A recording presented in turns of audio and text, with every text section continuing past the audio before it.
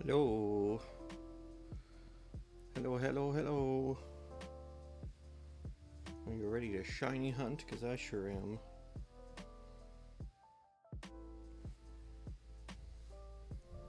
Yeah, here we go.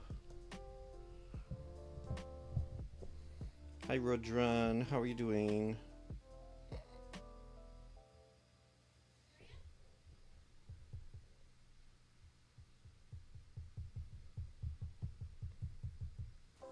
I do really hope that this stream isn't too boring. Mildly caffeinated and working? Oh, yeah. That's the spirit.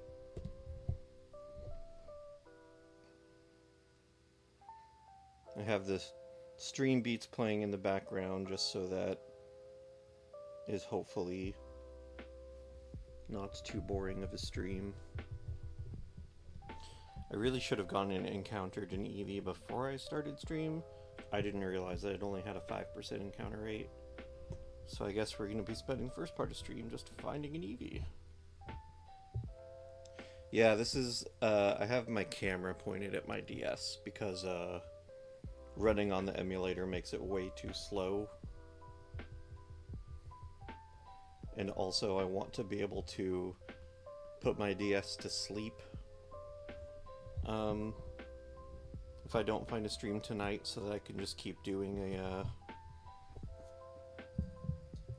keep hunting off stream. I don't know if I can make it focus any better.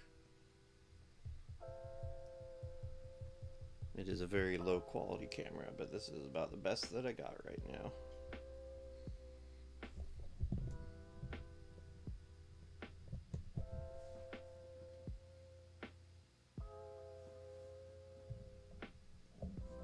There's a button on the top. I don't know what the button does.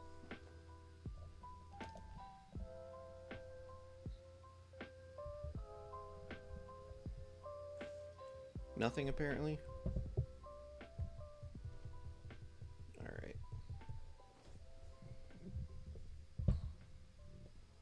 So yeah, I at least wanted to give a Shiny Hunt stream one try.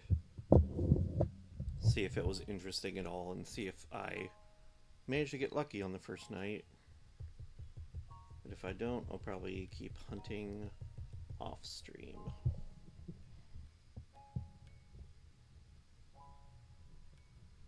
I'm going to spend the entire time just trying to find an Eevee in the first place, aren't I? I really should have done this beforehand.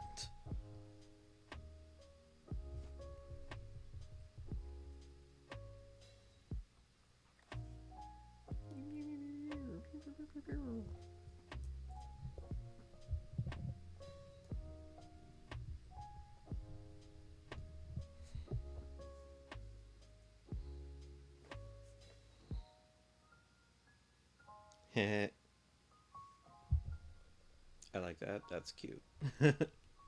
Need some spoons? I got some spoons.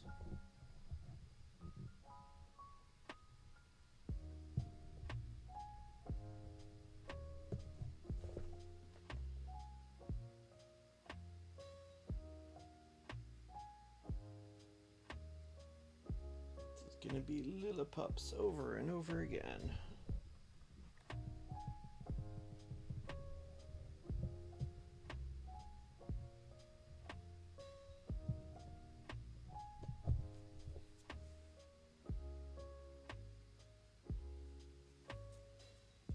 Ah, yes, there we go.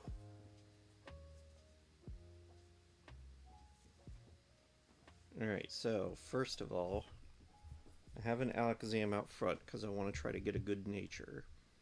So I have an Alakazam with Synchronize with a bold nature, so I can try to get a bold shiny Eevee. Step number one is to make sure that this Eevee has a way to not die.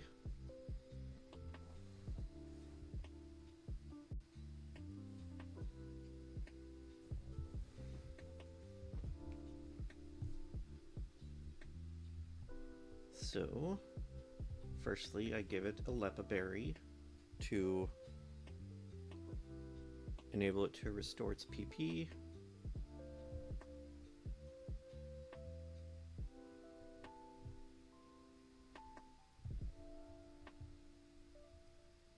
And then I give it Harvest. Yeah, feeding Amumu in the park.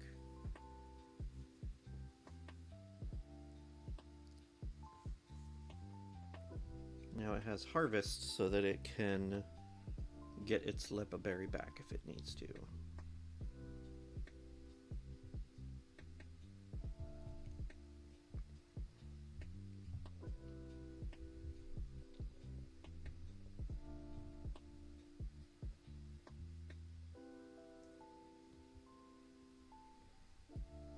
What did that do? Lower my attack? Oh, well, that's good. I don't like that it knows Sand Attack. Although I think my Psychic might have 100% accuracy. So that'll help at least. Anyway, I'm going to go ahead and start it out using the Adrenaline Orb.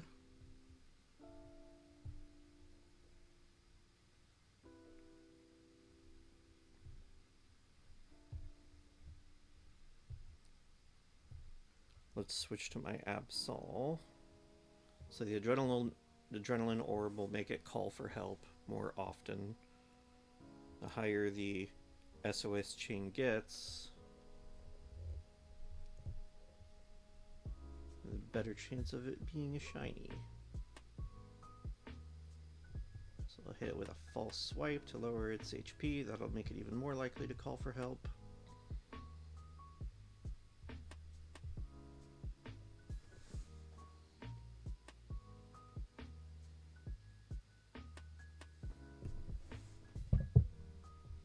Now let's switch back to Alakazam again. Really, I didn't have to switch back to Alakazam that first time because I forgot I had to use False Swipe on it.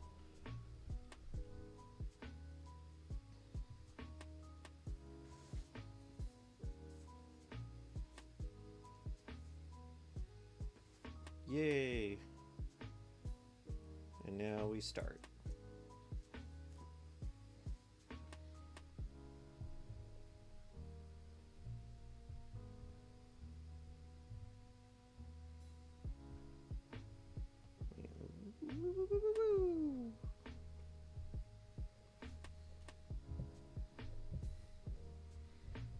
So the highest chance that it can get is when I reach 30 in the SOS chain, and then the shiny chance becomes about 1 in 300.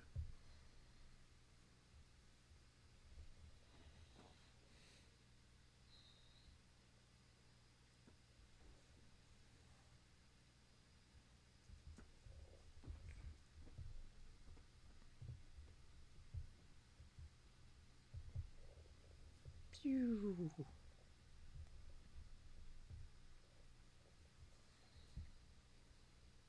Does this Eevee not have any actual attacks? Because so far it's just used Tail Whip, Baby Doll Eyes, Sand Attack. I don't think it's used any actual attacks. But if it does, I can just give myself Barrier so that it barely does anything to me.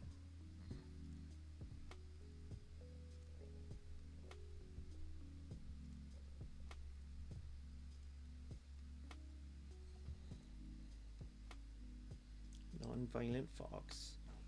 Now I'm going to feel bad for beating it up.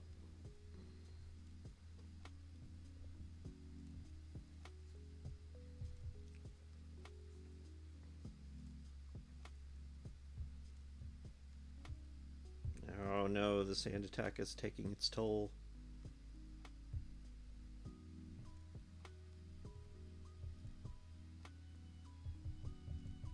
Shit.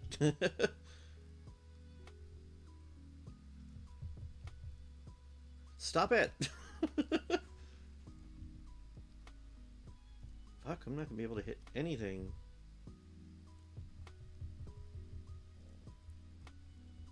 They're just pocket sanding me over and over again.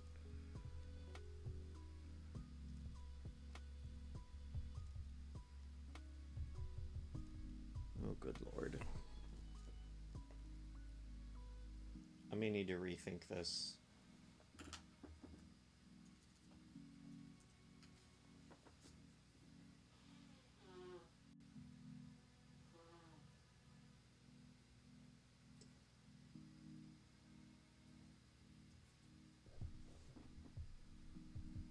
This is going to be a way too long of a stream if I can't hit anything.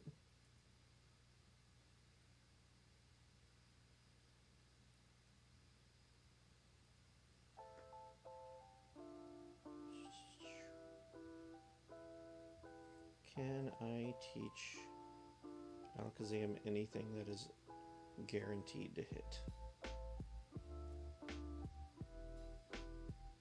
Oh, good lord.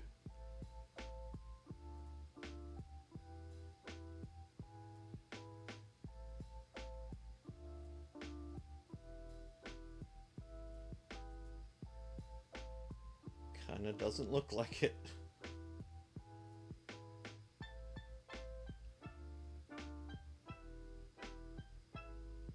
Oh no.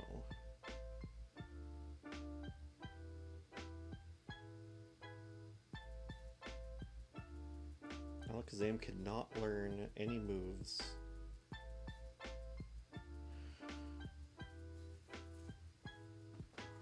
Hold on, I'm checking.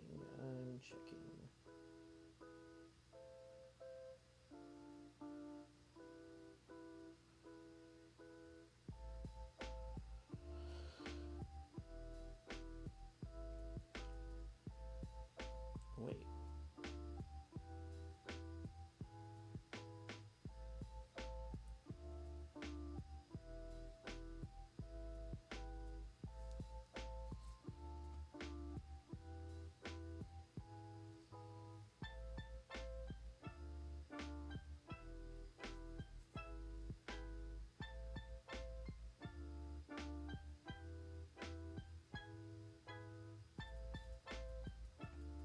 There is one.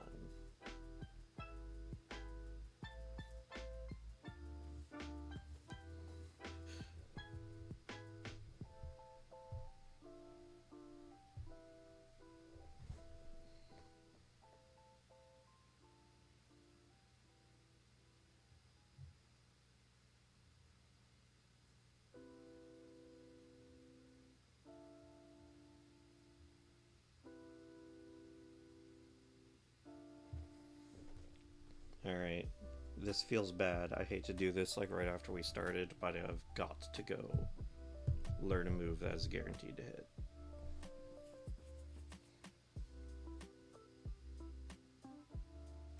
Or else this stream really will last for fucking ever.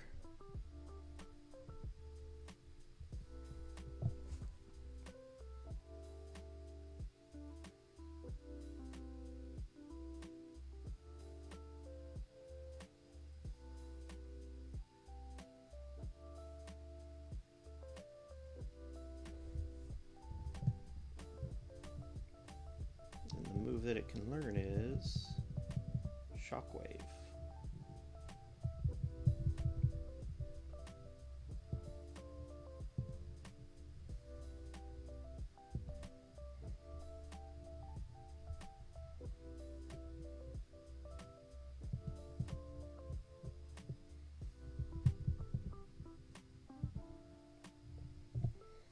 Hi Zappa!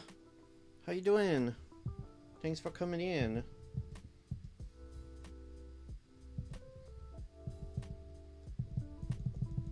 Sorry, I had to restart my shiny hunt because Eevee kept using Sand Attack on me and making it so I couldn't hit them with any moves, so I had to go learn a new one.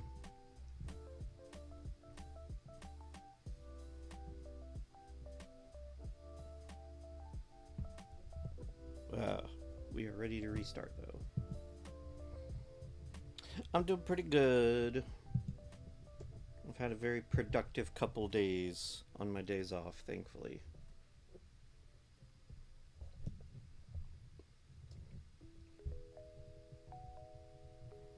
And sorry for the bad Steam stream quality. I have to use a camera instead of the emulator because the emulator just runs too slow. And I want to be able to just put my DS to sleep um, in case I don't find a shiny today and have to keep doing it on another day.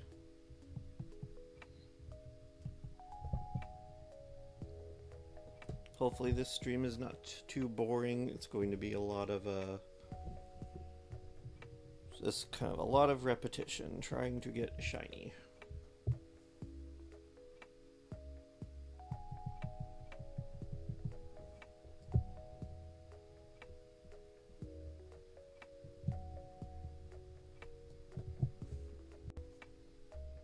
So I have stream beats going on in the background just to hopefully liven it up a little bit.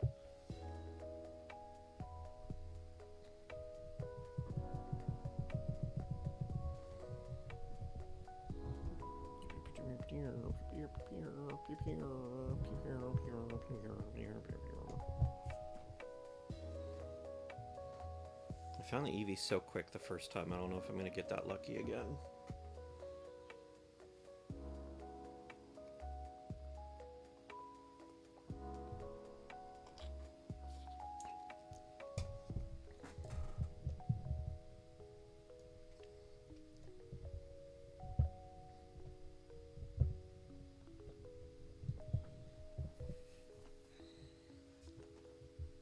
That was also my last Lepa Berry that I gave to my Trevenant. So if I have to abandon the chain again, I would have to go off hunting for a new berry too, which is a pain in the ass. So hopefully I just did it right this time.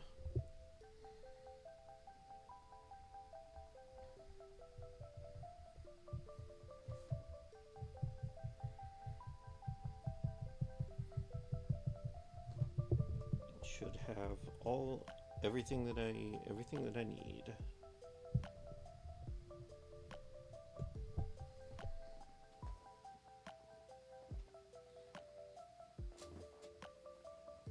Pikipek.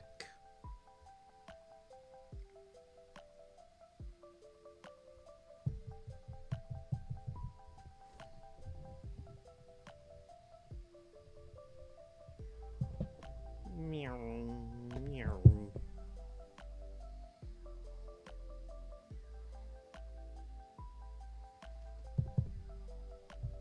See, last time I couldn't stop running into Lillipups, and now I just can't stop running into Pikipeks.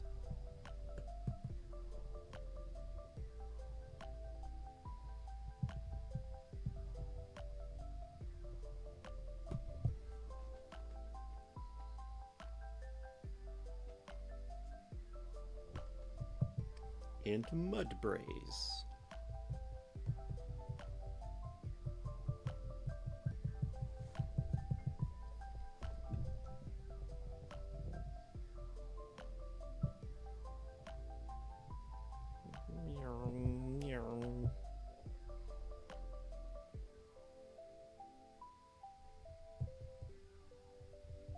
It's a 1 in 20 to just run into an Eevee. So realistically it shouldn't take that long.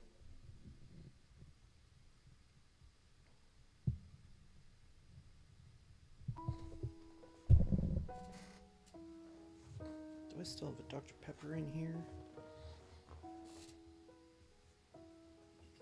Oh, I do.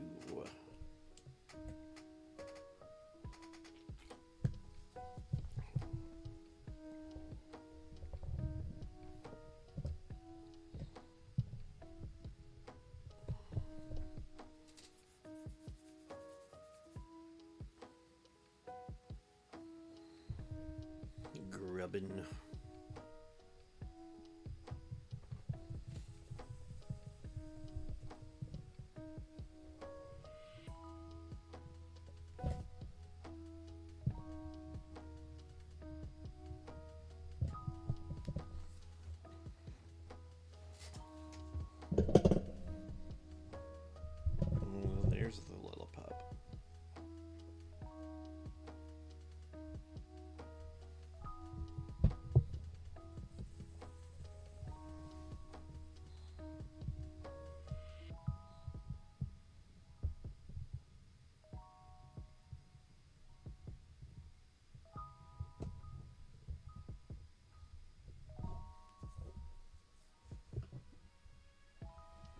Igglybuff.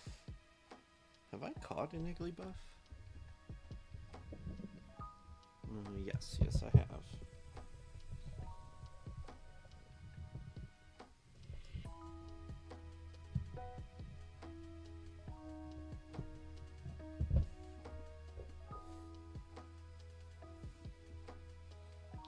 The camera is having a lot of Igglybutt. Igglybutt. My camera is not liking all of the changes in the light level here.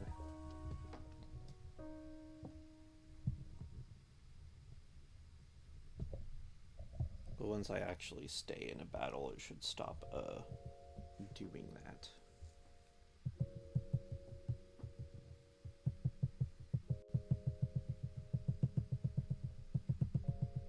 Come on. Give me an Eevee. Hurry. Hurry.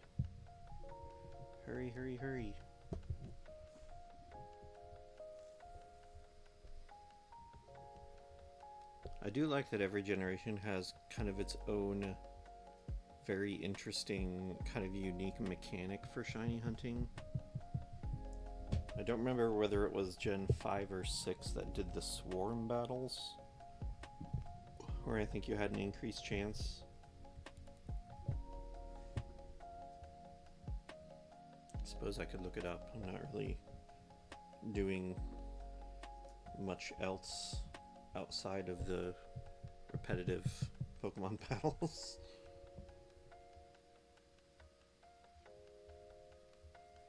Igglybutt.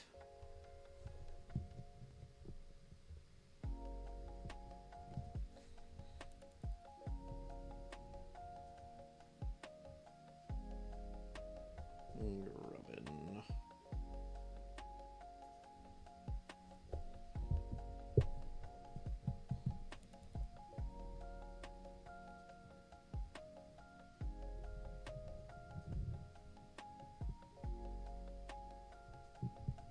So it looks like in Gen 4,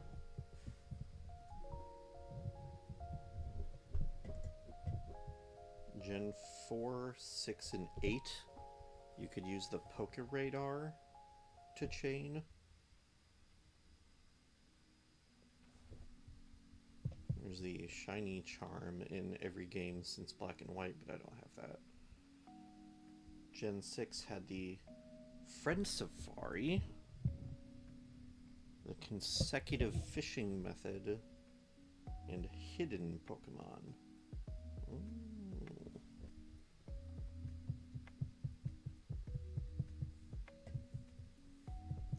Gen 8 Sword and Shield has apparently like 6 different methods.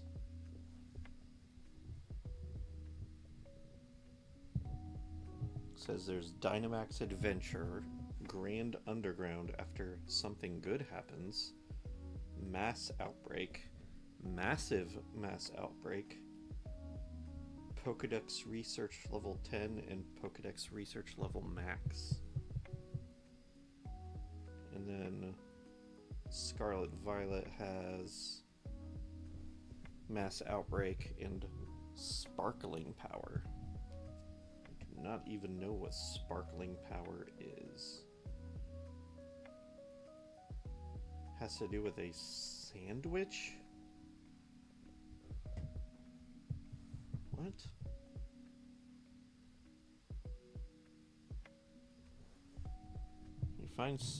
Okay, so in Scarlet Violet you can find shiny Pokemon with the help of a sandwich. Yep.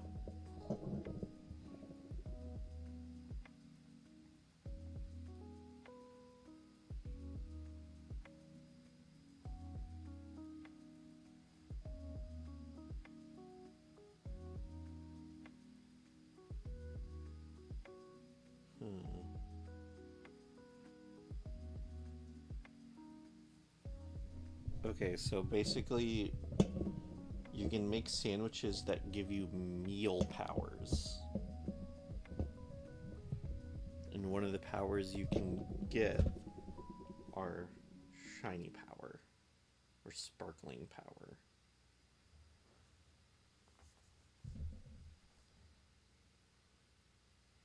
I don't know how long it lasts. Hmm.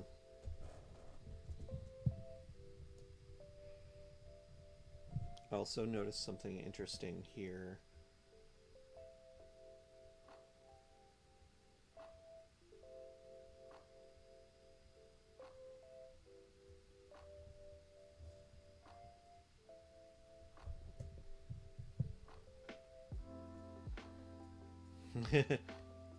Yeah, pretty much.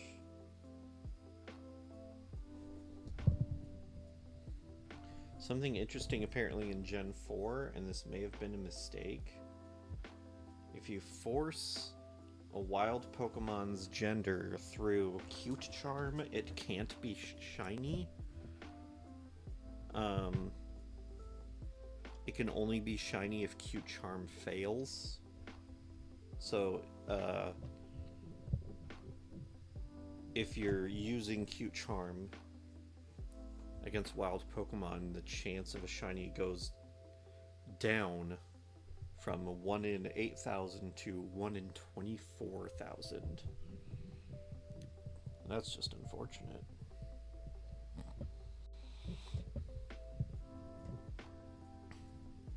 Oh my god, give me an Eevee, please.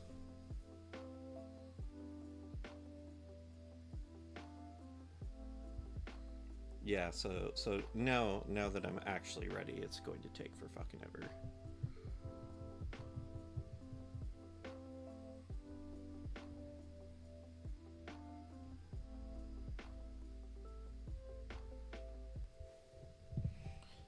Yeah, yeah, Zappa. Like every generation has its special conditions you can do. Um, which with this game, um, if you don't know about SOS chaining, wild Pokemon can call for help, and the more Pokemon it calls for help, the chances of it being shiny gradually go up. But at max, um, the best possible chance is like 1 in 300.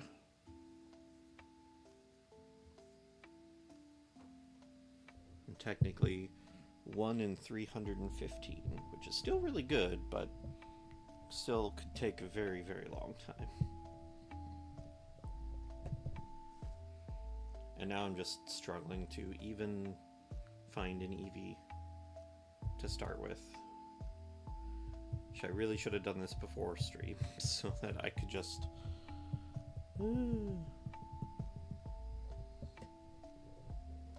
I found a few shiny Pokemon, though kind of funny, I don't know if I've ever found a shiny Pokemon using one of the methods that you're supposed to use to make it more likely. They've just been random wild Pokemon. I don't remember exactly what my first one that I caught was. It was either an Audino or a Vanillite. Just randomly found in the wild.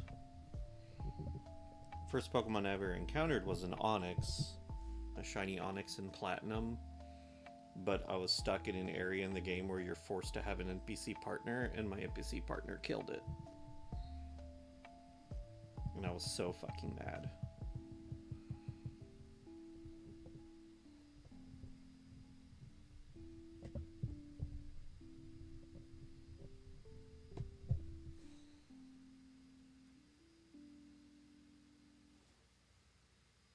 Oh my god, give me an Eevee, give me an Eevee.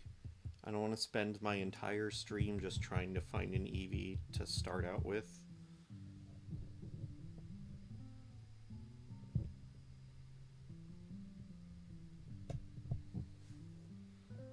Yeah, I was really upset. And I was like, still pretty much a kid at that point too, so I didn't take it very well.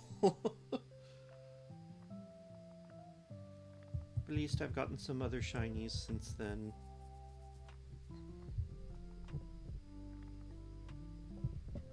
And I don't really count event shinies either, like the ones that you can just get through mystery gift that are automatically shiny. I don't really count those towards towards it.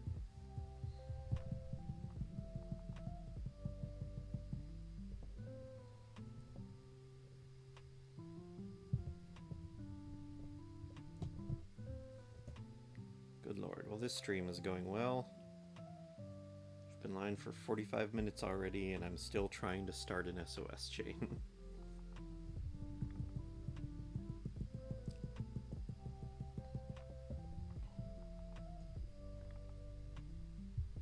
Oh no. Oh, Zappa. That's kind of cute, though. I feel that, though. I was always way too sensitive about things that happen in video games.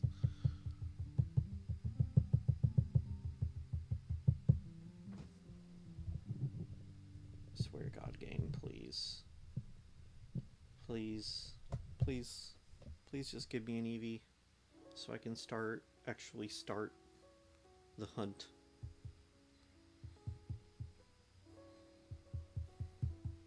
I'm gonna run out of things to talk about.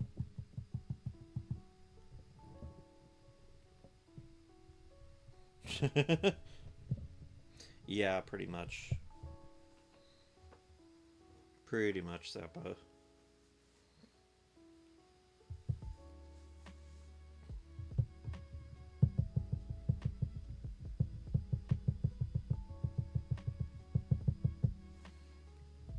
I've definitely gone well over 20 encounters without hitting the 1 in 20 chance of an Eevee.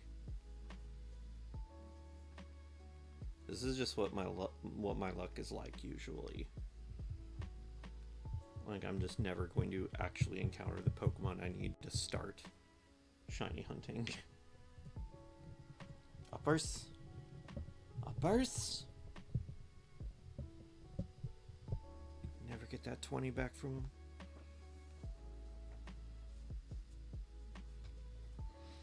Yeah.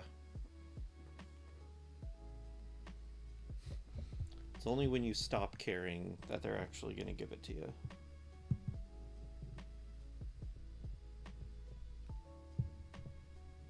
Uppers? There's an uppers. Holy Christ, come on.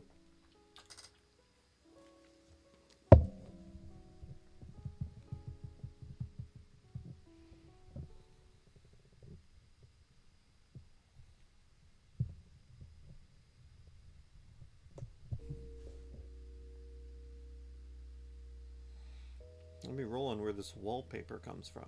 And that's a 25. Yeah, pretty much.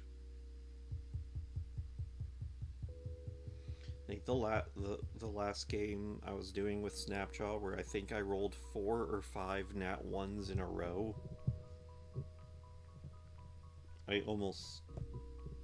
Or 3 or 4. It was at least 3. I almost just left.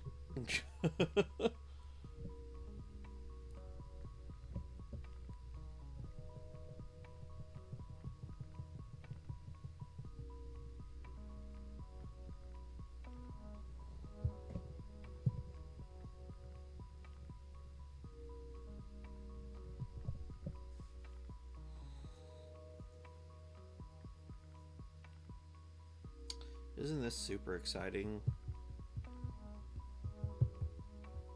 Is this not super entertaining? Just trying to get an Eevee at all. You know, if this is the kind of luck I'm having with a 5% chance, imagine when I'm actually trying to get an Eevee with a 0.3% chance to actually get a shiny.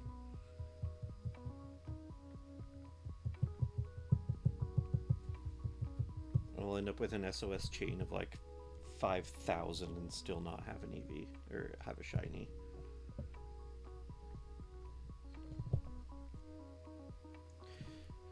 Be nice if you at least give me an Eevee before I reach the hour point in my stream. God damn. I knew I should have done this before I started stream. But then I still would have forgotten that I need that sure hit move and would have had to cancel out of the battle anyway.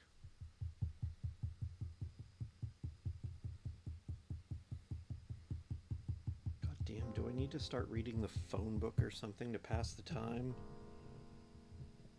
For fuck's sake.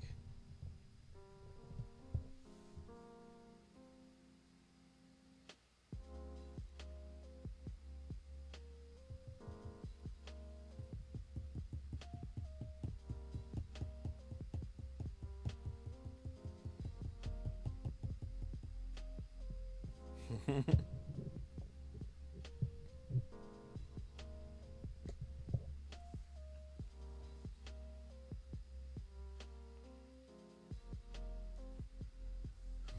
my god. It's a 5% chance. It's a 5% chance. 1 in 20. How many fucking Pokemon have I run into at this point?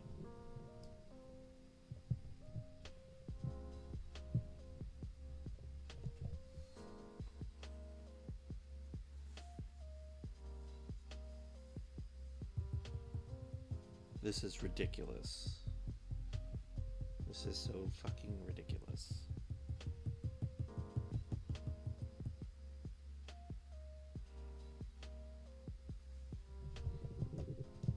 Nope.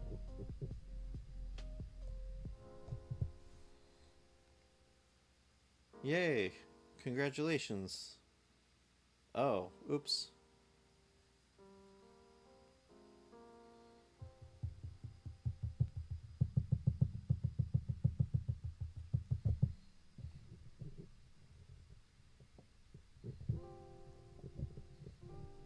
I feel like, do I need to go back to like my waiting screen until I finally get a fucking Eevee?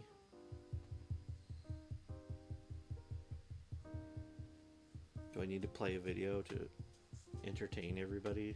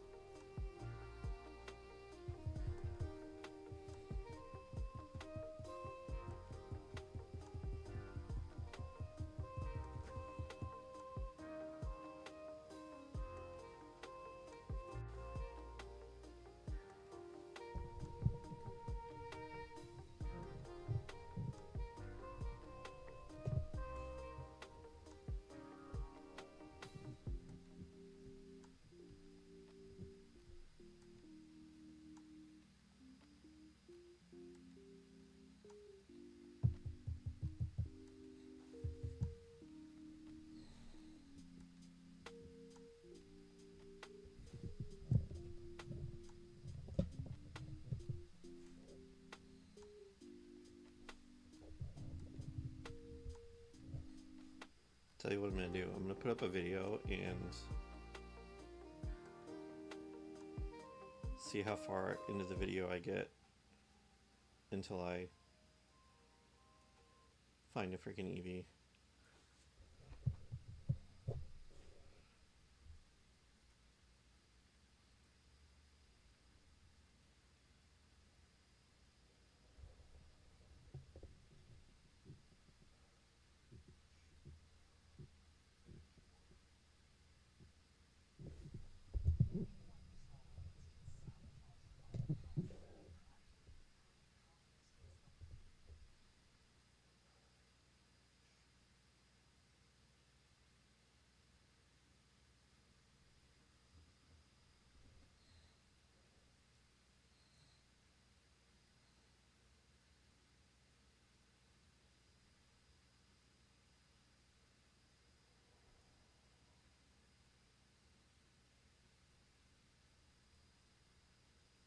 No, that's not what I want.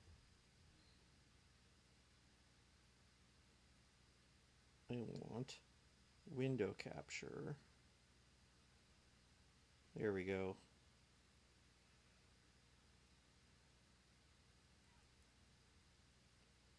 I'm gonna put this up over here and play it while I try to run into just a simple freaking Eevee.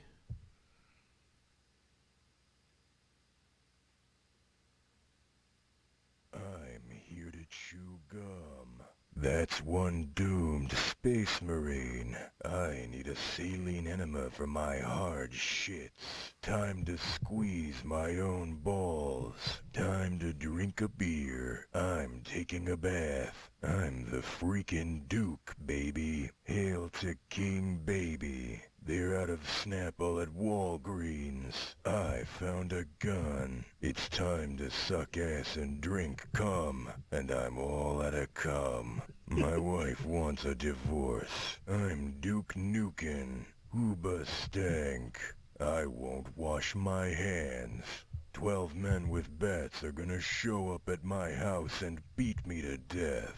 I've got a huge ass. I live in the bathroom Good and old my Gianni. friends visit me in the bathroom where I live. I've shitten in my camo pants. I wanna dip my balls in it. Time to see a porn film.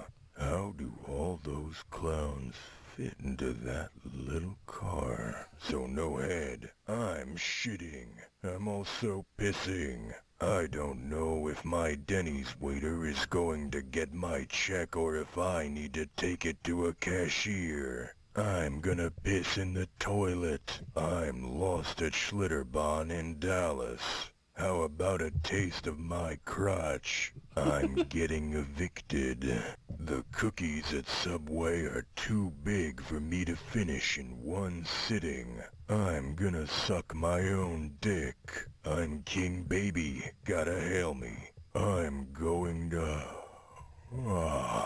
bed. Wait until I put bullets in this gun. Then I'll shoot you with the aforementioned gun. I've done a pee-pee. Dad, I don't want to mow the lawn. I want to play Nintendo. I'm Duke. I've turned into a little man and you need to pee on me. Time to get trampled by a horse. Baby, time to look at a nude photo. I don't have access to the Google document. Can you redo it so that I can see it? I think you just have to click on share, then make it accessible to anyone.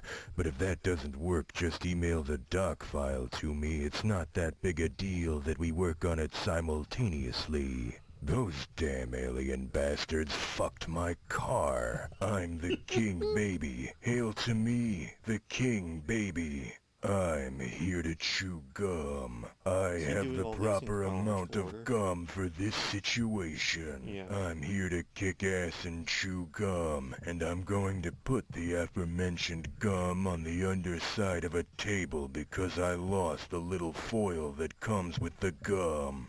I'm here to gun. I'm going to take my wife to Applebee's. I'm Duke Nukem. I'm the guy from video games.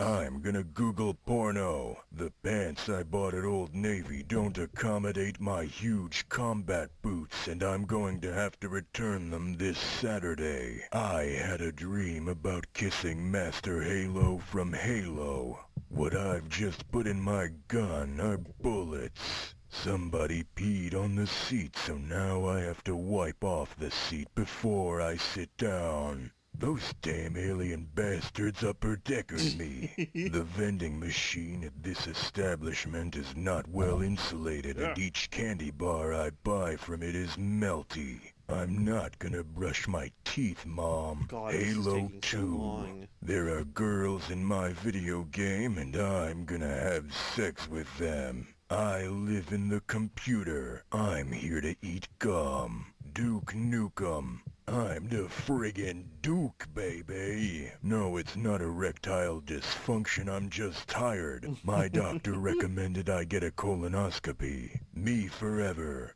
Duke Nuke them. I'm here to lick ass. I'm here with no stated purpose regarding that which I'm going to kick or chew, and the status of my inventory is irrelevant. Halo 2 the King, baby. Google.com Crash Bandicoot nude mods. Having diarrhea in the bar restroom with the exposed toilet refills my health meter. Having diarrhea in the bar restroom with the exposed toilet refills my health meter. I'm here to duke nukes and nuke dukes, and I'm all out of nukes. I've shitted my camo pants. I'm the friggin' Duke. Oh! Oh damn, I caught erectile dysfunction. I'm gonna spend 30 minutes in airport security unlacing and taking off my huge combat boots. Time to pee in a bottle. I'm trying to jerk off. I'm gonna rip off your head and faint at the sight of blood. I'm having sex with Santa. Duke Nukem is currently in critical condition at the hospital being treated for the cardiogenic shock into which he fell after he saw fan art depicting BJ Blazkowicz's penis as slightly larger than Duke's. Please keep Duke in your thoughts and prayers tonight. Time to get in a car accident. I'm Duke Nuke them. Those alien bastards circumcised me, throwing cigs at this man's ass. POV. X. Spin. The line at the DMV is longer than I expected, and I need to pee, but I don't want to lose my spot in Just about the line. 1 hour Time mark. to drive under the influence. What? My camouflage pants are not camouflaging my diarrhea. I'm gum. I'm gonna get the death penalty. Time to think about the babes. My friend Rick is having his birthday party at Dave and Buster's. I've been banned from Dave and Buster's. I'm gonna pass a kidney stone. I hope the guy at CVS doesn't recognize that I'm gonna use this prepaid Visa card to buy porn online. I'm Dukem. Those alien bastards lowered my sperm count. My Starbucks coffee Oh was my too God. hot and my tongue got burned. My teacher docked me a letter grade for copying from Jeff Carlisle's algebra test. The babes are trending. Duck Nukem. Quick. I am replenishing my supply of gum so I don't run out before the next time I need to kick ass and chew we're at an hour. gum. I'm here to kick. I'm gonna eat the rotted asshole of a roadkill skunk and down it with beer. that's- Poop that's brother fun. DN. I'm gonna shove your hand up my own asshole. I've been sent to the principal's office. I'm not gonna wash my hands. Time to be in a video game. This is me, Duke Nukem quotes. Time to research a vasectomy. I'm gonna metamorphosize into a disgusting little bug. It's Duke me. Nukem Forever I'm a Ultimate disgusting Toilet Compilation 2013. Damn, I'm goo. Me and my wife are quarantined in the arch room. Those alien bastards held out a football like they wanted me to kick it, but at the last second they pulled it back and the momentum carried me onto my back and it embarrassed me. They'll pay for this. My island has orange trees, but I wanted peaches. Family Guy funny moments. Do Nuam. Find some popcorn, a vibrator, and a condom. Hail to the baby. Time to do one steroid. I live inside the PlayStation. I'm gonna maintain an erection. It's not time to kick ass. It will be time to kick ass later, but right now I am going to bed. 10 years ago we had Steve Jobs, Bob Hope, and Johnny Cash. Now we have no jobs, no hope, and no cash. Please don't let Kevin Bacon die. Me true. forever. Time to smoke one cigarette and fall asleep on the couch. Those alien bastards photographed me in a compromising position and are threatening to sell the photograph on the internet. Time to nurse a baby bird I found in my yard back to health and then tearfully set it free once it reaches healthy adulthood. It's time to suck ass. I'm going to dig a hole and live inside the hole. I cannot wait for them to reopen Walgreens. I'm Duke Nukem. I've racked up $77.39 in overdue book fees to the East Rutherford, New Jersey Public Library. Time to masturbate to the 1984 Sports Illustrated swimsuit issue. I'm watching the babes. Hi, Technically, Reinhardt. this is just water vapor, so I should be allowed to Thank you for use the it hydrate. indoors. It's time to ass. There, Evie, finally. DUK3 and UK3 Hi, Jessa. VXXX. Hello. Lara Croft nude code. Tomb Raider 2 nude code. Lara Croft naked code. Lara Croft no I'll do a clothes stretch. code. Lara Croft nude code. Tomb Raider 3 nude code. Blockbuster's still open. Tomb Raider 2 nude. Okay, that's enough of that. Thank you for the hydrate and the stretch. Hello, Jessa. Hello, Reinhardt. How are you doing? Just fucking, okay, so, started stream an hour ago. Ran into an EV maybe 5 encounters in, and then realized I couldn't hit any of the EVs because they kept spamming sand attack on me. So, had to quit out of the chain, go teach my Alakazam a move that could bypass accuracy. And now I've spent the past, I think, literally 30 minutes just trying to find an EV again. And I finally fucking got it. Whoa! Oh my gosh, thank you for the bitterlies! Thank you! Woo! Oh my god, is that... Ooh! Thank you so much! I lost track of what I'm doing. Do I need to skill swap? I do need to skill swap still. Yeah. Tacos sound so good. I need to have those again soon.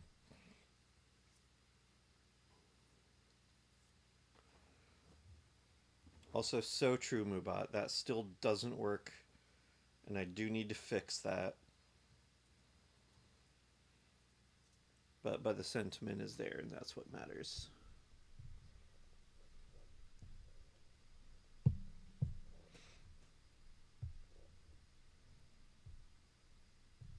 Now I'm setting up my chain again. I've given the Eevee a Lepa Berry and Harvest, so it won't kill itself with struggle.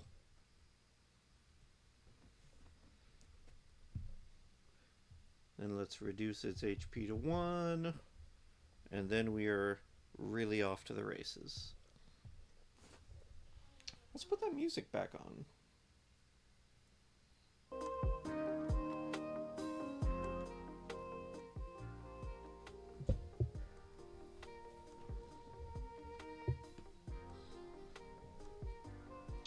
And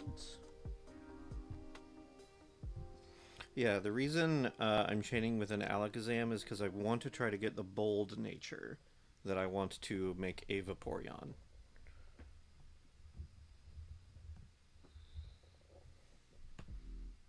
So I have this Alakazam at the front of my party with a bold nature with Synchronize, and then I've got it all of the moves it needs to keep going indefinitely.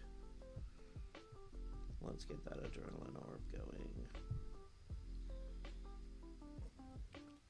Fuck, fox.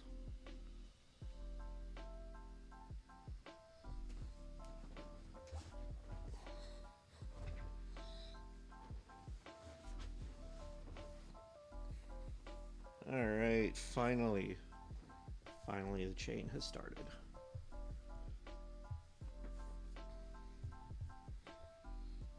And now I actually have Shockwave, so I can hit it even after it keeps spamming me with goddamn Sand Attack. Anyway, hi Squelks, welcome to the stream.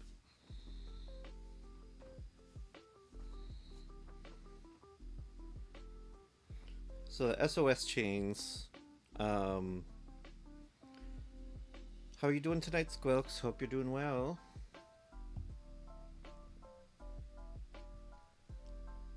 So how the SOS chains work is wild Pokemon have a chance to call for help. More so if they're low on health and if you've used an Adrenaline Orb. And the more Pokemon it calls for help, the higher the chances of that Pokemon being shiny. Hence the chain length at the bottom. So since this is bound to go on forever and ever, I've used my Trevenant to give it a Leppa Berry, which will help it restore its PP, and then Harvest to get back the Leppa Berry, so it will not use Struggle and make itself faint.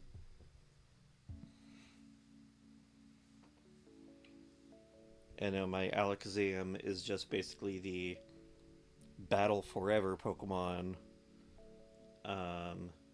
I've given it Barrier, so its defense is really high, takes really low damage. Recover to eventually heal itself. Shockwave for knocking out the Pokemon, and then Recycle to get its own Leppa Berry back when it eventually has to use it.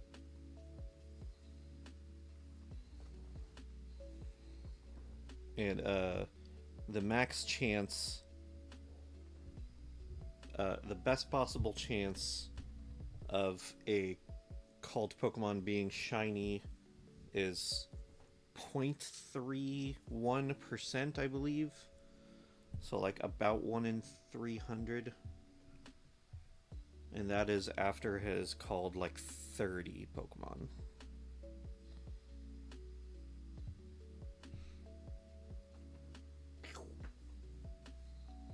Yep. 1 in 315 with no charm. I don't have a shiny Pokemon. I am no longer able to get a shiny charm because I don't have anyone that I can trade with to fill out my Pokedex.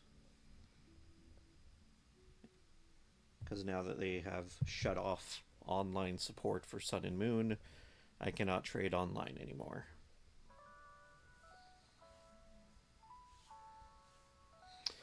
Yeah, it's gonna be a long time. This is kind of going to be, I guess this is sort of like my test stream to see if I can even make a shiny hunt stream entertaining in any way. If I do not get a shiny tonight, I'm probably going to keep going off stream. And I kind of doubt, it's very unlikely that I'll get a shiny tonight. Because we are talking about a chain length of somewhere in the realm of 300, 400. And I've basically just started. Woo!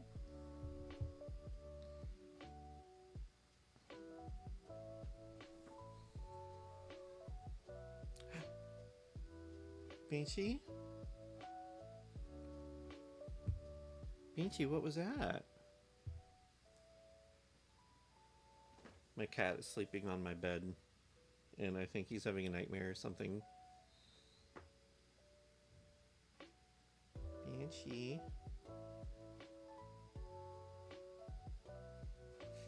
The orange boy.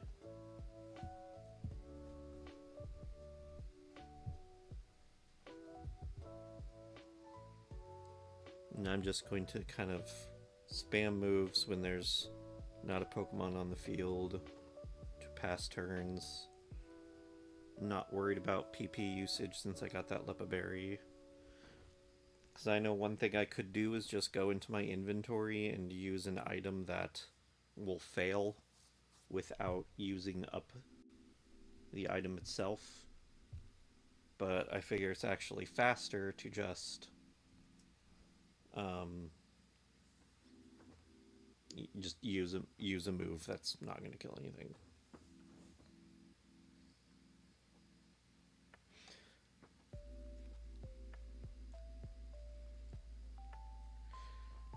Hmm. That is a good question, Jessa. I could potentially get another copy of the game. I don't really want to buy a whole nother game just for the shiny charm, though.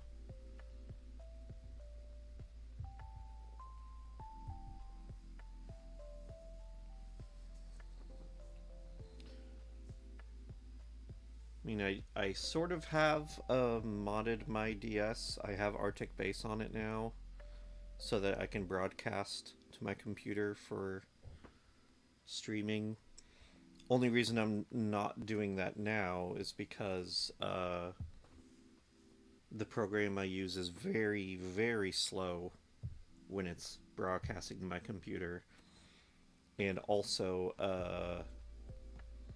I want to be able to just put my 3DS to sleep and then pick it up on another day if I don't get the shiny tonight, and I can't do that if I'm broadcasting.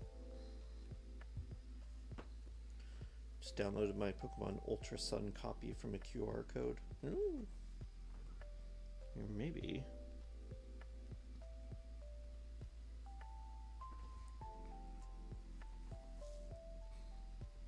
There is. I have Pokemon Ultra Moon and a regular Pokemon Moon. The one main thing that I still need, I think I have quite a few of the Pokemon already that were originally in Sun. The one thing I still really need is a Litten, and I'd have to restart one of my games to get it, but both of my games are so far along that I don't really want to restart either of them. Hello, Roswords! How are you doing? Thanks for popping in. I'm planning to make a Vaporeon with the Eevee that I catch, because Vaporeon is my favorite Pokemon.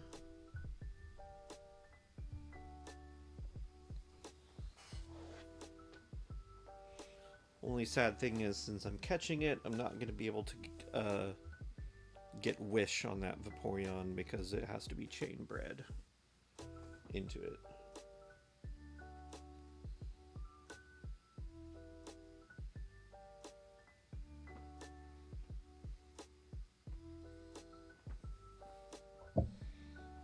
How are you doing tonight, Roswords?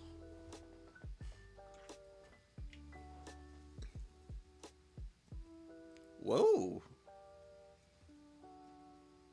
Hello, Espeon.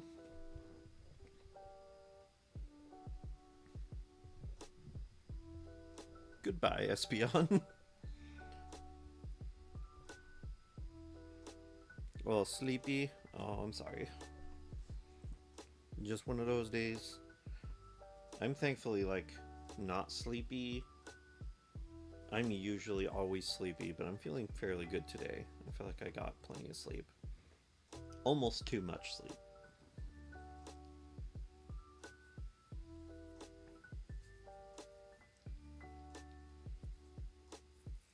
Would it be really messed up if, like, the shiny ended up being an Espeon? I'd be like, well, I'd have to catch it. Even though it's not the one I want, and I wouldn't be able to get a shiny Vaporeon out of it.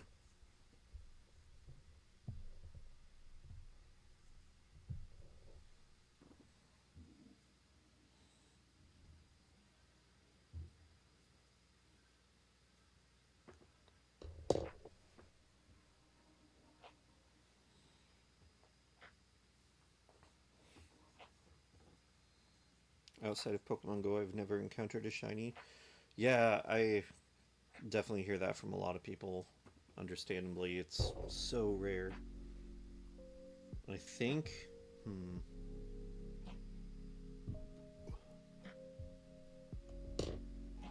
Trying to think of how many random wild encountered shinies I've found. The two that I know about are the Vanillite and an Audino. which I think I caught both of them in Pokemon Black and White. Don't remember whether it was black or it was white, but it was that gen. The first shiny that I ever actually encountered was an Onix in Pokemon Platinum. Yeah, usually don't count the red Gyarados since it's guaranteed. But yeah, the first shiny I ever encountered was in Pokemon Platinum. Was a shiny Onix, but I was at a point in the game where you were forced to have an NPC partner, and my NPC partner killed it before I could catch it. And I was so freaking angry because it was like a 2-on-2. It was like an Onix and a Graveler or something, with the Onix being shiny. You can't catch a Pokemon until there's only one of them left. But all of the moves I had were basically guaranteed one-shots. Decided to one-shot the Onix, or decided to one-shot the Graveler, and then my partner immediately one-shotted the Onix right after that. And I was like, unbelievably upset. But sometime later, when I was playing Black and White, I ran into a purple shiny Audino and caught that.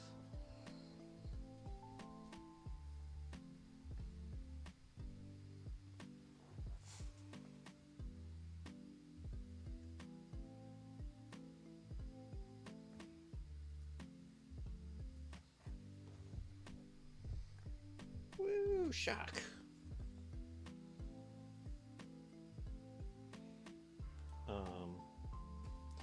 Other than that, of course, there's a lot of shiny Pokemon that are guaranteed that you get through mystery gifts. I don't really count any of those either.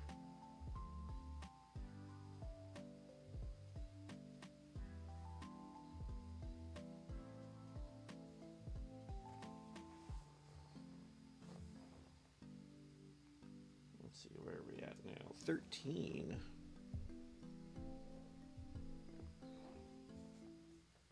Oh yeah, I caught a shiny. I have a list here. At some point, I got a shiny Cubchoo and a shiny Squirtle.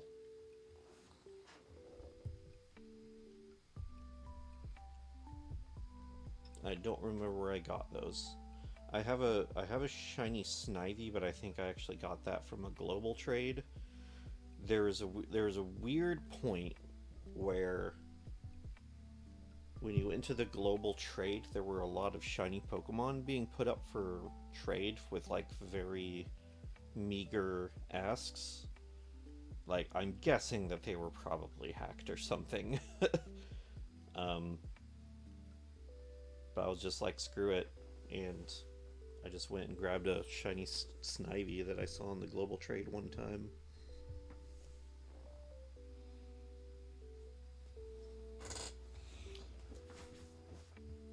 But besides that, I have just I have a lot of shiny legendaries that you just get from mystery gifts.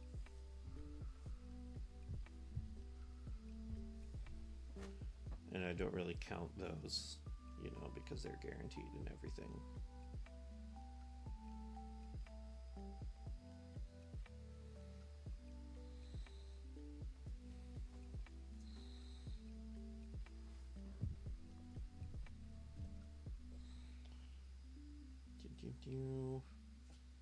I have to make sure I don't actually miss a move that I want some of these Pokemon to learn while they're leveling up.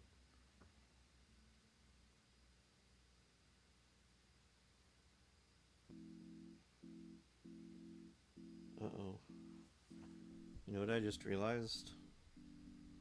I can fix that.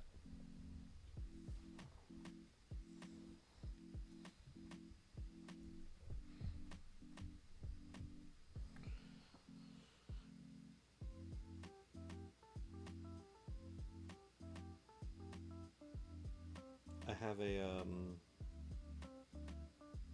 Magikarp that I'm raising, and I realized that if this fight goes on long enough, it might pass. There's some moves it can only learn as Gyarados, and it might pass the level that those moves are learned at before it evolves. But that's not a huge problem because I can always find the move reminder.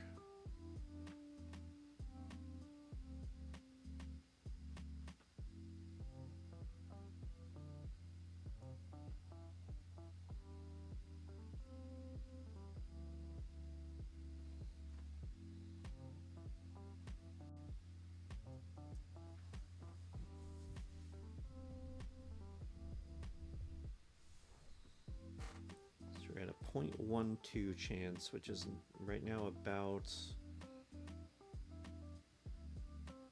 a little better than 1 in 1,000.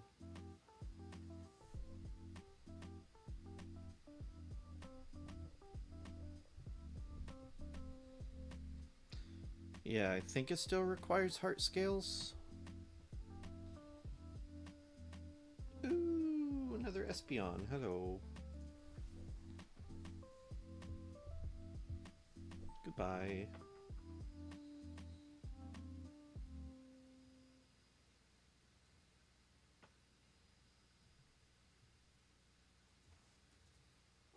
Move reminder.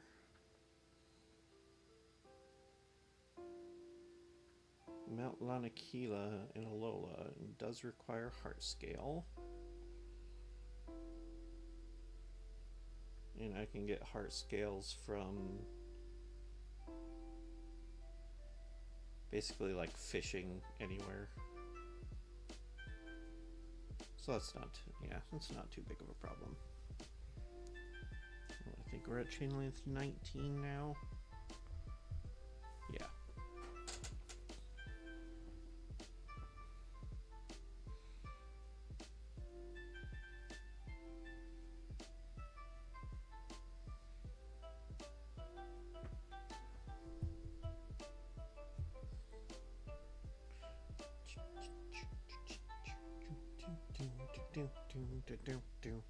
But thankfully, at least for my Poplio, I can learn the moves it needs earlier than if it were to evolve.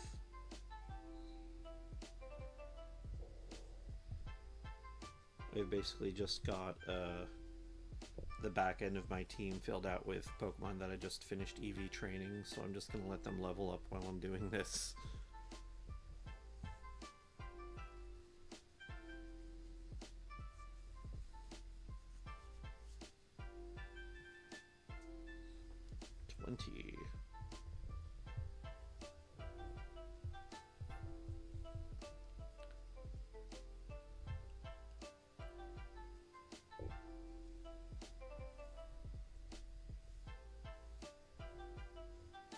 Here's my first Lepa Berry.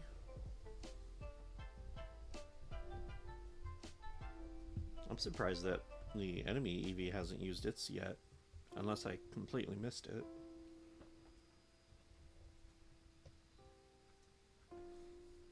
.22%. Whee!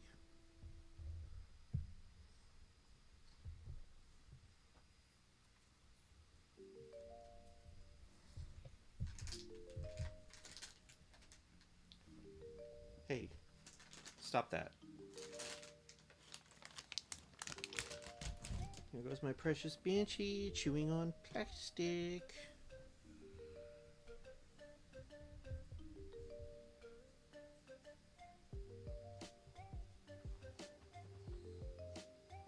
Okay, you want out? I'll let you out real quick.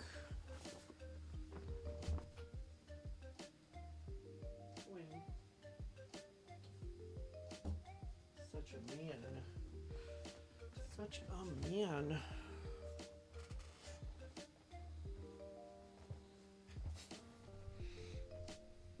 Is my defense maxed out? Not quite.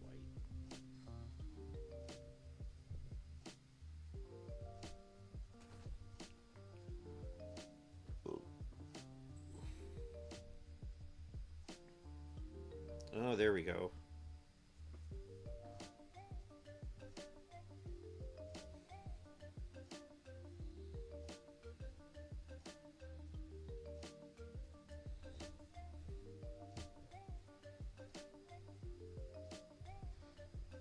Also, this is actually the first shiny hunt that I have ever done.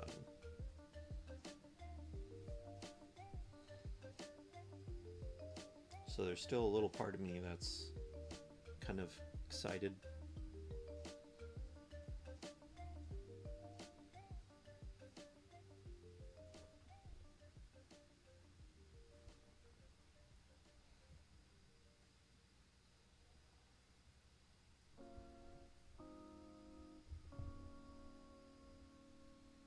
It's 23.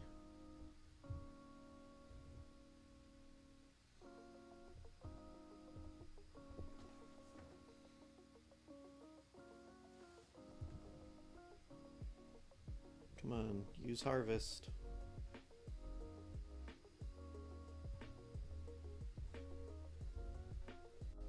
There we go. Got a Slepperberry back.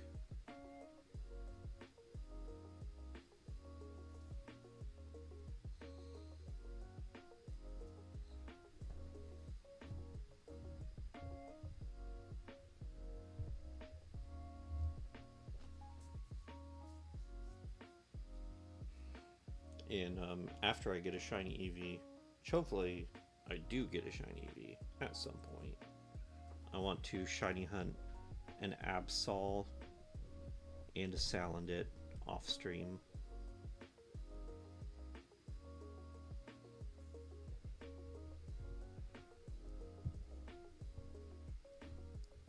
Salandit is a little sketchy because unfortunately I do want a shiny Salazzle, but it has to be female, so I have to choose between trying to force its gender or trying to force its nature. I can't do both. And that kind of sucks. So I just kind of have to hope that I get a good nature if I do a shiny hunt for a Salandit. It will still have pretty good EVs.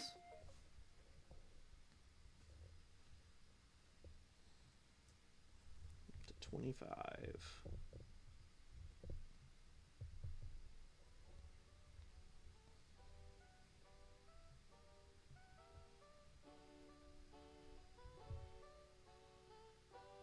We're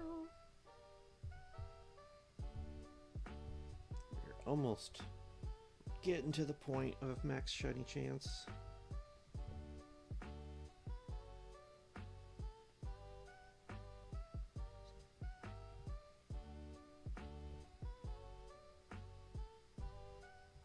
Hopefully I don't space out and accidentally kill the base Eevee.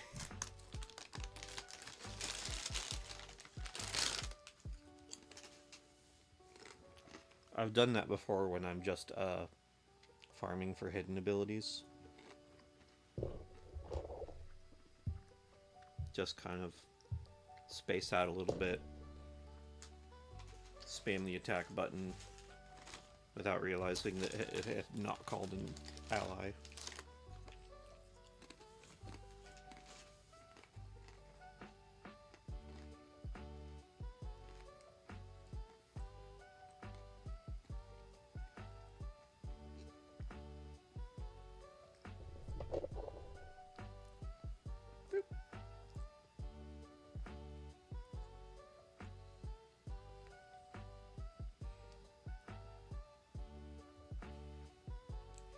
Yeah, I'm not sure if Salazzle spawns in its evolved form. I'd have to double check.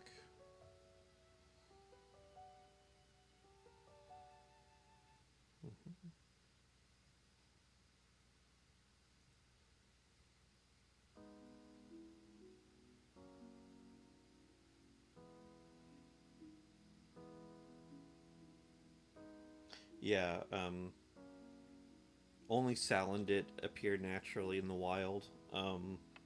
Salazzle will occasionally appear as an ally called by a Salandit, but it would be very, very rare. And so it would be even more rare for them to appear shiny.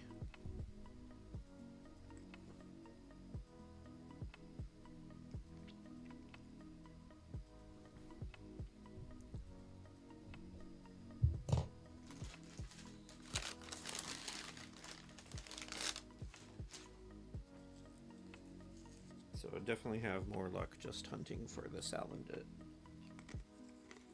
Yeah.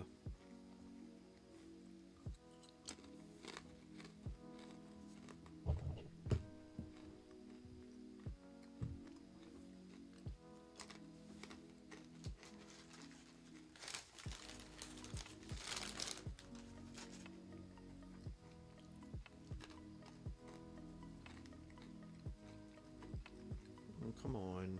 Call your friend.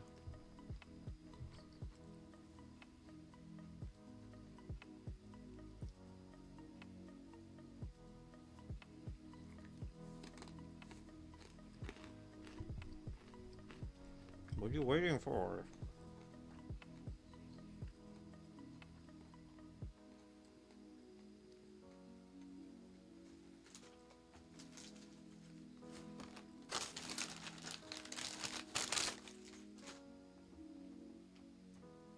That's about 28.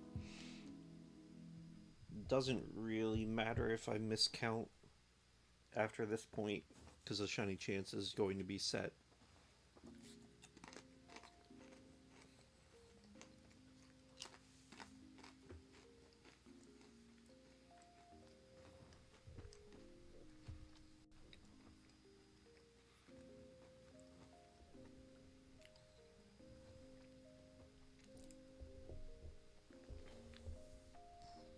Oh, come on.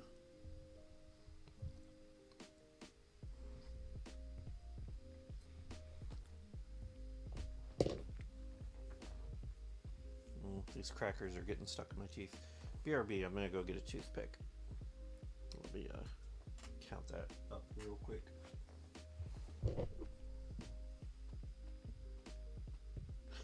Okay, BRB.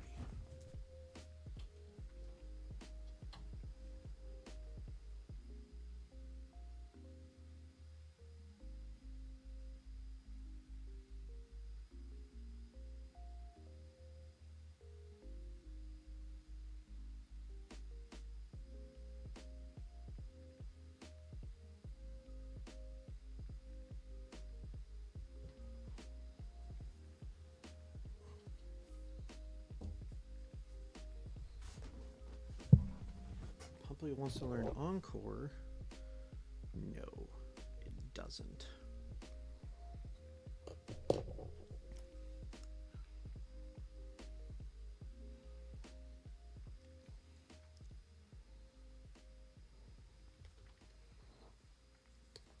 Espeon again.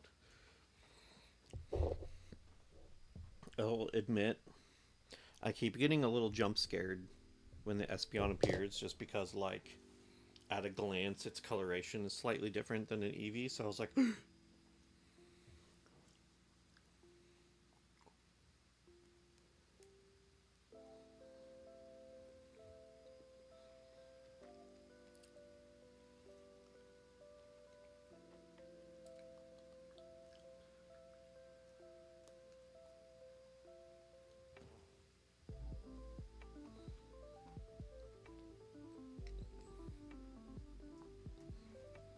alright, we are at max shiny chance now. So from here on out, the chance of a Eevee appearing shiny is 1 in 315.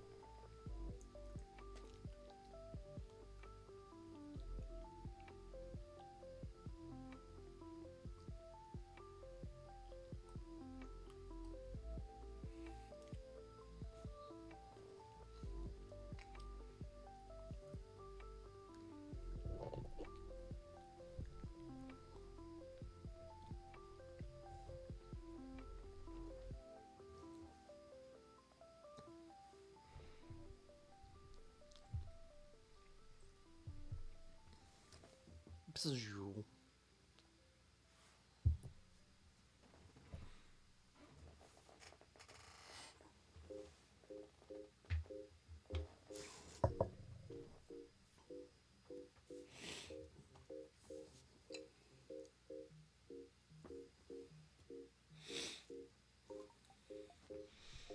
Okay, I have a turn to waste here, so I'll get back that berry.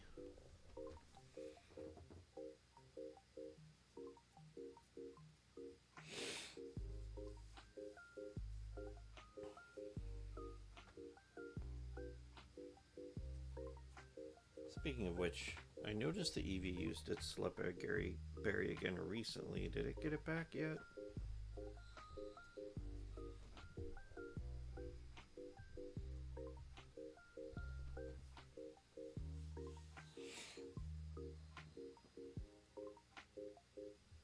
Hi, Rodron. Things are going alright. We've reached max shiny chance now. So we just gotta keep on grinding until that shiny appears.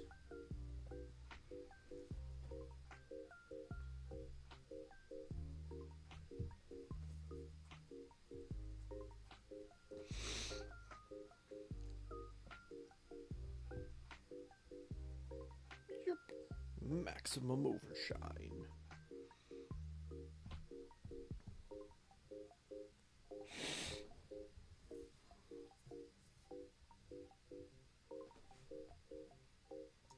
Now we're just killing time.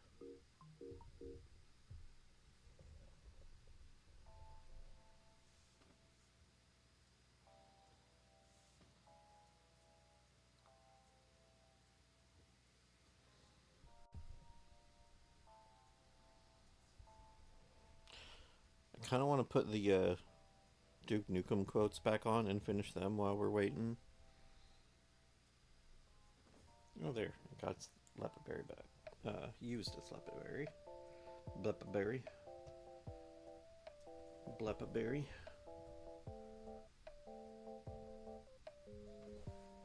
It's like we're not really doing much else tonight, so I can put on whatever the hell I want, basically.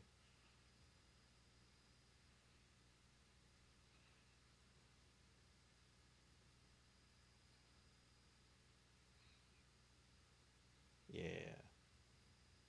Code. Chewing gum. I have forgotten what those alien bastards did to me. They're gonna put me in school suspension. I'm here. Pig Cop. Pig Cop can refer to Pig Cop DN3D. Enemy in Duke Nukem 3D. Pig Cop DNF. Enemy in Duke Nukem Forever. Pig Cop DNTTK. Enemy in Duke Nukem Time to Kill. Pig Cop DNMP. Enemy in Duke Nukem Manhattan Project. Pig Cop variants in Duke Nukem Total Meltdown. Magnum PIG. Pig in a dress. Zombie Pig Cop. Zombie It's time Pig to Cop. get nude and be outdoors. Time to uncontract herpes. My mom won't rent me Terminator 2, and I'm gonna throw a fit in the middle of Hollywood Video. I'm gonna hit the water with my tinkle this time. The parents of the children at the park who called me Poop Nukem are gonna receive some stern emails. No, sorry, I'm waiting for a stall. I need to go number 2. I know that one's open, but whoever was in there before peed on the seat, and I don't want to touch their pee, but you can go ahead if you want. Ces bâtards extraterrestres vont bailler pour tirer dans ma caisse. It's time to research Propecia. I'm sorry, but my wife asked for no lemon in the water because the acid hurts her teeth. Could you go back and make another water without lemon? Mine is fine. I'll drink hers. I'll just have both lemon waters. I'm sorry if we were unclear. It's time to be in a happy monogamous relationship for many years. Can we pick Prisoner or Battle Creek this time? We've done Blood Gulch like the past 6 matches. Dude, Nudom. Oh god, I'm trapped in the game.com. Oh god, help, oh fuck.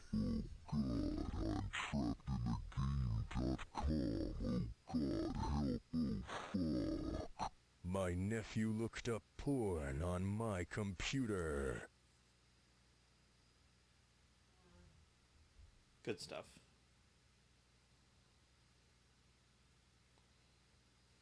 Alright, we're at 39.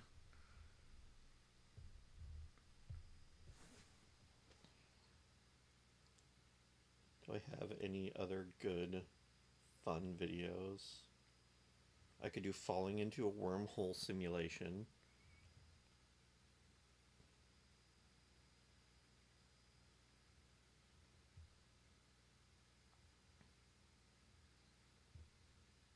I have a bunch of like music, but I don't want to get copyright flagged for those. Woo, EV number 40.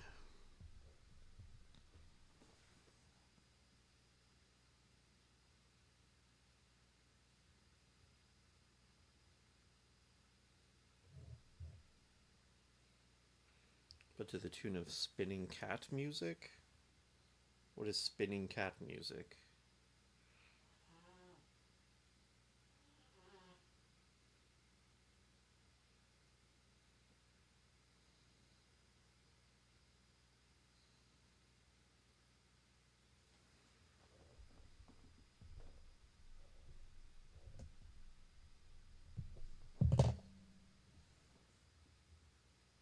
Let me see if I just look up spinning cat music, if that'll bring something up.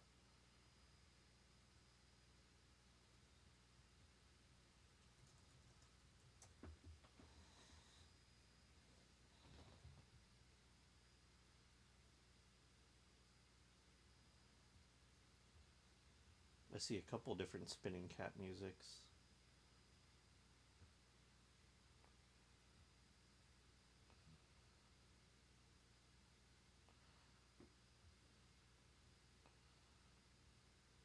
So there's these two main ones. It looks like there's like a fast one and a slow one, and I'm not sure which one it is.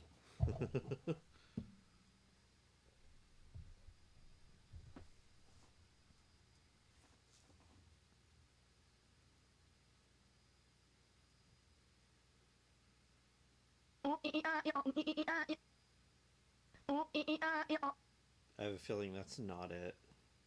Maybe this one?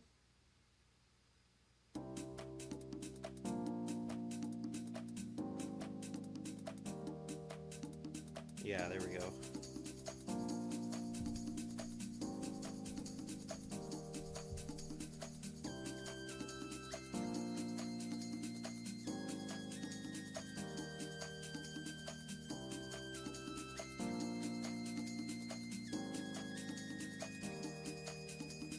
There we go.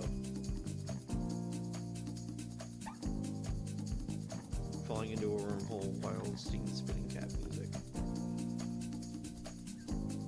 We're at 42 now.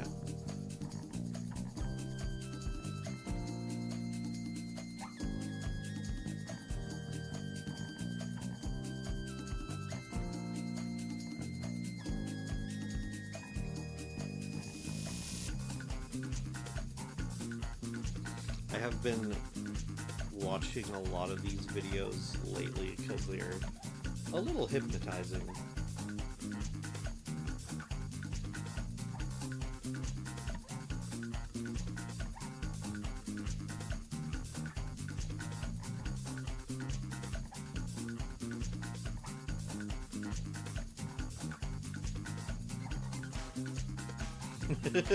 The vibe does not match the video at all.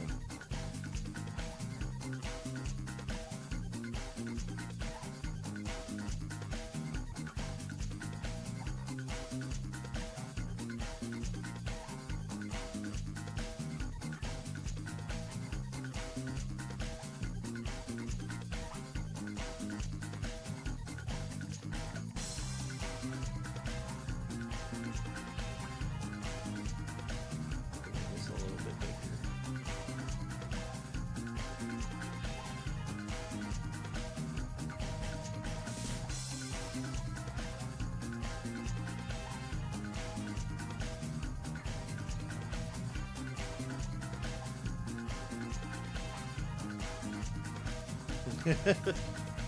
Yeah, kind of. There's an Espeon.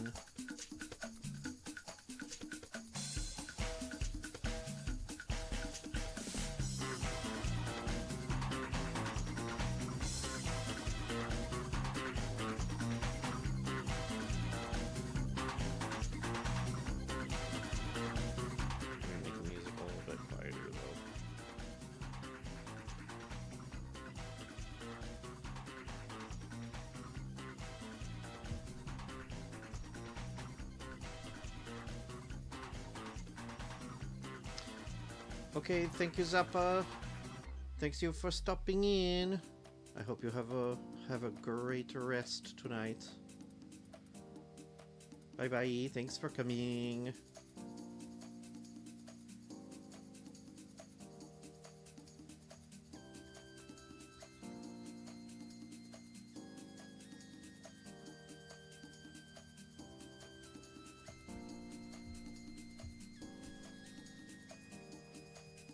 Even I'm gonna get a little bit distracted by this video.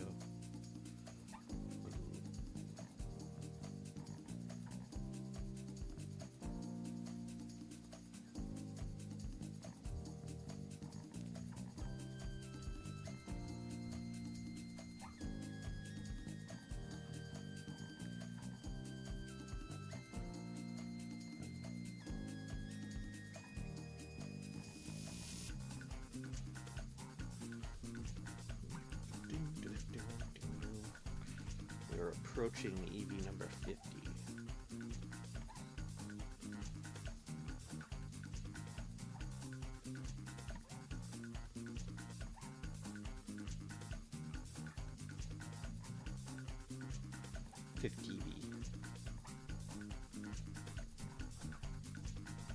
Let's do a quick recover.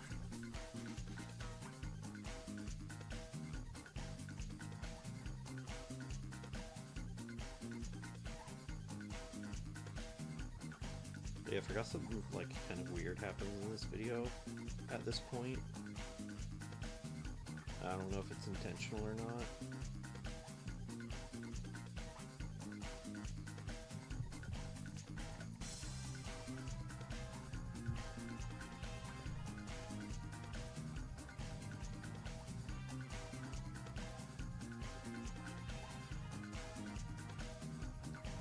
Yeah, I don't know. I don't know why it did that.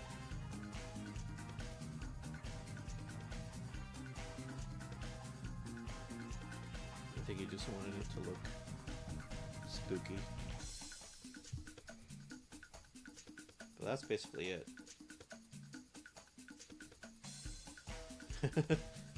Smacking into Sagittarius A with my Anaconda. I'm just smacking that supermassive black hole. Just smacking it.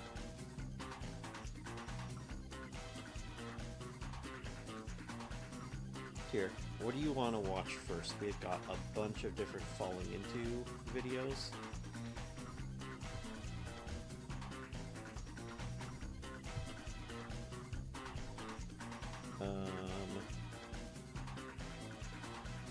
Like the planets and moon ones are pretty typical, but they also have falling into a neutron star, falling into a couple different kinds of black holes. They have a quasar, and then just like a regular black hole somewhere else.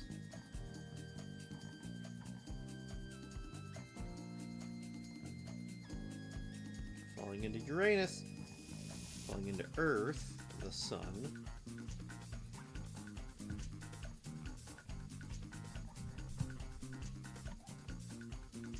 Quasar? Yeah, let's do the Quasar.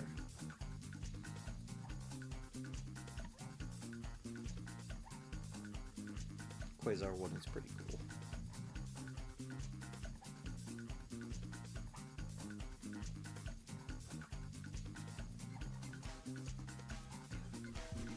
We have reached EV number 50! 50V!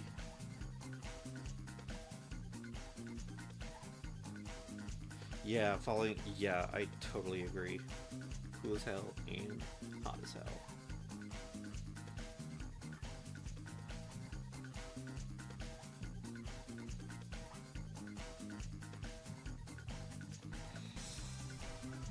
I don't know if I watched all of the gas giants, but I did watch the Jupiter one, and it was pretty cool.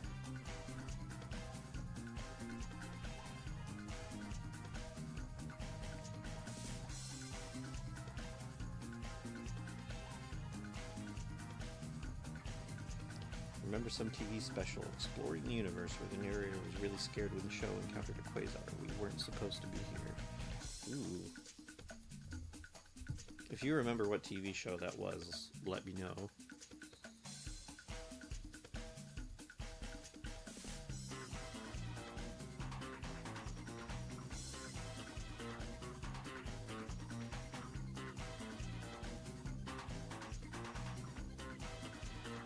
I remember right, it isn't as much warping effects for this one, just because there's so much shit going on around the black hole, but it's still pretty cool.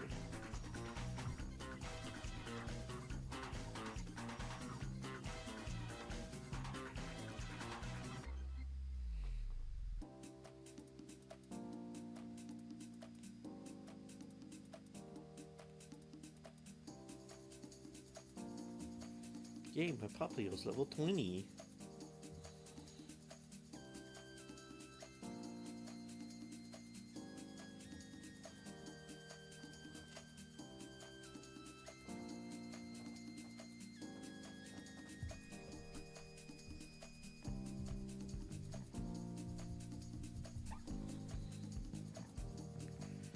There it is.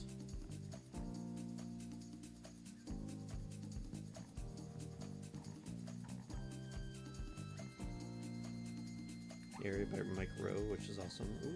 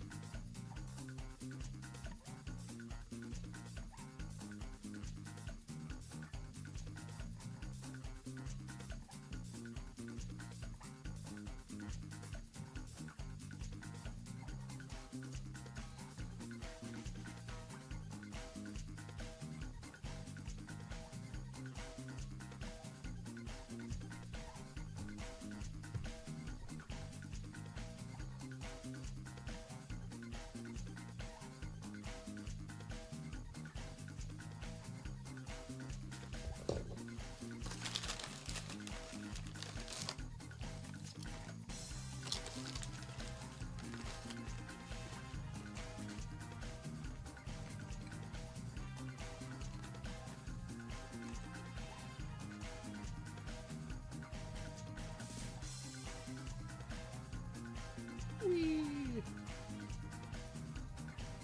Zoop. That's it. You're dead.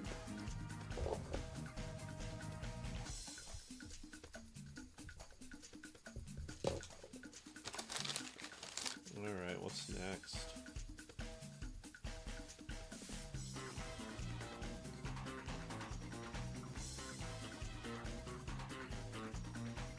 We could do the one that's just like a regular black hole.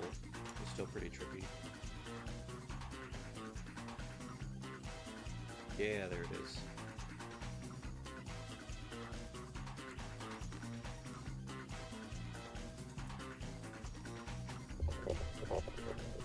Let me make sure I do have my berry. Is my count right?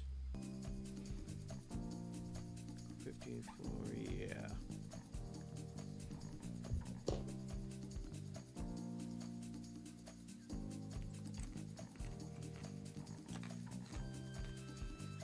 This is making me want to watch Interstellar now.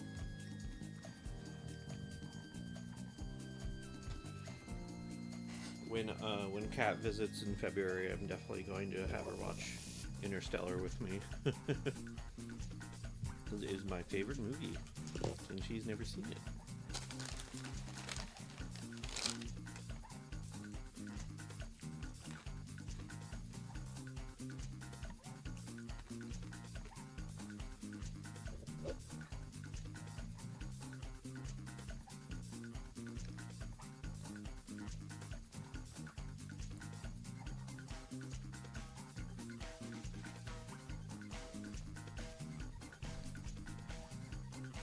At the risk of going off on a tangent here, something I always wondered about black holes that I did a bit of research on once. So you know, with how time dilation, you seem to slow down to the outside universe, and the outside universe seems to speed up in relation to you. That got me wondering once. As you approach the singularity, does time get dilated so much that, like, the rest of the universe like ends while you're falling in? And wouldn't that mean like technically anything that falls into a black hole might actually be like preserved there until the end of time because of the time dilation, like reaching infinity? Something I researched, but as I found out, time dilation does not approach infinity as you approach singularity. It gets very, very high, but it does not reach infinite. So stuff actually will fall into the singularity and be destroyed before the universe ends. Which makes sense. It would be very weird if everything that fall into... I mean, black holes are already weird, of course. But it would be weird if everything was just like preserved for all eternity inside black holes.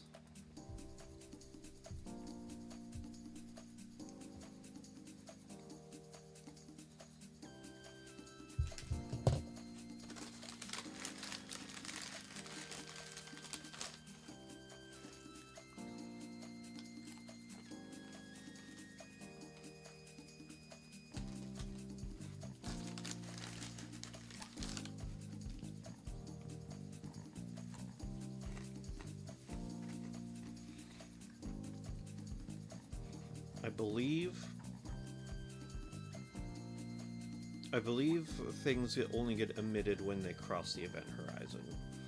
Because nothing can actually leave the event horizon, not even radio waves.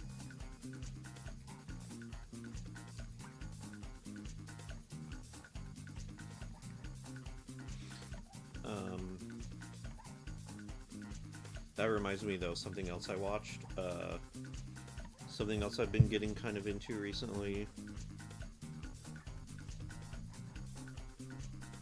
Do I need to recycle? Yes, I do.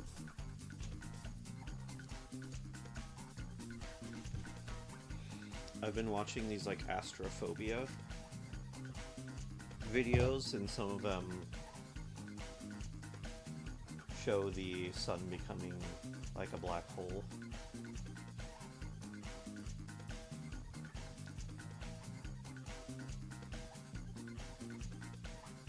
I think it was something like that. Something like this. And I think it's funny, and you'll probably see why.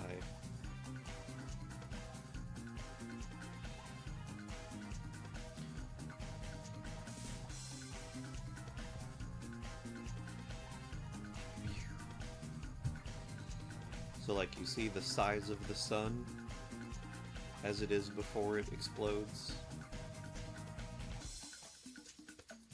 And it explodes and becomes a black hole this big. Like the whole point of a black hole is when it implodes and the event horizon is very, very small. So this black hole would theoretically be like 1,000,000 times more massive than the sun that it used to be.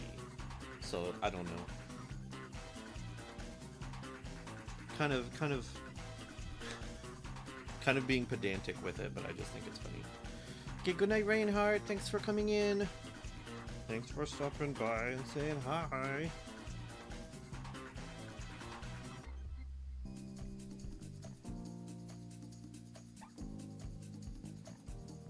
Yeah, absolutely. Yeah, because that's not just part of the black hole. That accretion disk has to be a lot of time for stuff to have fallen around it. It would have to be a couple stars worth. Is there anything else cool that we can fall into right now?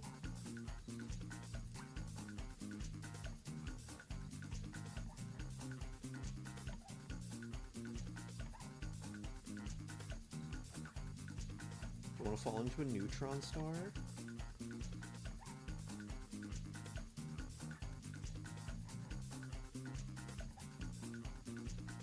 Let's fall onto a neutron star. That's pretty fun.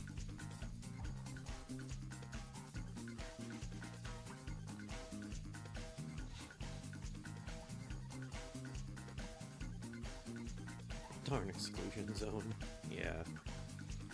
Why won't they let us just fucking fly our ships into neutron stars? Black holes. That's where all the fun is.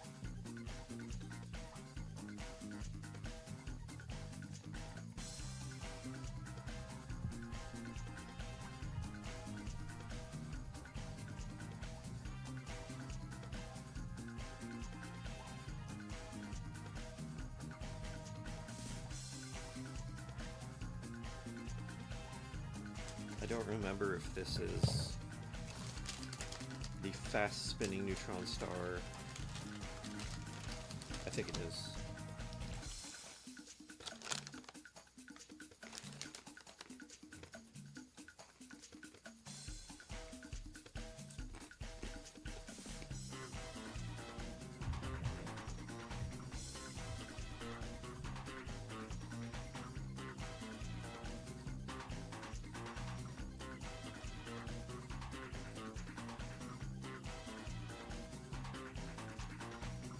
So first of all, isn't that cool?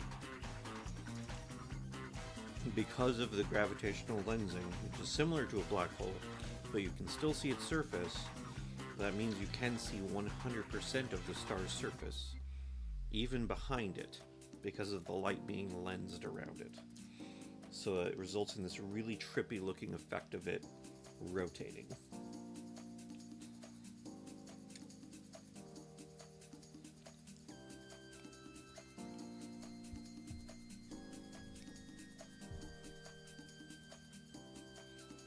Yeah.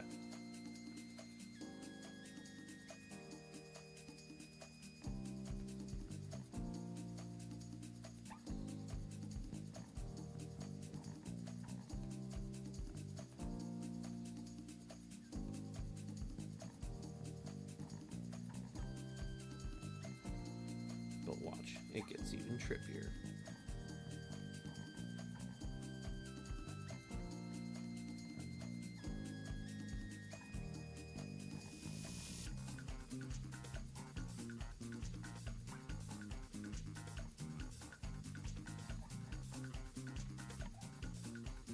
You are now standing on the star.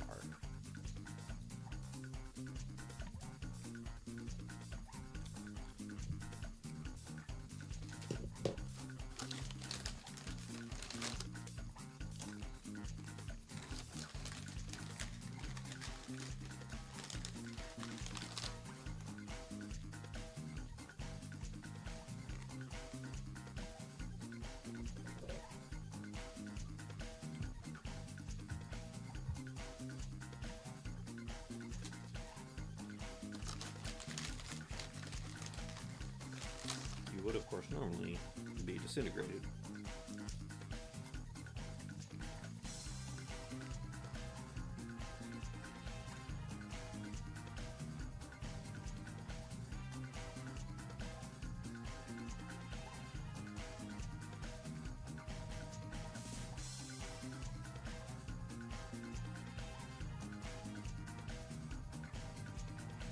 And there you are, inside the neutron star.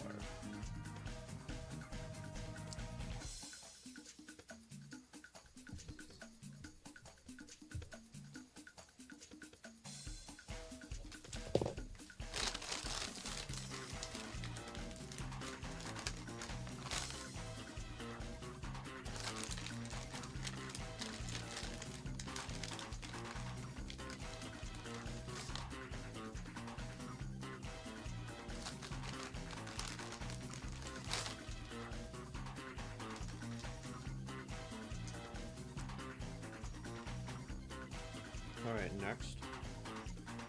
I think falling into Jupiter would be a fun one.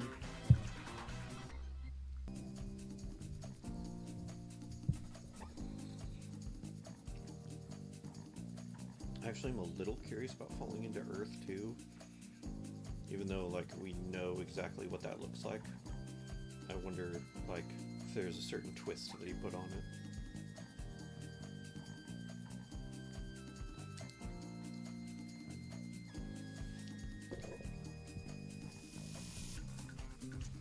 Meanwhile, we're at 64 with the EVs.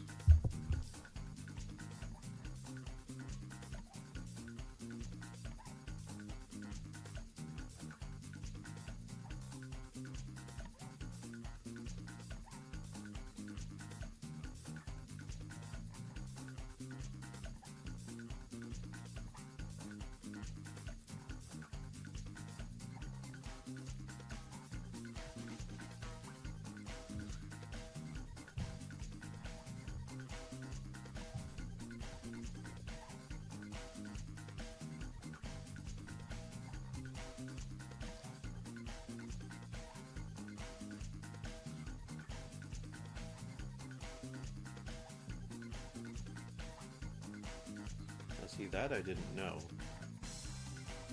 That you would actually die from radiation before you even get to the planet. That's a little wild.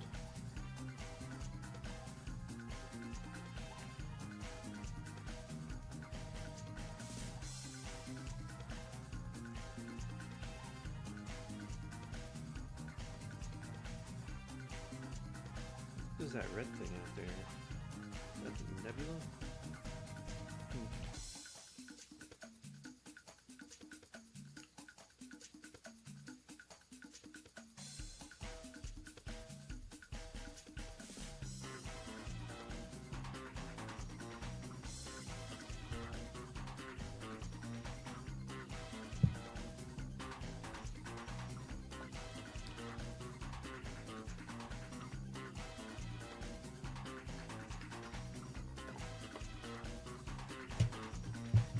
Kind of curious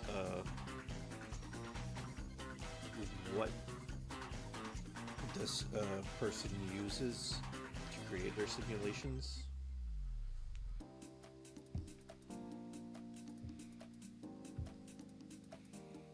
Like, I'm wondering if it's something like I'm at 66 now. It's something like a Universe Sandbox or something. Or whether they're like creating all the animations themselves.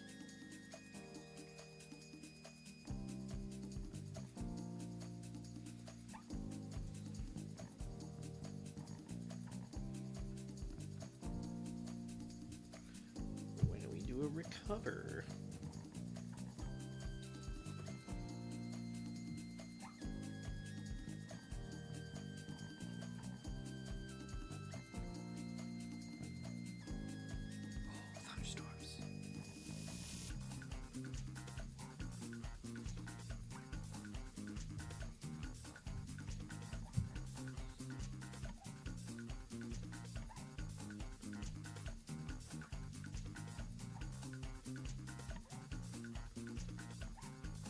So true with that. Well, we are getting close to the funny number. Ooh, even Alakazam leveled up. Holy shit! Look at all that special defense. Did I not EV train this dude? Did it just get all these EVs from all the EVs? Did it get EVs from the EVs?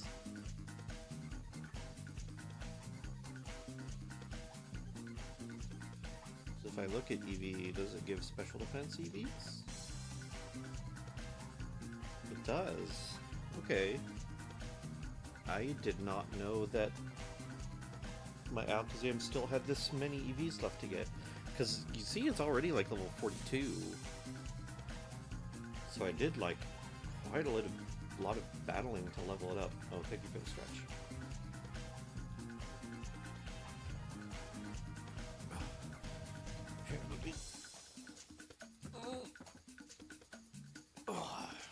There we go.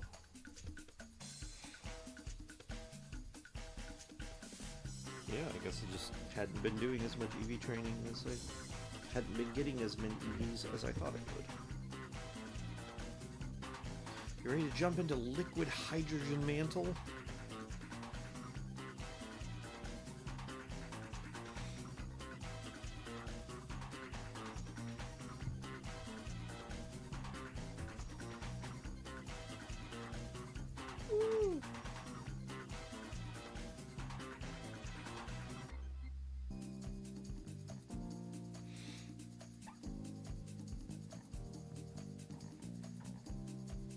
I fell down this rabbit hole just when I was having a discussion with somebody about what the interior of the gas giants look like.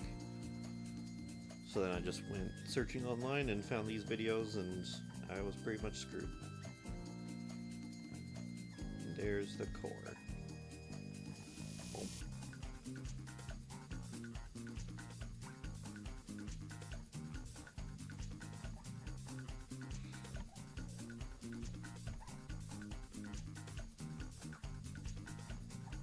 So yeah, I am curious just to see what he does for falling into Earth.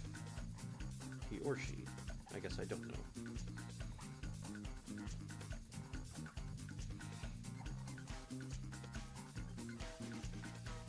And also, how deep does he go? Funny number! We hit the funny number of EVs! It would have been so funny if that was the shiny.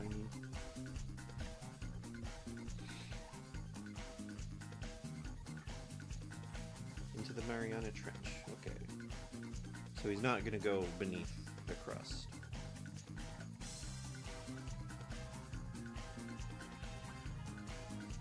Nice!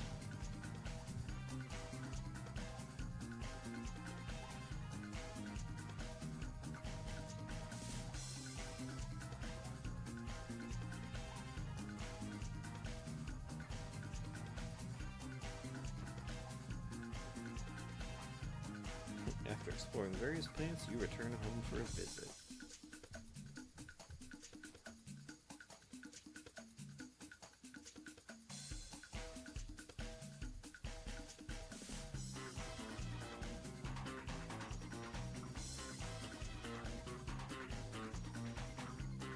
Uh-oh. Oh no. Don't crash. We are at EV number 70.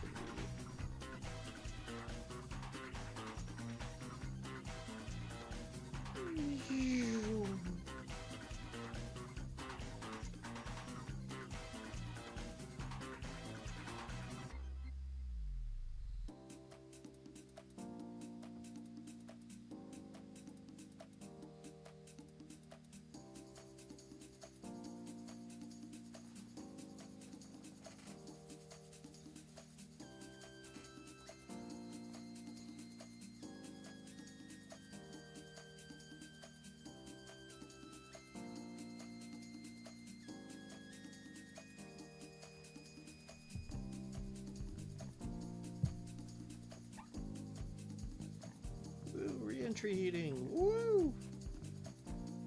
Because, yeah, you're probably going way fucking faster than terminal velocity.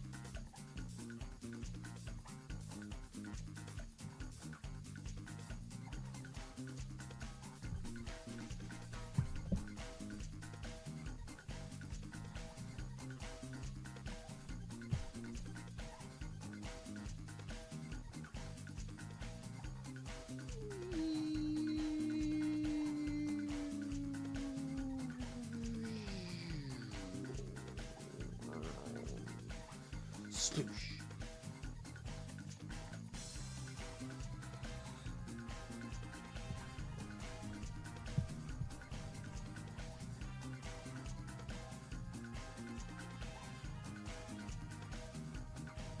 Oh, pretty.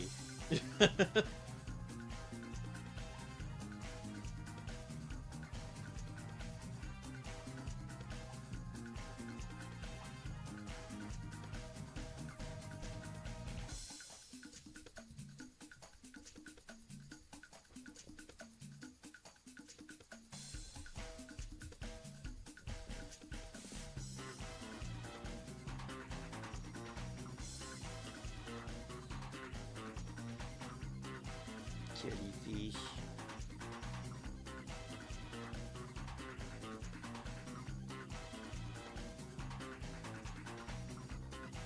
Challenger Teak.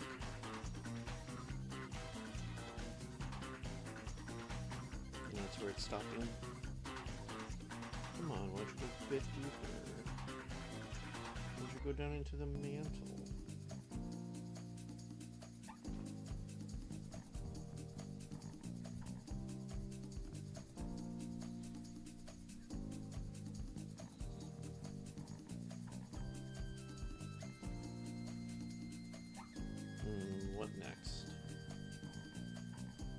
I'm gonna have to use the bathroom, so I should play...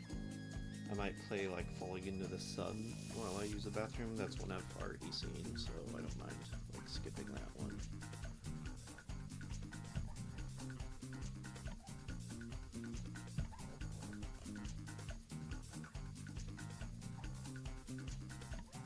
Let me do that.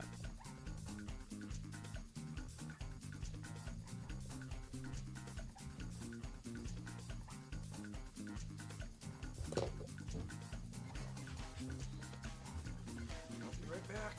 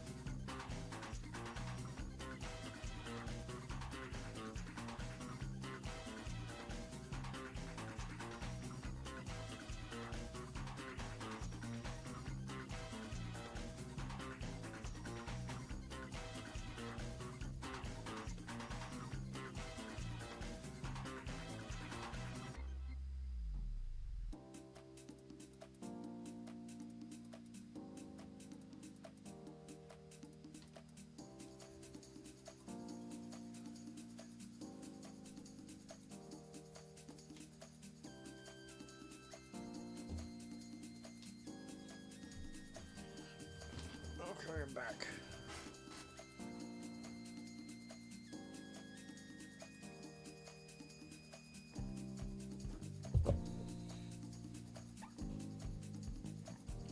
Can life thrive around a red dwarf? And my brain tells me it's cold outside, no kind of atmosphere.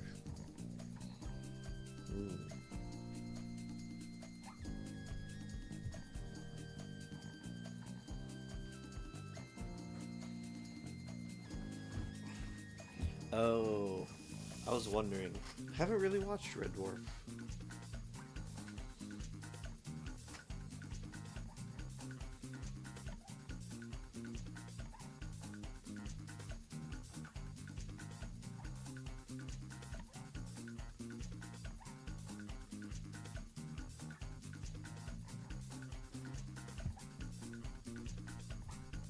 Do I need to get my berry back? Yes.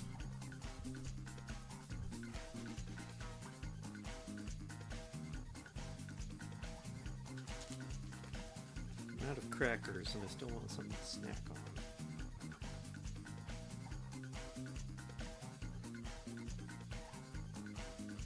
Yeah, I do know about Red Dwarf, I've just never really sat down and watched it. Anyway, who wants to watch some planets blowing each other's backs out?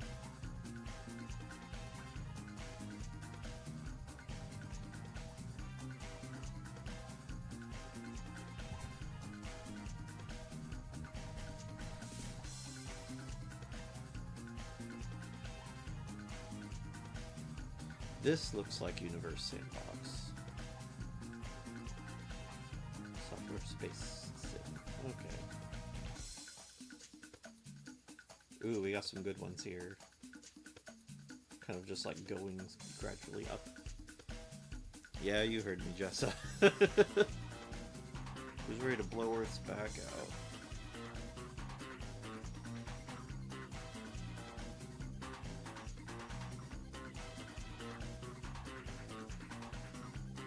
This animation is a little bit silly. Not as realistic as the simulations we were seeing before. But it's fun.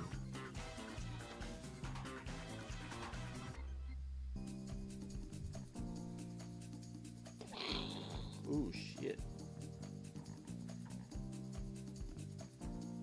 I like how it's just kind of turning Earth into bubbles. Hot bubbles.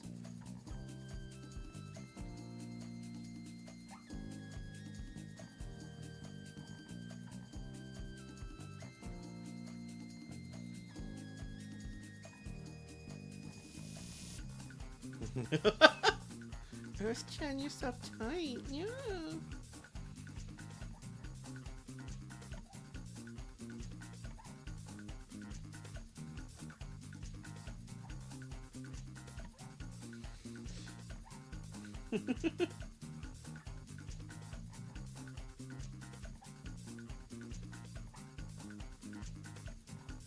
So from Venus we go all the way up to like Neptune, right?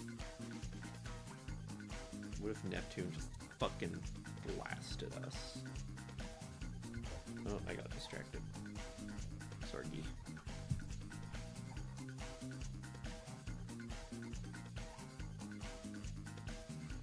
Neptune just fucking ate us. I imagine it's gonna be much the same for everything else. Ooh. I like how it pulls the Earth towards it at first. Ow! Looks like it almost split Thea back off, and then some.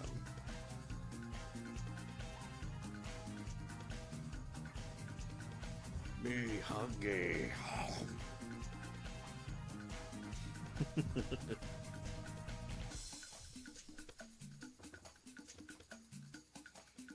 Sun's like not even gonna notice, is it?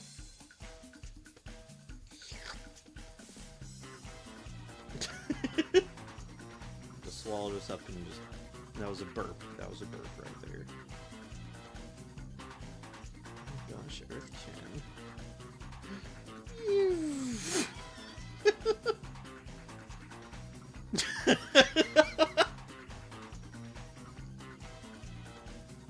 Smooch! They're lesbians.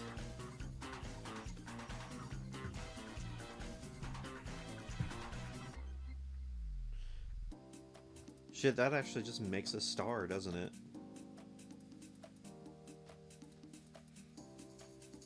It probably actually would. They're big enough.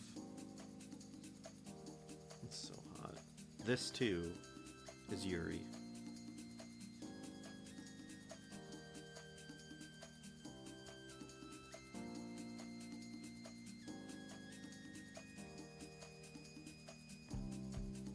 So what are we at now? 75.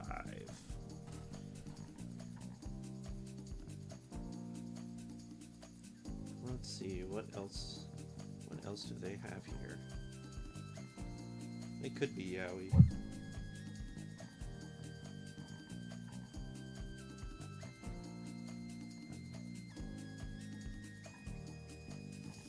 Speed comparison faster than light. Kissing so hard you meld and make a new person. That's the dream, isn't it?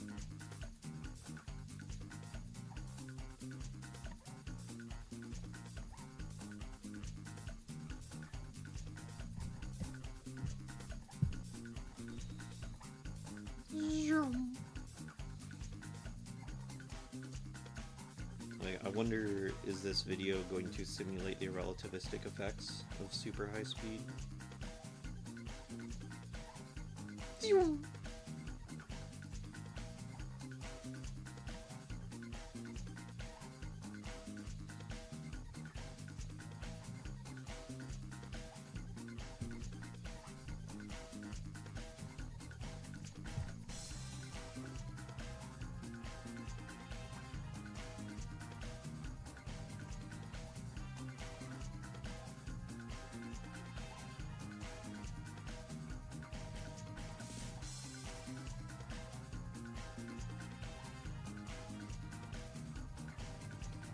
Venus and Tarot? Yes, that is definitely Yuri.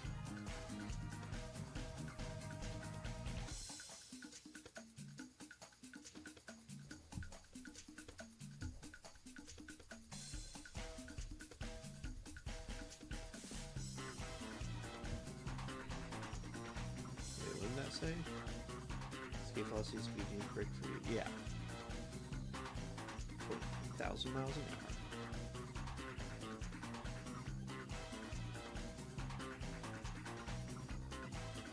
It's the Aurora.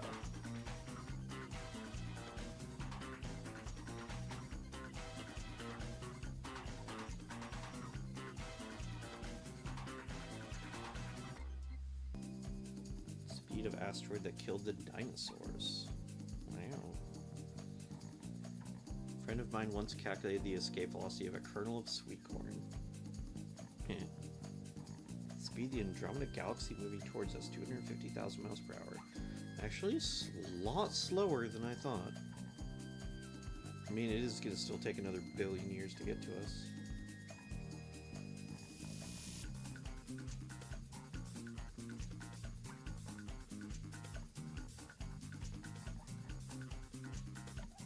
Parker's Solar Probe, the fastest human-made object.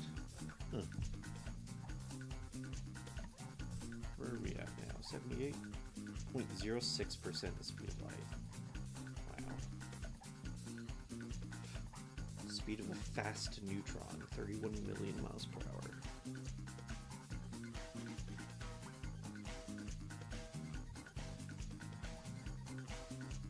Escape velocity of a neutron star, 223,000 miles per hour.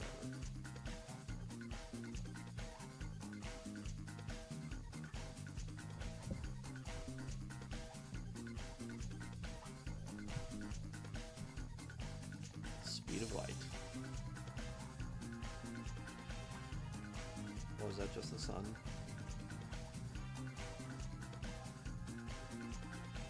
Whoop. I'm not sure what I'm looking at.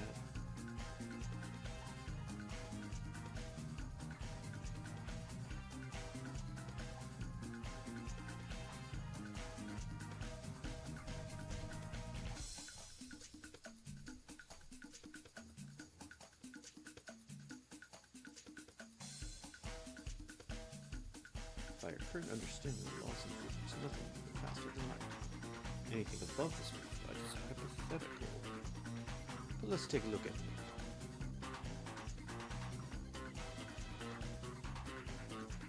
Half a light year per second. Woo! 0.05 of a light year per second. 1 light year per second. Ooh. Starting to watch the background stars move. Yeah. Which space? Zoom. 5,000 light years per second. How far through the universe can we get? Well, goodbye. Intergalactic travel, 1 million light years per second. Oh God.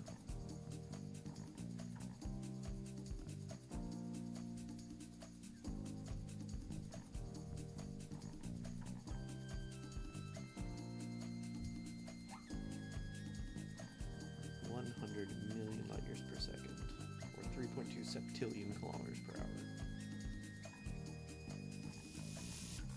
Yeah, we're just gonna leave the observable universe. Okay, now you're just making stuff up. Yeah, that's just the observable universe that we just left, I assume.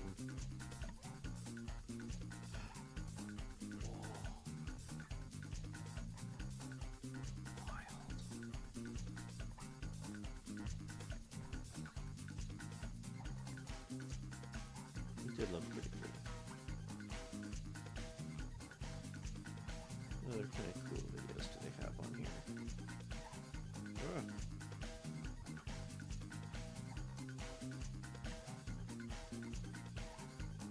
Zooming out from Earth, that could be interesting.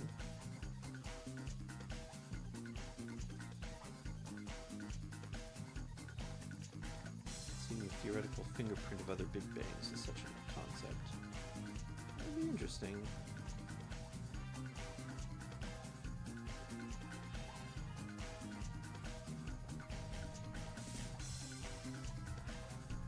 EV number 80. Space.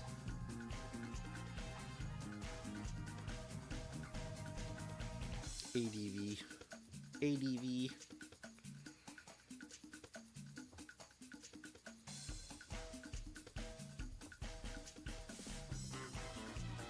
Okay, this music is getting a little grating, so I think I'm going to switch back to Steam Beats.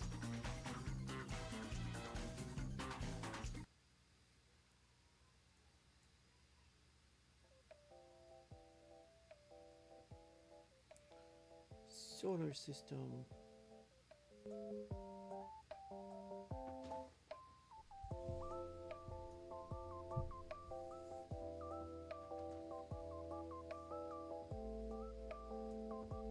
Interstellar space.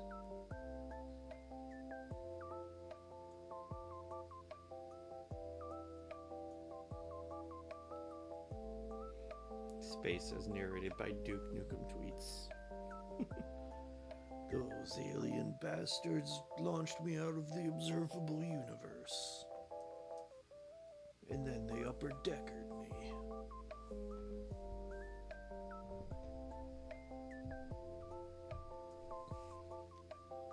Milky Way.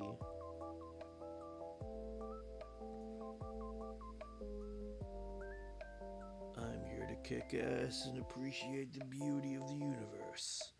And I'm all out of ass.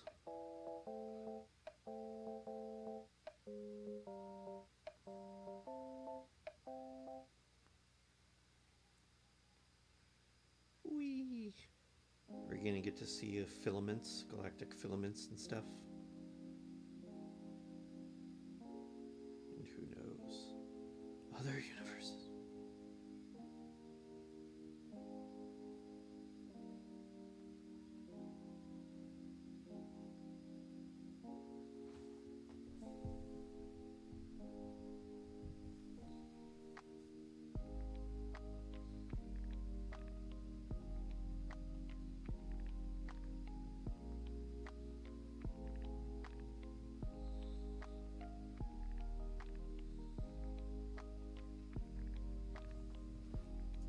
Okay, I need something else.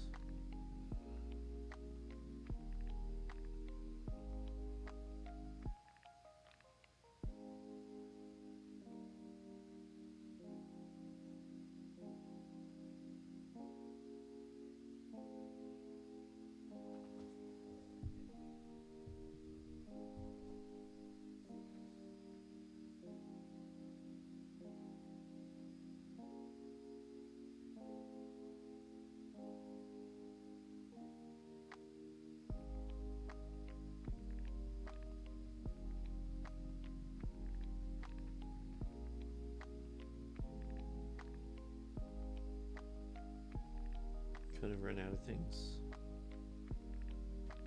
Must go make tortillas. Go make your tortillas.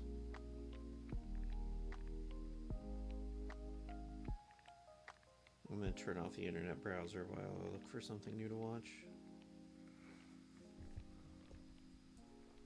But here we are at 83.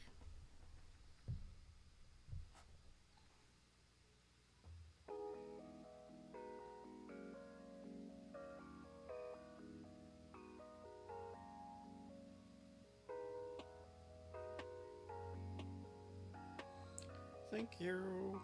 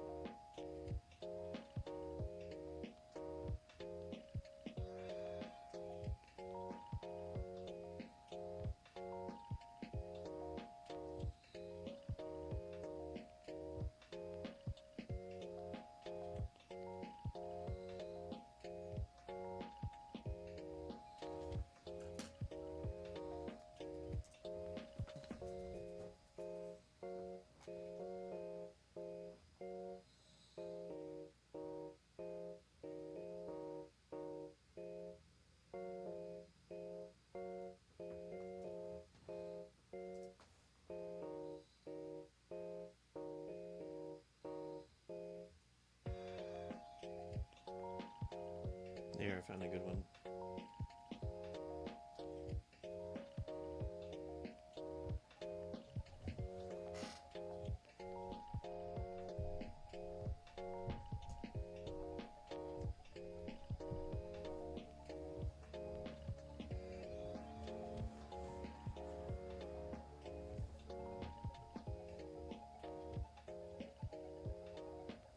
Dyson Sphere view from planets in the solar system.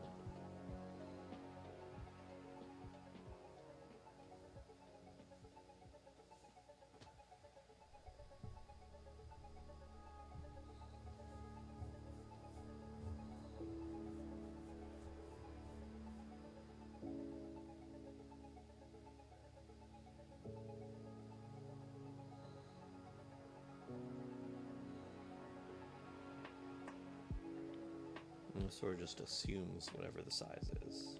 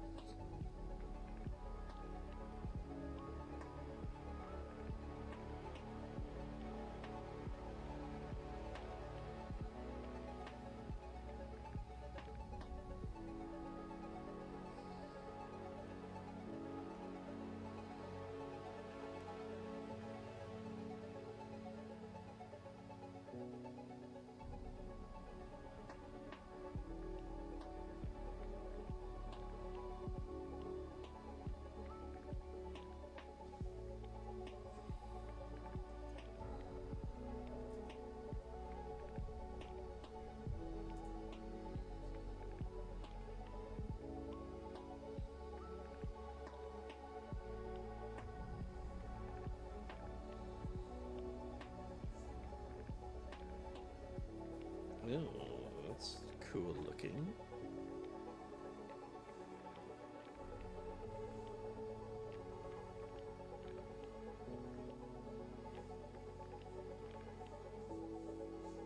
Oh, that's just a whole ass Dyson Swarm.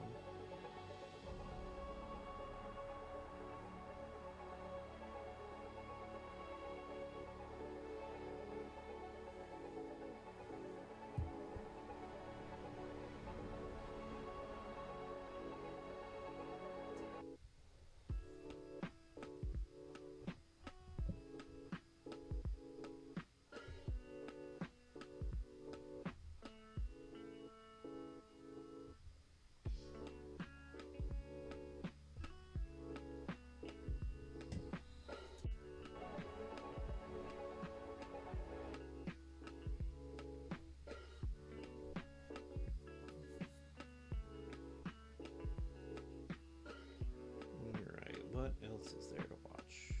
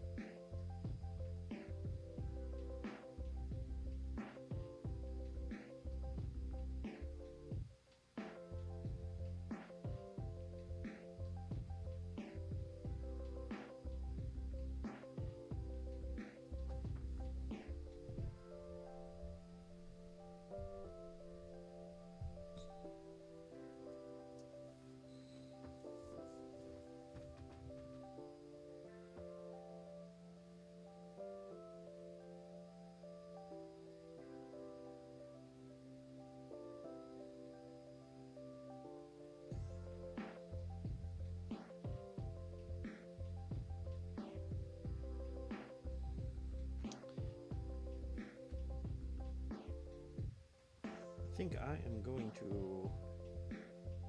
Sorry, this is kind of just something I've been wanting to watch for a while. About how a book that I studied in college is apparently pseudoscience. I've been very curious about it. I'm kind of like, well, since I'm going to be here all night farming for a shiny Eevee, that might be a good time to watch it. So it's this book called Guns, Germs, and Steel. It was basically about human evolution. I'm very curious about, like, why it was wrong.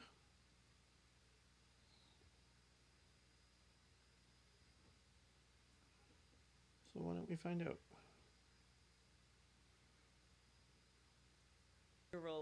Topical debates by great news. I'm going to continue my streak of posting absolute banger videos about the most viral topical debates by today discussing whether or not a book published nearly 30 years ago was right. Put on your flame resistant suit and get ready for the hottest of hot takes. Jared Diamond's Pulitzer Prize winning book Guns, Germs, and Steel, published in 1997, was wrong and dumb. Boom. Just a pause here, give you a minute to pick your monocle up off the floor. Jared Diamond, in case you didn't know, is a scientist, a historian, a polymath, the smartest guy in the room. He's written several popular science books, with the most famous, most celebrated probably being Guns, Germs, and Steel, The Fates of Human Societies. That book contains a lot of assertions, with the main thrust being that the reason Eurasian people conquered and displaced people on other continents is largely the result of a geographical advantage.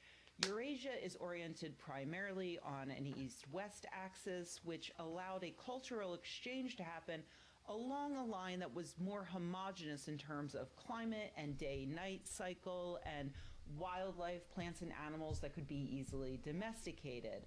Meanwhile, the Americas and Africa are situated along a primarily north-south axis, which does not allow any of those advantages, according to Diamond. This book blew our collective mind, and I'm including myself in that. You know, I read it off of a boyfriend's shelf in my early 20s, and I was really impressed. That book was on every boyfriend's bookshelf. It sold millions of copies. It won the Pulitzer Prize. It even got a television documentary series starring Diamond in 2005. You don't get that kind of popularity without some pushback, and boy, was there a lot of it from different directions. First, I will mention the racism angle. Diamond went way out of his way to point out that his hypothesis was explicitly anti-racist. He argued that white societies did not end up dominating because they were genetically superior to other races and other societies, but because of a bit of geographical luck. But a lot of people pointed out that while explicitly racist people might not support that hypothesis, implicitly racist people would love it. Because instead of grappling with the idea that white people became culturally dominant due to brutality and the exploitation of others, we can just throw our hands in the air and say, well, it couldn't be helped, could it? This is just how things were always going to be. Blame continental drift. For this reason, there was a lot of hemming and hawing back in the day over whether liking the book meant you were racist or not racist. White supremacists hated the book, but so did many anti-racist progressives.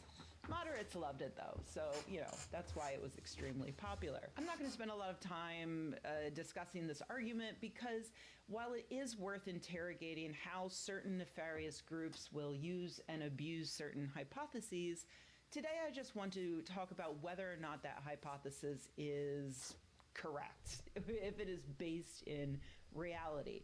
Because if it is, then sure, we can move on to talking about what it all means. But if it isn't, we can put it in the bin and just go on and discuss more interesting things like ranking all of Alan Cummings' outfits on the latest season of The Traitors. Spoiler alert, they're all S tier. Since the moment Guns, Germs, and Steel was published, the other pushback it received was from anthropologists and other scientists, the kindest of whom said that, while Diamond has some really interesting ideas, he ultimately fails to support them with hard data, and he ignores social elements of history that surely had as much, if not more, influence on how certain cultures developed compared to simple geographic luck. Other scientists weren't quite as even-handed. As an example, here's David Correa, who managed to publish an entire article in a peer-reviewed journal titled simply, "Fuck Jared Diamond," which opened, "Jared Diamond is back at it, once again trading in the familiar determinist tropes that earned him a Pulitzer Prize for his book Guns, Germs, and Steel. That dull book was chock full of the bad and the worst, the random and the racist. At best, it is just silly, as when he offers unsupported and unsupportable assertions, such as his get off my lawn grouse that children today are not as smart as in the recent past and television is to blame. At worst, it develops an argument about human inequality based on a determinist logic that reduces social relations such as poverty, state violence, and persistent social domination to inexorable outcomes of geography and environment. Arguments such as these have made him a darling of bourgeois intellectuals who have grown tired of looking mean-spirited and self-serving when they make their transparently desperate efforts to displace histories of imperialism back on its victims. They need a pseudo-intellectual explanation for inequality in order to sustain the bourgeois social order that guarantees their privilege. This they found in Guns, Germs, and Steel. His crime spree continues with the 2012's The World Until Yesterday, What Can We Learn from Traditional Societies? That's right, that was just a drive-by excoriation of Guns, Germs, and Steel as an introduction to an excoriation of his most recent book at the time. Like, goddamn. Somewhere in the middle of those two extremes are the anthropologists who used to blog at Savage Minds, who published several thoughtful rebuttals to Diamond's hypotheses. For a good distillation on these arguments and many more, I recommend this article from Inside Higher Ed that links to a lot of great critiques. I tell you all of this to make it clear that almost immediately there was a lot of valid criticism of Diamond's book, and over the past 27 years there hasn't been much to support his assertions. And the reason I'm talking about it all today is because a new study has just been published that directly tested that primary assertion. And the title gives away what they found. Geography is not destiny, a quantitative test of Diamond's axis of orientation hypothesis, published at the start of this year in Evolutionary Human Sciences. An international team of ecologists and cultural anthropologists examined a metric shit ton of cultural, environmental, and linguistic data to trace the spread of cultural traits across 1,094 mainland traditional societies in different geographic regions to try to nail down how much the geography of their locations influence them.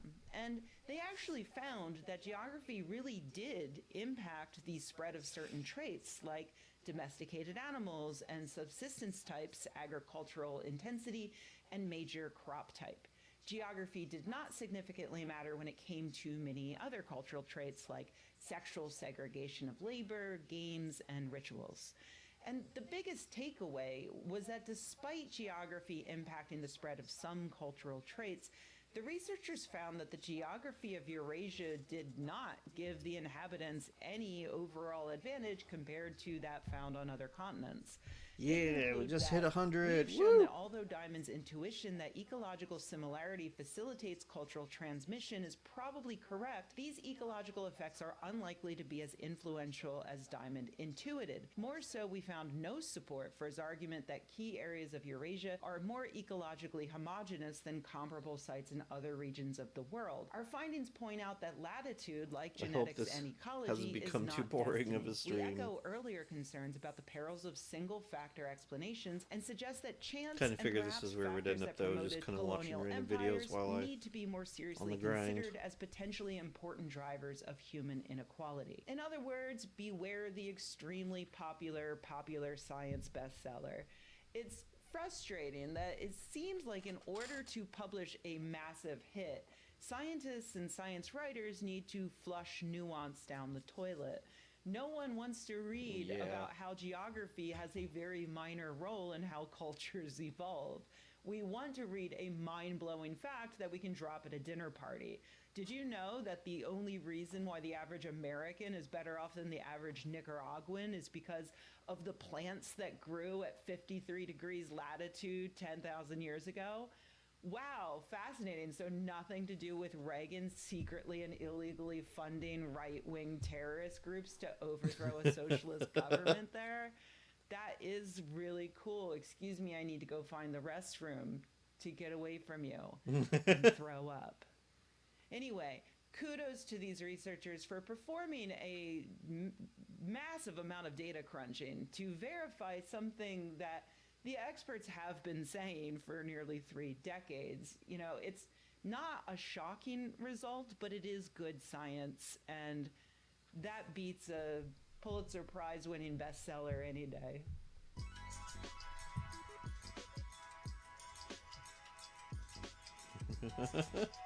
Hey everybody, thanks for watching. If you enjoyed this video, please give it a like. If you loved the video, please subscribe. And if you think the world could use more videos like this and you happen to have a few bucks laying around, head to patreon.com/Rebecca and join an Also, I did want to share this video that me and my friends have been obsessed with for like a long time, ever since we saw it on TV.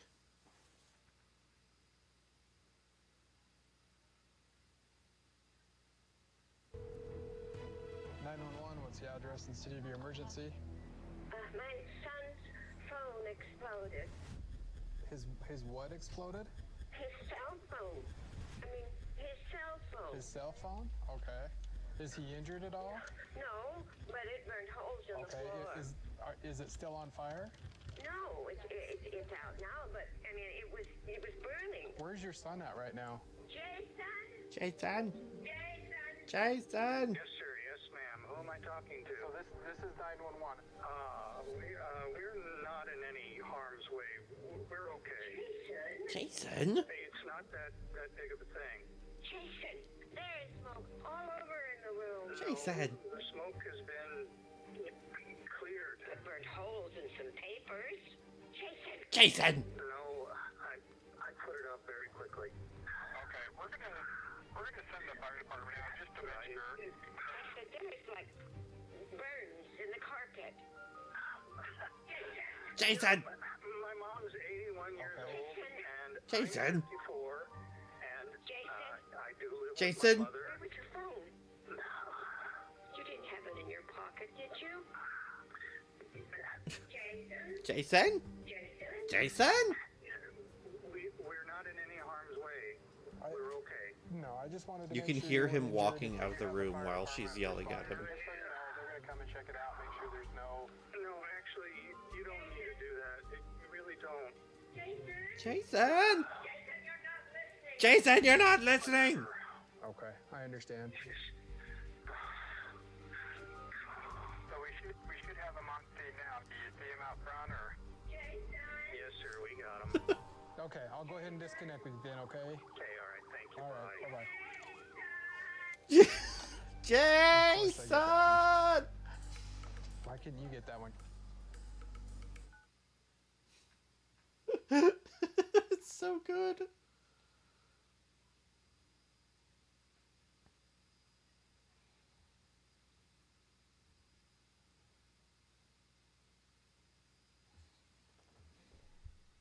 Where are we at now? Where are we at? This is 104. We're getting up there. Jason! Me and my friends are always screaming that at each other now, ever since we watched that clip. Jason, you're not listening!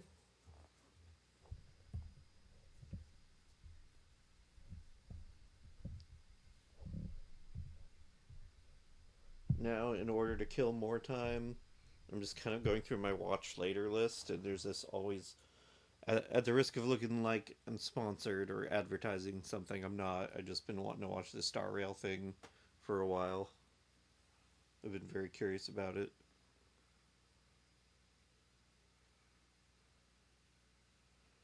This is from a long time ago at this point, though. Earlier this year, when the Penacony chapter was first released.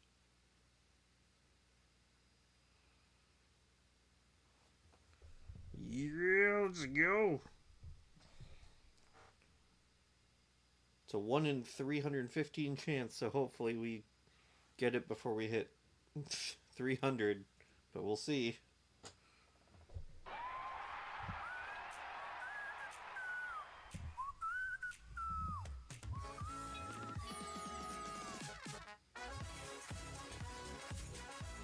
Well, this is gonna get copyright strike, isn't it? Well, I'm gonna mute this portion for the stream, just listen to it myself, and then I'll unmute it when the music stops.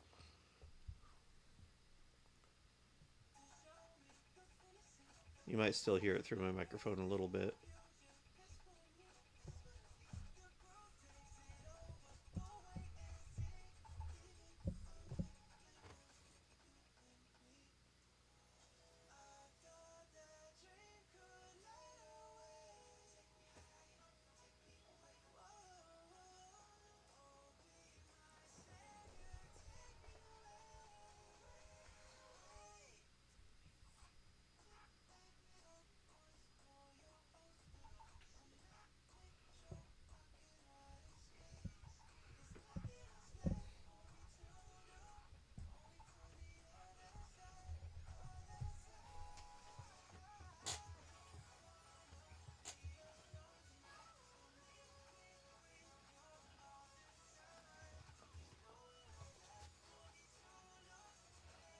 I'm dancing.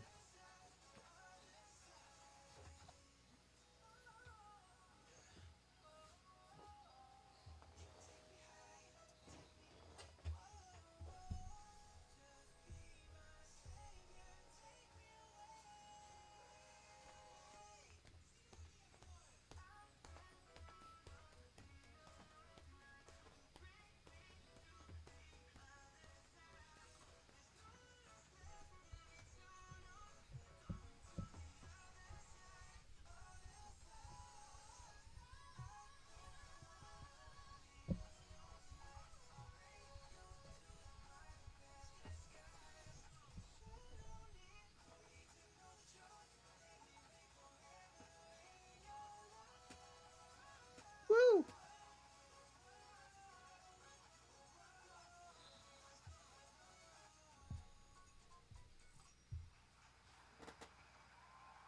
There we go.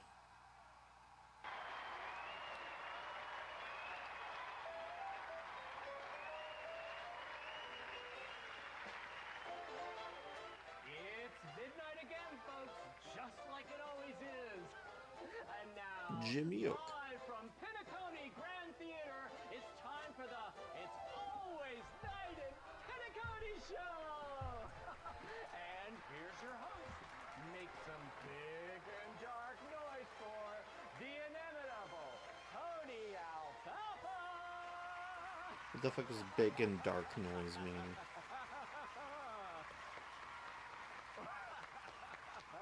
Well, welcome everybody, and thank you so much for joining us, no matter what dimension or universe you're watching from.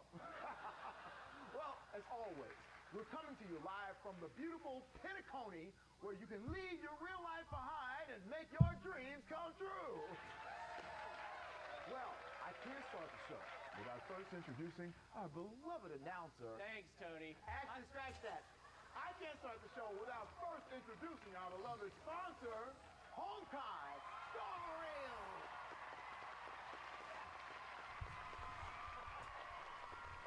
Hailing from an alternate universe, this space fantasy RPG is just about to release its massive 2.0 update with a new world available to play in.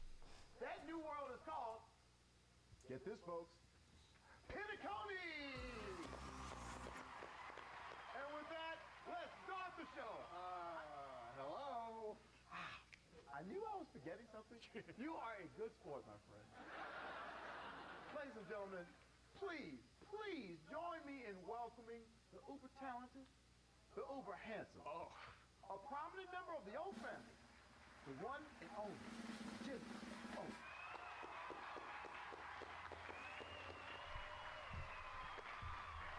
weekend, Jimmy? Oh, it was a wild one, T-Bone. Jam-packed.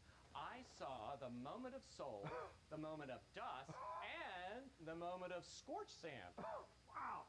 That sounds exhausting just hearing that. Oh, but wait, there's more. I also took my family shopping at Golden Hour, and let me tell you something. I think I'm gonna need a raise. You have custard, yay! And thank you for the hydrate. Okay. All right. They say no, Jimmy. You never know if you never ask.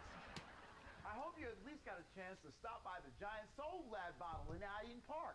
You bet I did. Luckily, I had my flask with me. Free refills. Sounds delish. And holy sweet path of Aeon, we've got to talk about that insane Charmony Festival, don't we? It is the hottest ticket of the season. I'm guessing my invite got lost in the mail. Keep telling yourself that, Jumbo.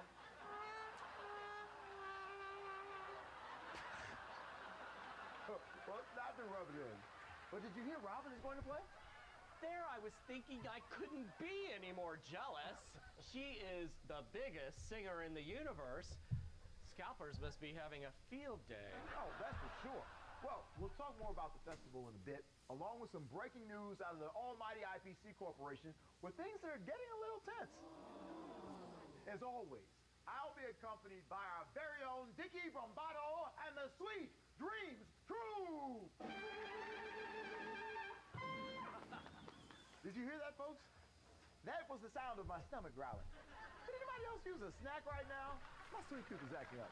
You know about my sweet tooth, don't you, Jimmy? Oh, I sure do, Tony. Your physician is pretty concerned about it. So's your cardiologist. And don't get me started about your dentist. Forget them. Before I get started, I want a cupcake. Who's with me? Excuse me, Sprinkles. Would you care to join us for a moment?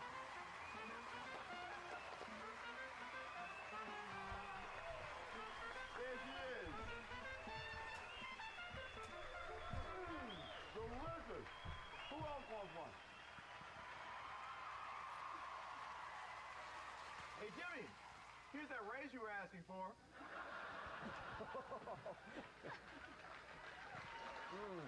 It's not going to pay my bills, but it sure is delicious.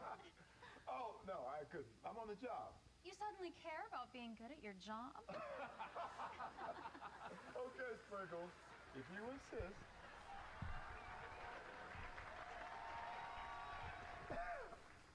Smooth as silk. All right, folks, we're going to take a quick break. But when we come back, you guessed it, we'll have some breaking Pinnacle news. Dickie, take us out! This is very kitschy, but it's fun.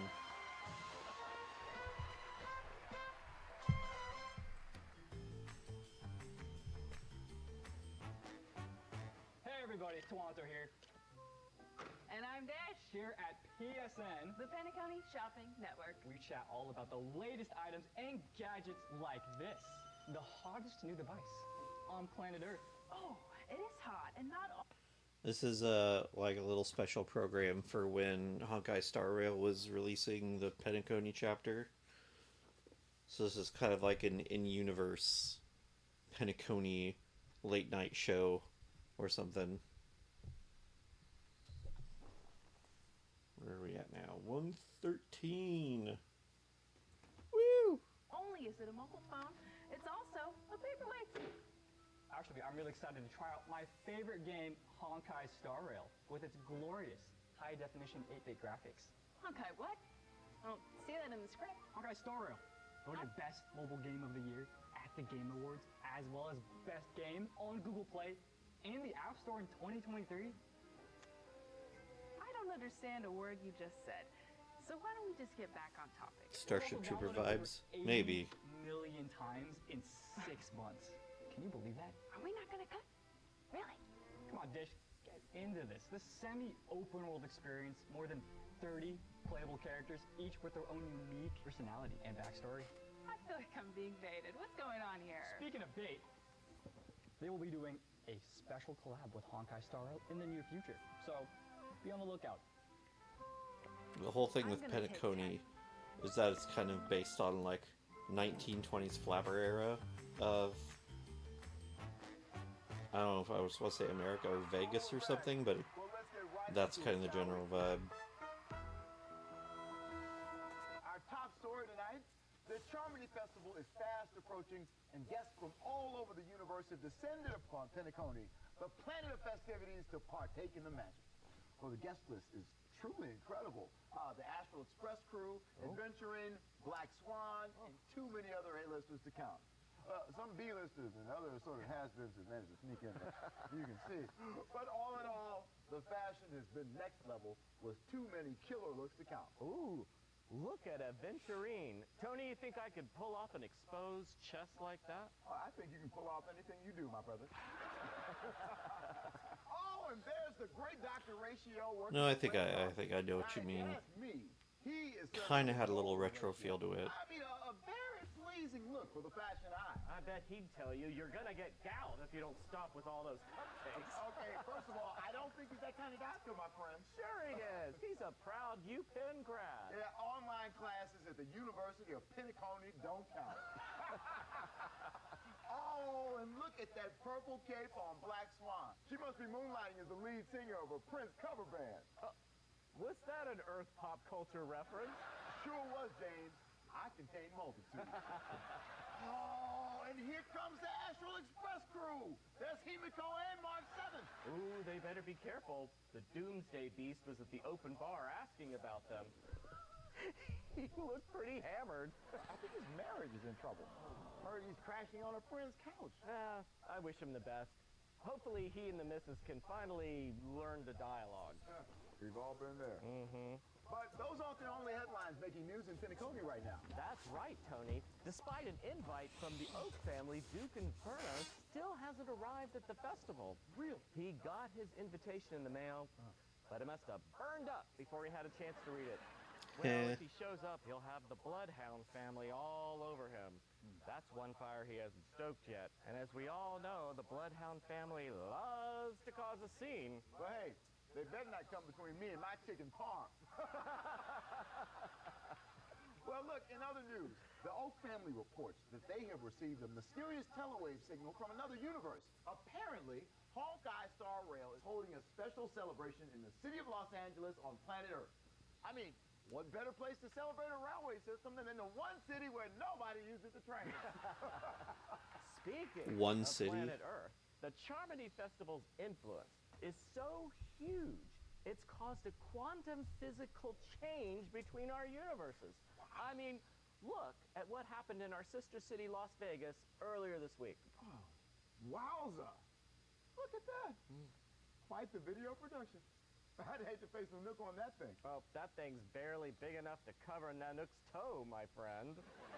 The family has also raised controversy by inviting Stellaron hunters to the Charmony Festival. Seems a bit dangerous. It's like inviting Tony's mom over to my place. Hey, I showed you that picture in confidence, man. All right, and now for a live report on our intergalactic economy, we're going to do some planet hopping and go straight to our woman in the field, Courtney Iris, who's over at IPC headquarters on Pier Point. Ooh, high-tech central. Courtney, what do you got for us? Tony, believe it or not, we actually found 2 people from IPC who are willing to speak on camera about the situation. From P41 management, we have Sasha Turnblad. Sasha, talk to me. Yeah, basically, that's the whole vibe of the chapter in Honkai Star Rail, where you go to Penacony, the planet of festivities, and it's yeah. I get what you're saying.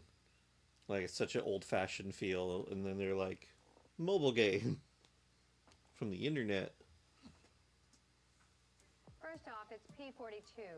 Show some respect, Courtney.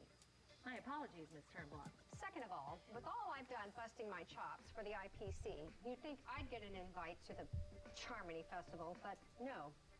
Sorry I'm not Black Swan or Robin. And haven't you wondered why Aventurine is even coming to this festival? I mean, this event is about praying for a brighter and better universe, and he's cheapening it with his own agenda. It is a bit alarming, Sasha. I know for me personally, there is nothing more important than praying for a better future, which I will be doing in the VIP section of the Robin concert. You may be enjoying all the glitz and glamour of the Charmony Festival, but it's nothing more than a headache to me. I've got enough to worry about here at the IPC with the weight of the entire intergalactic economy on my shoulders. That's got to be tough on you, Sasha. Nothing I can't handle. I've been named IPC headquarters, floor 521, East Side, Entrepreneur of the Month 3 times in a row. And I'll be damned if I'm going to give up my title this year. Well, we're all pulling for you, Sasha. Thanks for your time. Now, Jerry Starks, you're a worker on the P25 front line. Yeah, he's named after the stone. All of the... You think it's always night at your He's a member of the 10 Stone Hearts, which are all named after different stones. So there's like jade and diamond and topaz and and opal. the complete lack of welfare, morale has come to an all-time low. And I'm talking to you, Amber Lord. Yeah, I just don't care anymore. I mean, with all these crazies busting down our borders, attacking our residents, and this is not just a rumor. I've seen it. The IPC does not care about its workers. What am I Like watching? they would love if those monsters came and killed me. That way they wouldn't have to pay for my pension. Sounds like somebody could use a sprinkles cupcake. I mean, with all that we're going through right now, and the little that they're paying us, I can't even see a future for myself. In fact, Courtney, bring on the monsters, huh? That's what I say. That's how bad it is here.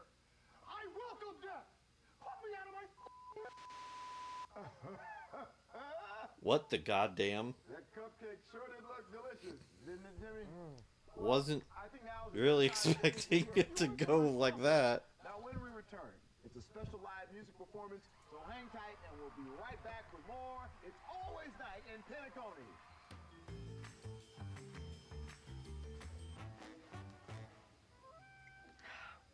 Welcome back to PSN. It's us again, and we're here to talk about a major update coming to Honkai Star Rail. That's right, I bought in. Swanso, you're up. Thanks, Dish. Apparently this game is coming right here to Pentaconi.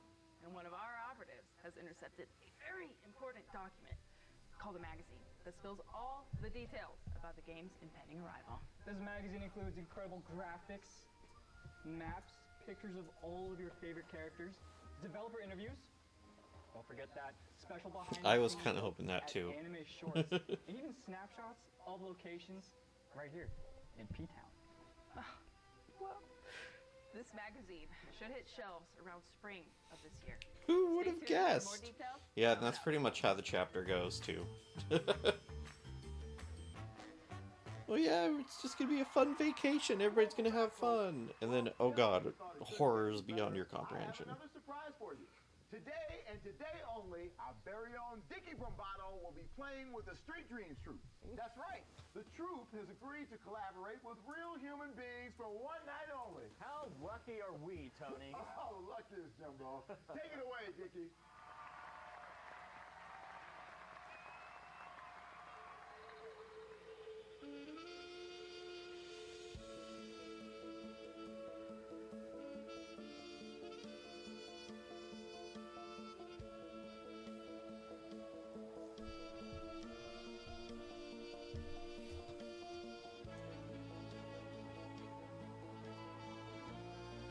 And oh my god, the soundtrack for Pentaconi is so fucking good too.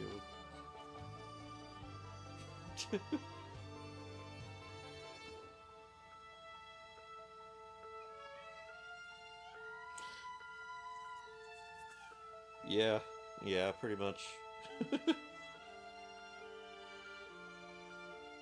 Well, I've seen longer. I don't know if this is probably the closest thing that qualifies to a long ad, and not just like they do the hour-long like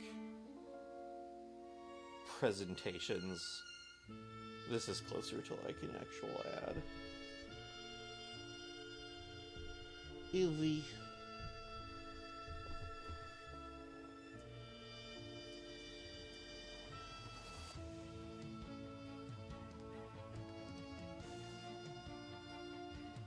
I'm actually very excited for the next chapter for Inforius to come out, and I'm planning on streaming it next week.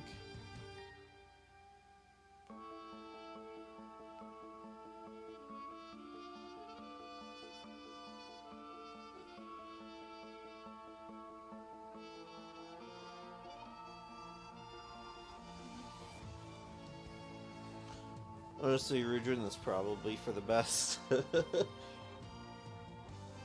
I am trying to wean myself off of mobile games so I can actually, like,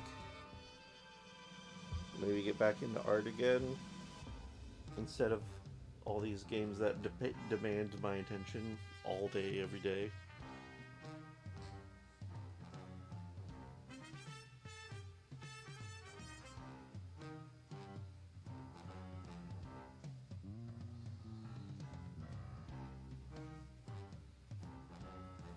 Where's the Sweet Dreams troop? They're like supposed to be like mechanical monsters.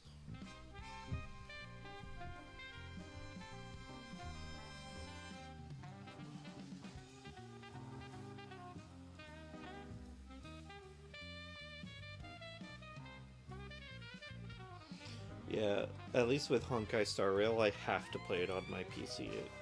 My phone is nowhere near good enough to play it.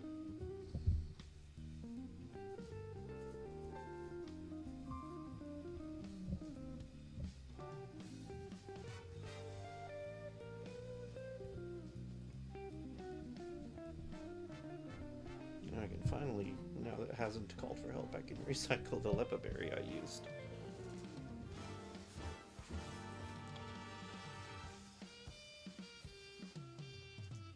Yeah, the Sweet Dreams troop are just kind of like the conceit of Penacony is it basically all takes place in a big shared collective dream.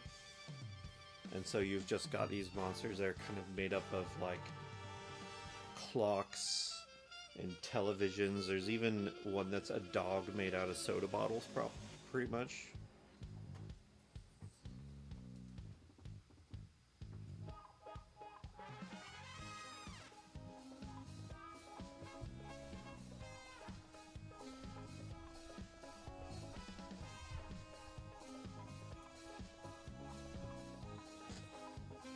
It is a very cool chapter. I know, like, it's a gacha game, so I don't want to, like, go off praising it a whole bunch, but I really like the settings and the characters that they introduce. They seem to put a lot of care into the game.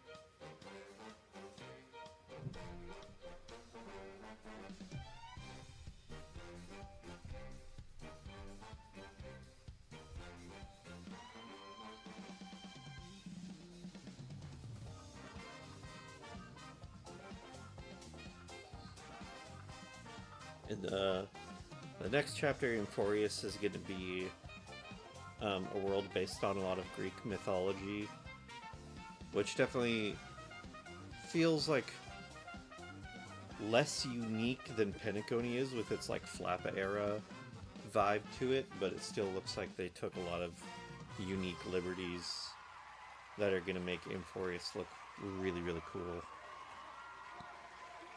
So personally, I'm still pretty excited for it. Martini extra dirty, please. Make that too. Hey, it's fucking Vinny. Bloodhound? Who gave it away? Well, you look like a man who could use a stiff drink. Now, working security at a place like this will do that to you. If I was working security at the festival, I'd need 10 stiff drinks. It's one tough gig. That's a thankless job. That's the best I've come across outside of the real world. Penacone's been good to me. So, and a lot of, how do you say, debts disappeared. Well, no need to worry about that anymore, huh? Screw the real world, my friend. Oh, cheers for that. Mike Diggis. I came for the show, staying for the festival. Vinny Bloodhound, Chief Security of the OC Mall. Wow. Demi-plane of dreams. I wonder about that. Don Nightingale, senior dreamer for the Nightingale family, former architect and designer for the Intelligentsia Guild. You've been in town long? Ages. I remember when I first arrived here, so full of hope. It felt sweet, painful gold. And I'm not just saying that because I built them. Well, found them. Yeah. Penacony truly is the land of opportunity. It's no wonder everyone's showing up for the festival. I'm just glad it's finally getting its moment in the spotlight. Although, that gray infiltrator ain't making it easier for your bloodhounds, huh? Silver, they were silver. We almost had them, but they ended up being one of the members of the Iris family. But we'll catch them eventually, though. Infiltrators don't get past us. You never know who's who these days. Yeah, with all that faulty security, it must be tough on you, Bill. Hey, us bloodhounds are the best, and we're the only ones that keep Penacony safe. Now, maybe if the city developer didn't raise the white flag, we'd be in much better freaking shape. Me? Excuse you? Yeah. You see that sad sack on television? Half of these places all over the city, he's rolling out the welcome mat to all these monsters around here. Yeah, that does sound like faulty construction to me. Any security worth its stellar jade should be able to protect this city and my mind-blowing buildings. Well, half of these buildings aren't even worth protecting. Yeah? Hey, guys, chill. We didn't come here to argue. We came here to drink, right? Can we get another round, please? Remind you, pal, that you were talking to the ex-chief architect of the Intelligentsia Guild. And bingo, there it is! Your typical Nightingale, name dropping the guild. Unintelligentsia Guild is... Oh, yeah? Unintelligentsia Guild. You gotta be kidding me. Calm down. We're too busy teaching us how Uh-oh. to protect people, even ungrateful people who All right, design fine. our buildings. You can't say I didn't try. Live and let live. When it's the goddamn design, you piece of garbage. Oh, the design. That's the problem. Yes. You're the problem. By the way, Like, how are you gonna protect watch the Maker damn send his stuff? regards. Looks like garbage. Every single one.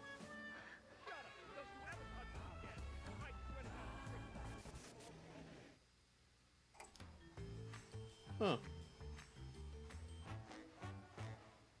Hey, we are back with this week's Galactic Album Ranking. As you can probably guess, Rock is absolutely dominating the charts, just like she was last week, and the week before, and the week before, and the week before, and the week Okay, before that. I think we get it, guys. Are you sure Yeah, you get it? we definitely get it. Well, Robin's albums ranked number 1 through 120. A new addition hit the charts last night, coming in at number 121. Are Robin's chart-dominating days actually going to come to an end? Dare I say it, I didn't even think that'd be possible, but with the recent mysterious phenomenon that's been connecting all of our universes together, it's happening in real time. First Contact, the first compilation album of Star Rail Hoyo Fair music, is on fire right now. Who's the singer, Twanta? The latest up-and-comer from planet Earth, various artists. What a curious name. Indeed, and you'll be able to listen to the entire album for free. For free. For free. I love for free. I love free stuff. Speaking of for free, as always, there will be a giveaway event in which you, yes, you right there, will have the chance to compete amongst billions, for some fantastic merch. Yeah, I don't No saying really what know taxes will arrive in Rudrin. Penacony, I don't know still much sounds about that area. Stay tuned for more info. See you next time.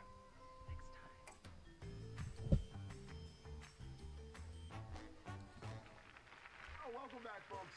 Sorry about all that noise from over at the bar, and that flash of light, and that boom, and all that debris. Let's just chalk it up to technical difficulties, shall we? But how about that Dickie? Well, look, we have had so much fun with you all tonight, and I just want to thank you from the bottom of my heart for being here. Tomorrow's show is going to be even better, so I just... Tony, you have no idea. Do I ever? Ladies and gentlemen, I am thrilled to announce that tomorrow night's guest will be amazing. I actually have an announcement to make myself. Stay in your lane, Jimmy. That's my job. I'm not who you think I am. Oh, you're not a washed-up sidekick with hypertension? Very funny, Tony. Jimmy, take a seat. Well, yeah, I still haven't announced tomorrow night's guest. Are you looking real close, everyone? What the hell are you doing, Jimmy? Making headlines. Sparkle!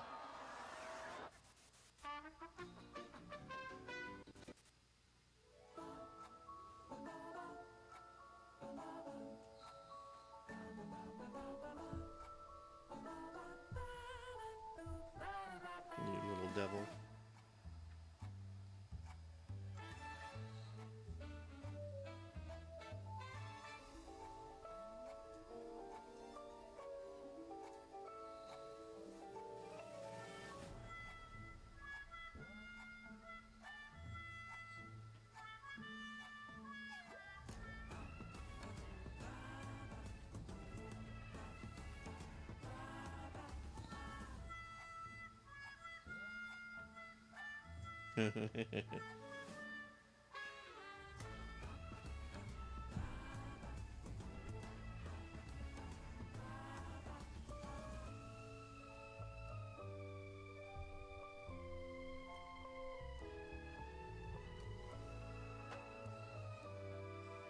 That was fun.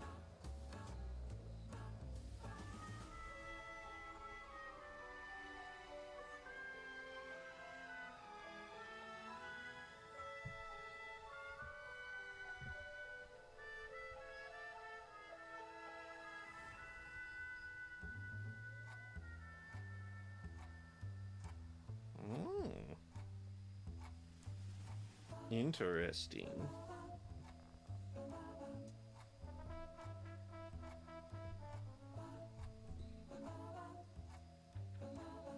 Is that it? Is there anything else? That's just it for like 5 minutes? Okay. Here's another fun video I wanted to bring up because it's about really digging into the truth about the ruins of Alph in Pokemon Gold and Silver, as somebody discovered that they were actually based on a real location. Everyone knows Pokemon has always been inspired by real places. Unova is New York, Alola is Hawaii. But before Pokemon was a franchise to tour around the world, it was all about to end with a final region. In 1998, Gold and Silver brought to life the heart of Japan. But unlike other games, this region was an exact replica. Osaka is Goldenrod, Kyoto is Ecruteak, Olivine City is Kobe, Violet City is Nara, all lining up geologically perfect. And I think most people know this. But over a year ago, I started to research every town, route, and city, and each connecting piece. And the entire region began to unravel into a web of obscure truths that had been buried in these games 20 years ago. And my view of what these games were really about began to shift. The NPCs in Goldenrod speak in the Osaka dialect of Japanese. There are real whirlpools exactly where they're placed in the game. Every notable location in Johto is a notable monument that exists in real life. The radio tower in Goldenrod is the Sutenkaku. The Bellsprout Tower is an allegory for the oldest standing wooden temple in the world, the Todaiji. It makes sense now why you can hear wood creaking in the tower. They even got these things. Nara and Kyoto have a law where stores can't use bright colors to maintain the beauty of old-style buildings, which is why both Violet City and Ecruteak are the only ones to have muted red Pokemon centers. But how deep did this really go? Sure, it's a shot-for-shot perfect copy of this real region in Japan, but even the Pokemon themselves relate to real animals that live in these areas, and the places those Pokemon appear on the map line up perfectly with real life. Nara and Kyoto have thousands of free-roaming deer. Stantler only spawns on Route 36 and 37, the one chunk of grass that lies between them. It's the only Pokemon that spawns here at all times of the day at a fixed 30%. The Pokemon themselves are far less fantastical than any other region in the history of the franchise. Heracross is the Japanese rhinoceros beetle. Spinarak is the Japanese Joro spider. They all fit into life the way they do in the games. I gotta go But get a slowly, refill on I a drink. started to Be right back. realize that there was a much deeper layer here. A narrative that I was starting to uncover. A message that was trying to be told, shrouded by fantasy. Johto is one of the last games to still have unsolved questions. People have always been asking for more. But what I found is that the missing pieces actually lie in reality. And the only way to find these answers was to go where it all began and solve it myself. Because if everything is practically real, then what the hell is unknown?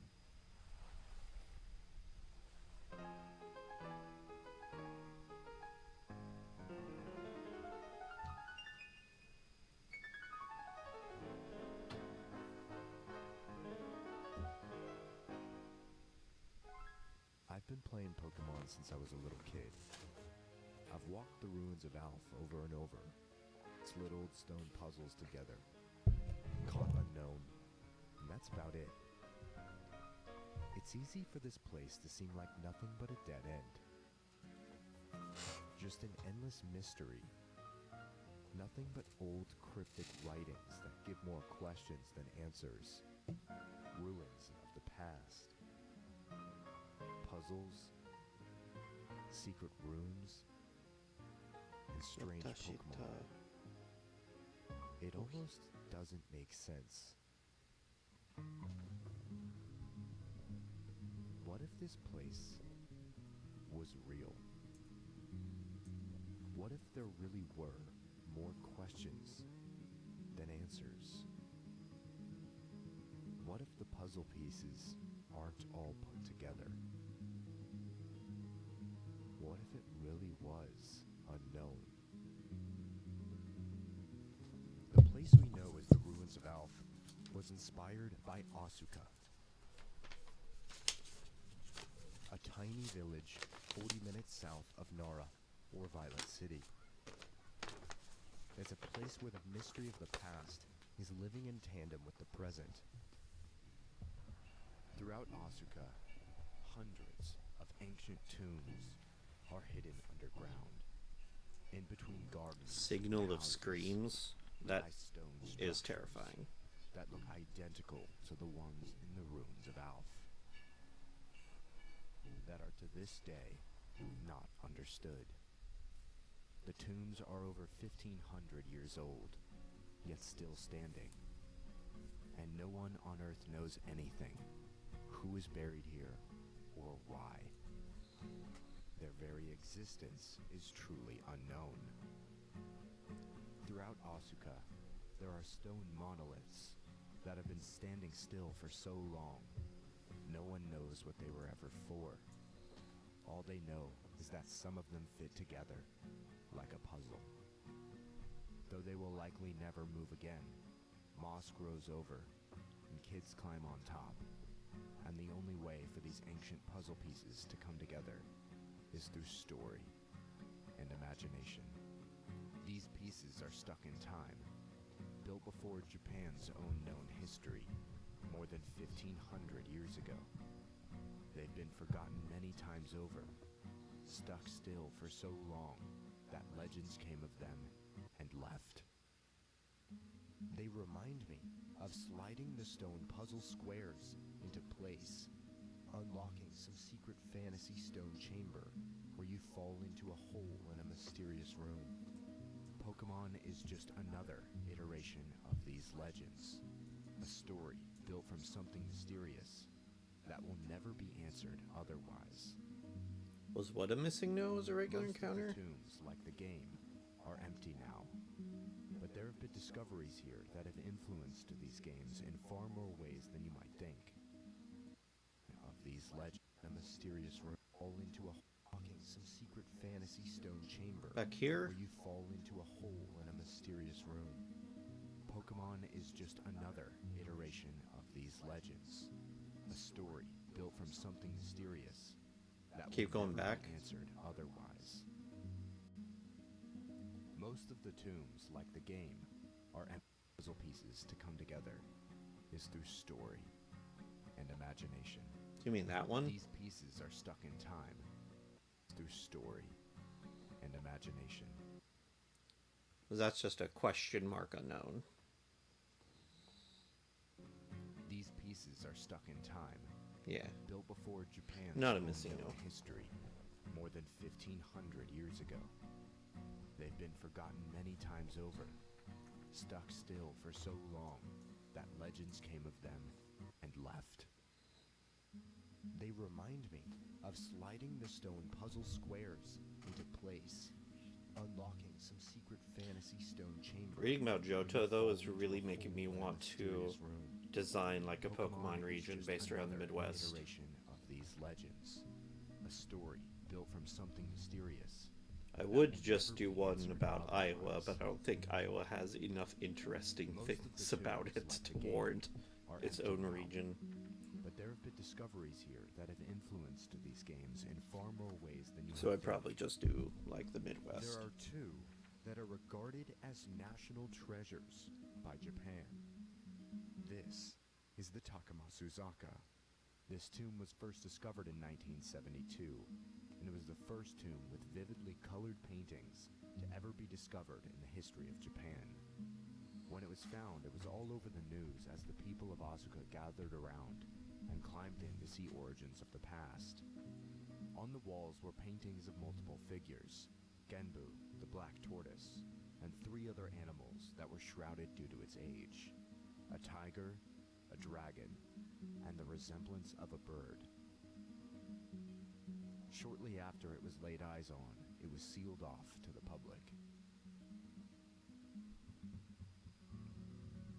These are what inspired the paintings and the puzzles. I'd have to in look the at Ruins like of Alph. how big In 2005, is the they region found the that paintings had Johto is rolled based over off of in and real started life, to deteriorate and how since big would its that be in discovery. like America? A difficult decision was made by Japan to completely remove the giant stone panels and bring them to a research center for them to painfully reconstruct into their original state. In tandem with this, new dialogue was added in the remakes of Gold and Silver to an NPC in the Ruins of Alph, who says we are reconstructing ancient stone panels, and we think we can put them back together to how they were. The Takamasuzaka was immediately a staple in Japan historic discoveries. However, it was only 10 years later that another discovery like it would be found. The most notorious tomb in all of Asuka, and possibly Japan, the Kitora Tumulus. First discovered in 1950 by a local resident who stumbled upon it during road construction and spread word about its existence. Immediately after, it was declared a national treasure by Japan. But The main problem being that because America is so big, I feel like cultural and regional differences are over a wider area. Just because I feel like a region based on Iowa would be incredibly bland, because we have barely anything. I'd probably want to go like Minnesota, Iowa, and Missouri, north to south-wise. Maybe down to Arkansas to have like the Ozarks at the south end. To recognize a vividly painted mural. Although similar to the Takamasuzaka, this one was far more special because it was in nearly perfect condition. Inside laid 4 mythical creatures and the Genbu, oldest Baihu, precisely drawn Seiryu, constellation map and Suzaka. to ever be discovered in Japan. These 4 creatures are known as the 4 symbols of Chinese astrology. Yeah. And among them lied the last one that was missing from the Takamasuzaka, the vermilion bird, Suzaku. Ho-Oh, the mystical firebird, said to be the ruler of the legendaries, and to promise eternal happiness to whoever laid eyes on it. Only referred to as legend in Gold and Silver, until you encounter it. He was originally intended to be the only mascot of Pokemon Gold and Silver. Many people know about Ho-Oh's connection to the ancient Chinese mythological bird Fenhong, as it literally translates in Japanese as Ho-Oh. Ho-Oh adorns the top of temples in Kyoto in golden form, clearly inspiring the Pokemon and its shiny form. But it also has a strong connection to the vermilion firebird, Suzaku, portrayed on the walls in the ancient tombs of Asuka. Not only is Ho-Oh painted on the stone in the ruins of Alph, but Ho-Oh is required to be brought here to enter into certain chambers. The mysterious transmission, the only Hold on. Gear channel that plays in the ruins of Alph. Hold on. Was Hold on a sec. What the fuck happened there? Stone in the ruins of Alph, but Ho-Oh is required to be brought here to enter into certain chambers. The mysterious Bats. transmission, Okay. the only Pokegear channel that plays in the ruins of Alph, was created by using portions of Ho-Oh's cry. Ho-Oh specifically is connected deeply to this place, and Suzaku is a symbol of Asuka, and has more ties with Ho-Oh the Pokemon than we thought. Like Ho-Oh, Suzaku is often a symbol of rebirth and regeneration. But Suzaku is also associated closely with the sun and possesses the ability to control fire. And Suzaku, like Fenhong, is said to have wings that resemble the rainbow. Never before had Japan discovered an ancient painting of Suzaku like this. The importance of Suzaku to Japan as a whole is key to understanding Ho-Oh's connection to the ruins of Alph. Inside of the Kitora I'm at tomb, 151. waiting with Suzaku and the divine beasts, lied Pokedex a number for Gen 1. on the ceiling, the oldest scientific star map to ever be discovered. Knowing that Ho-Oh has ties to this depiction of the constellations started to reveal much more about these games than we had ever thought. But it all became clear to us when we entered into a replica of the Kitora tomb and heard the words of someone who knew a lot more about this than we ever could.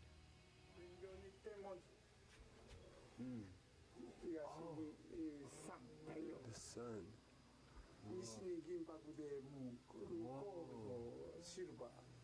Gold and silver? No way! Dude. Wow. What? That's so cool. Dude. Gold and silver. Gold and silver, above and below, the sky and the sea, the sun and the moon. Ho-Oh is the golden sun, and Lugia is the silver moon. Inspired directly from the ancient constellation that originally pictured them together 1,500 years ago. The oldest and most culturally important of its kind. This is why the games are called Gold and Silver. This connection is why Ho-Oh and Lugia both carry the flying type and are always pictured mirroring each other in all of their art, even in some of their moves. And Generation 2 were the very first games to introduce day and night. But if you've played these games, then you're probably aware that we're missing a piece here. The Kimono Girls played a vital part in the story of Johto, and they also reside in the tombs of Asuka. When the first tomb with murals was discovered, the Takamasuzaka, the painting that drew the most attention was the depiction of empresses in ancient Japan, known as the Ladies of Asuka.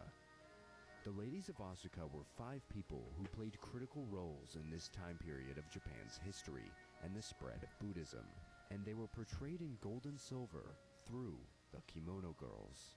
The depictions of the Ladies of Asuka in the past and now all show them representing a different color, which is why each Kimono Girl carries an evolution and are always portrayed wearing distinct different colors. There are 5 Kimono Girls and 5 Ladies of Asuka. Throughout the games of Gold and Silver, there is a theme in the story and a general feeling of playing this game like the past and present are existing together. That things of old and new are happening around you at the same time. It says in the Japanese Pokemon Wiki that the Kimono Girls are descendants of an ancient clan that worshipped Ho-Oh and Lugia. This use of the word clan seems strange, but it's actually very intentional. There is one other time a clan is mentioned throughout the games of Gold and Silver, in the secret rooms of the Ruins of Alph.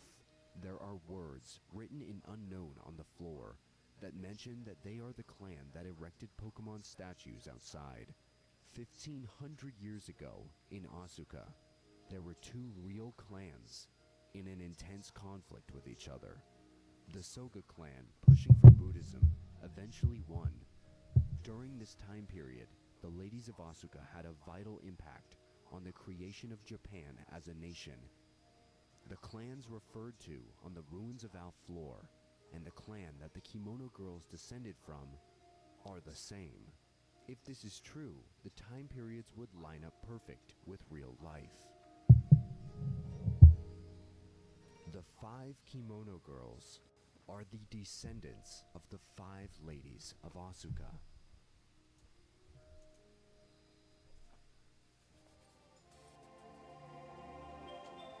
The Ruins of Alph are full of stone chambers, ancient ruins of a past civilization, where all that remains are structures built with giant stone blocks, statues, paintings on rock of Pokemon that are no more than legend now, weathered and cracked, in need of being assembled, and an unknown language written on the walls.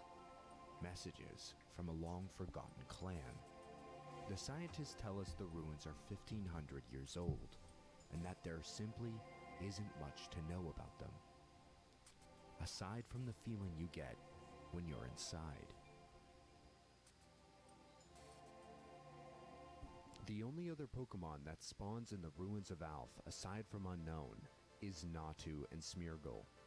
Xatu's Pokedex entry says he stands still, witnessing the past and present at the same time. You as the player truly are witnessing both the past and present simultaneously as well.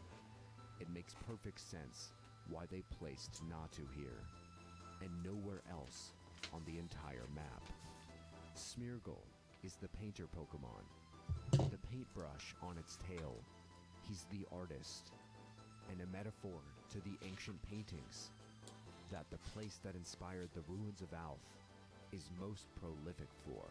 Every single detail in the Ruins of Alph has a meaning, even down to the items you can obtain there. Nothing was left a dead end. Old amber can be found by smashing rocks outside of the tombs. Simultaneously, in Asuka, while excavating the tombs, they dug through dirt and rocks, uncovering ancient artifacts, one of them being pieces of amber. On this journey to Asuka, I had dreams of stumbling onto an ancient tomb, falling underneath and entering into ancient ruins, old stone traditions of the past. I had no idea how real this game really was. What? Yo! What the fuck? Dude. Pass me that? Yeah, it's going. Yes, true. Sorry, I'm killing so many EVs over here. But the biggest mystery of the Ruins of Alph is, of course, the unknown. Why would Game Freak add 28 variations of a weak Pokemon that hardly anyone ever has in their party or even bothers catching? You can't use this Pokemon in the Elite Four. You'd probably struggle to even beat a gym. This is because there is an entire different point this Pokemon is trying to prove. It's questioning the way you play this game by design. The entire Ruins of Alph is one of the bigger locations in the game. It was a risky move to fill up their game with so many questions. If you encountered this Pokemon as a kid, you probably remember being confused. Even now, people tend to not really get this Pokemon. And if you view this Pokemon through the lens of a made-up world, a fantasy, it doesn't make sense.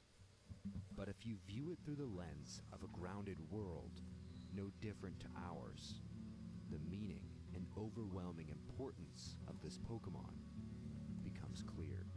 There has always been a search for what inspired the design of Unknown. Many people think it's hieroglyphs, but with everything we know about Johto, it all comes from Japan's own history. The biggest design inspiration for this Pokemon could likely be from what are known as ancient keyhole-shaped graves, only visible from the sky, built 2,000 years ago in the 3rd century. Hundreds of megalithic tombs resembling keyholes are forever preserved in Japan.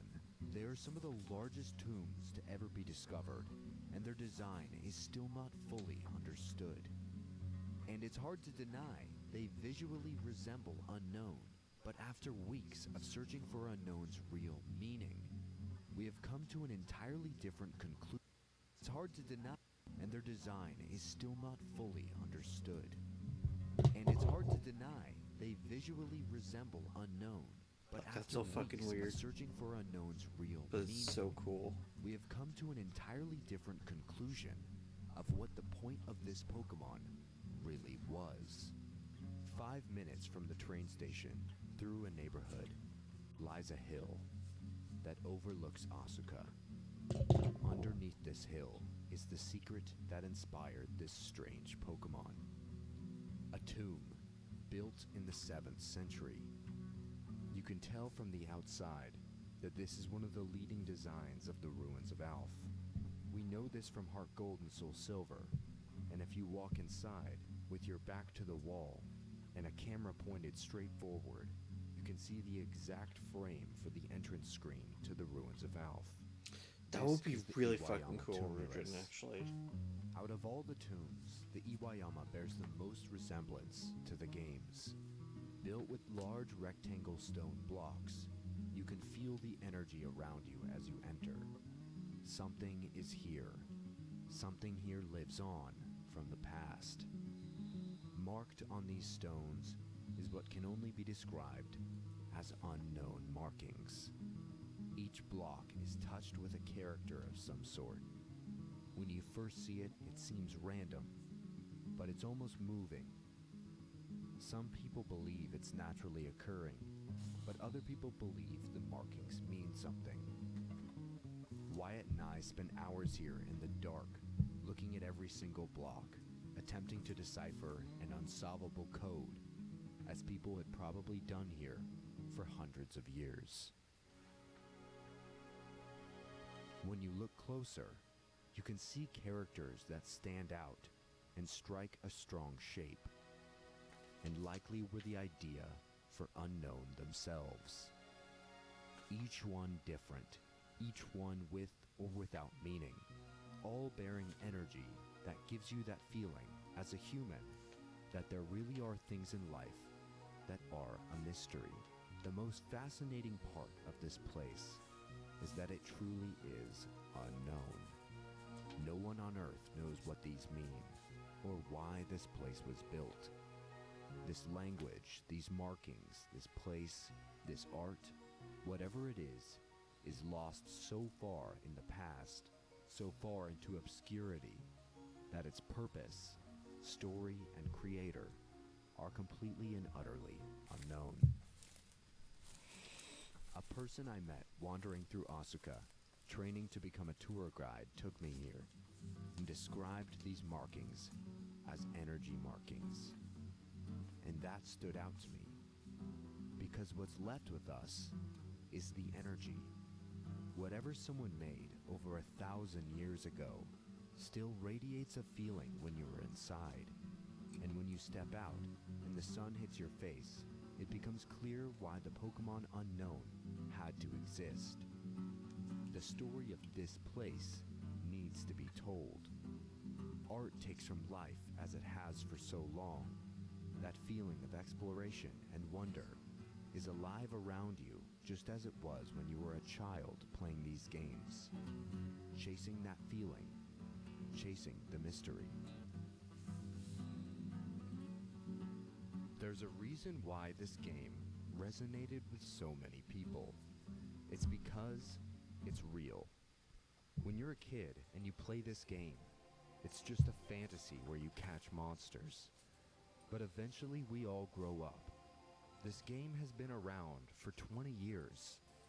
There are real human intentions that brought this into existence. Gold and Silver is profound. The entire story of this game is the reimagining of folk tales and history. Pokemon is presented as a fantasy, but it has always been ancient history. All things that are put into this world come from somewhere. This game was a work of art, and we never noticed.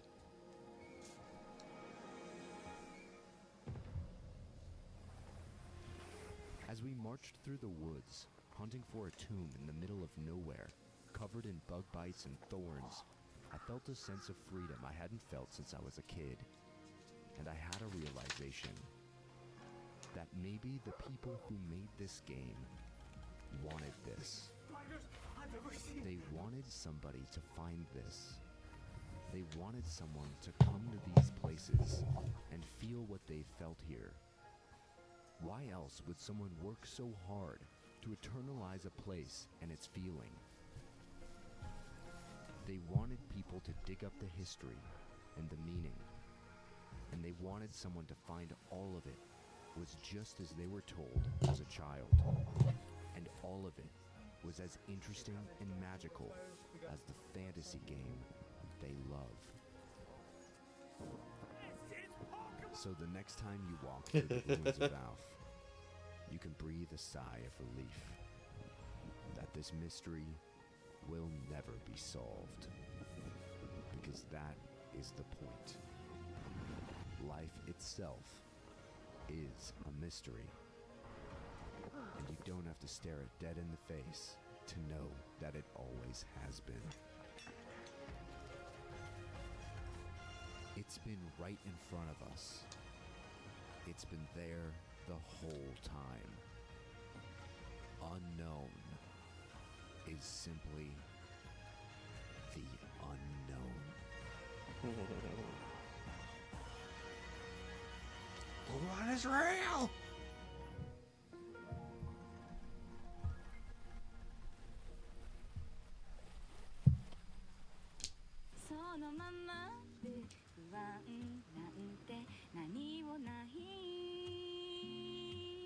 Hold on, that's at episode 1. Is there more after that?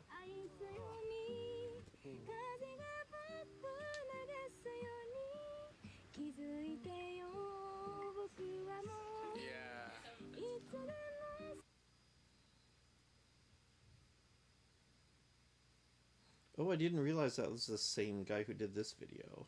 I watched that like a while ago.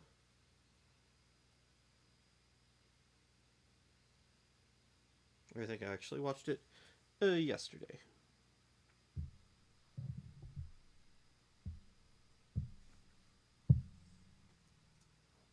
I am at EV number 162.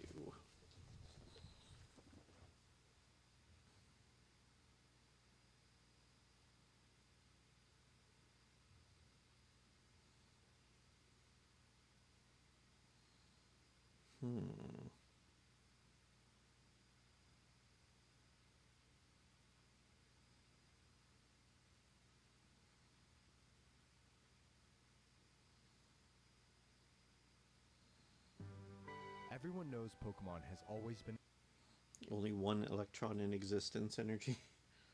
If that's the theory I'm thinking it is.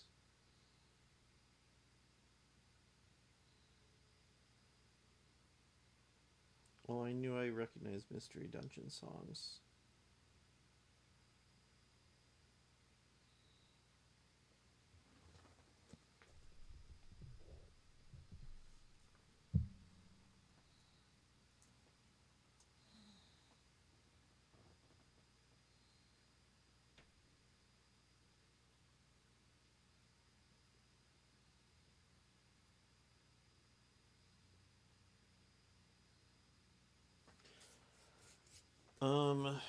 I know there's a theory that electrons and positrons are not opposites in charges, but opposites in time, so that an electron will go backwards in time to become a positron, and vice versa.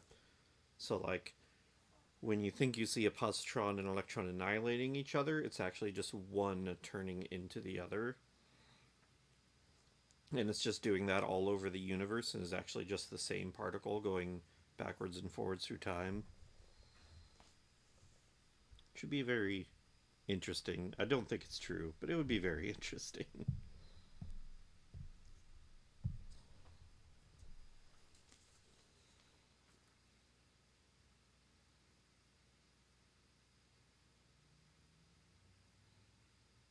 I'm a little curious about this Lake of Rage thing.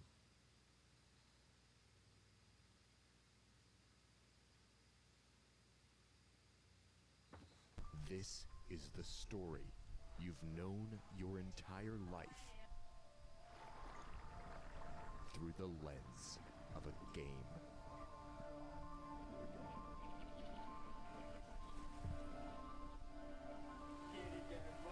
This is the Lake of Rage.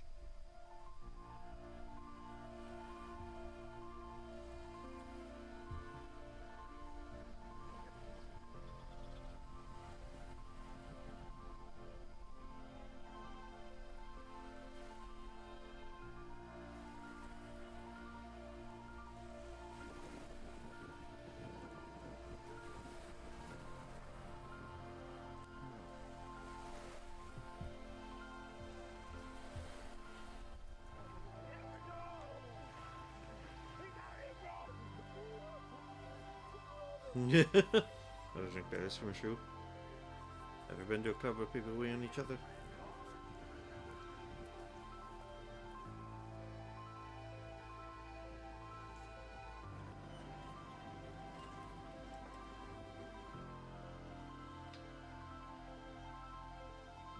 I know you can close your eyes, and your mind paints you a picture of the Lake of Rage.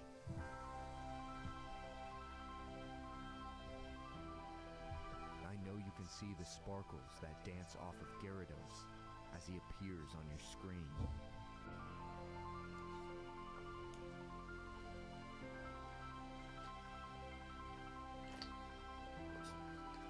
Damn, I really wish that I could find my Heart Gold Soul Silver. But you weren't. So fucking fun to stream. You were here.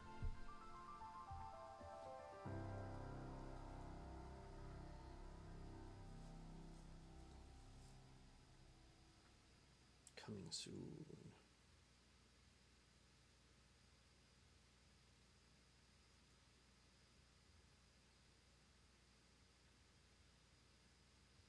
This was 5 months ago. Ooh.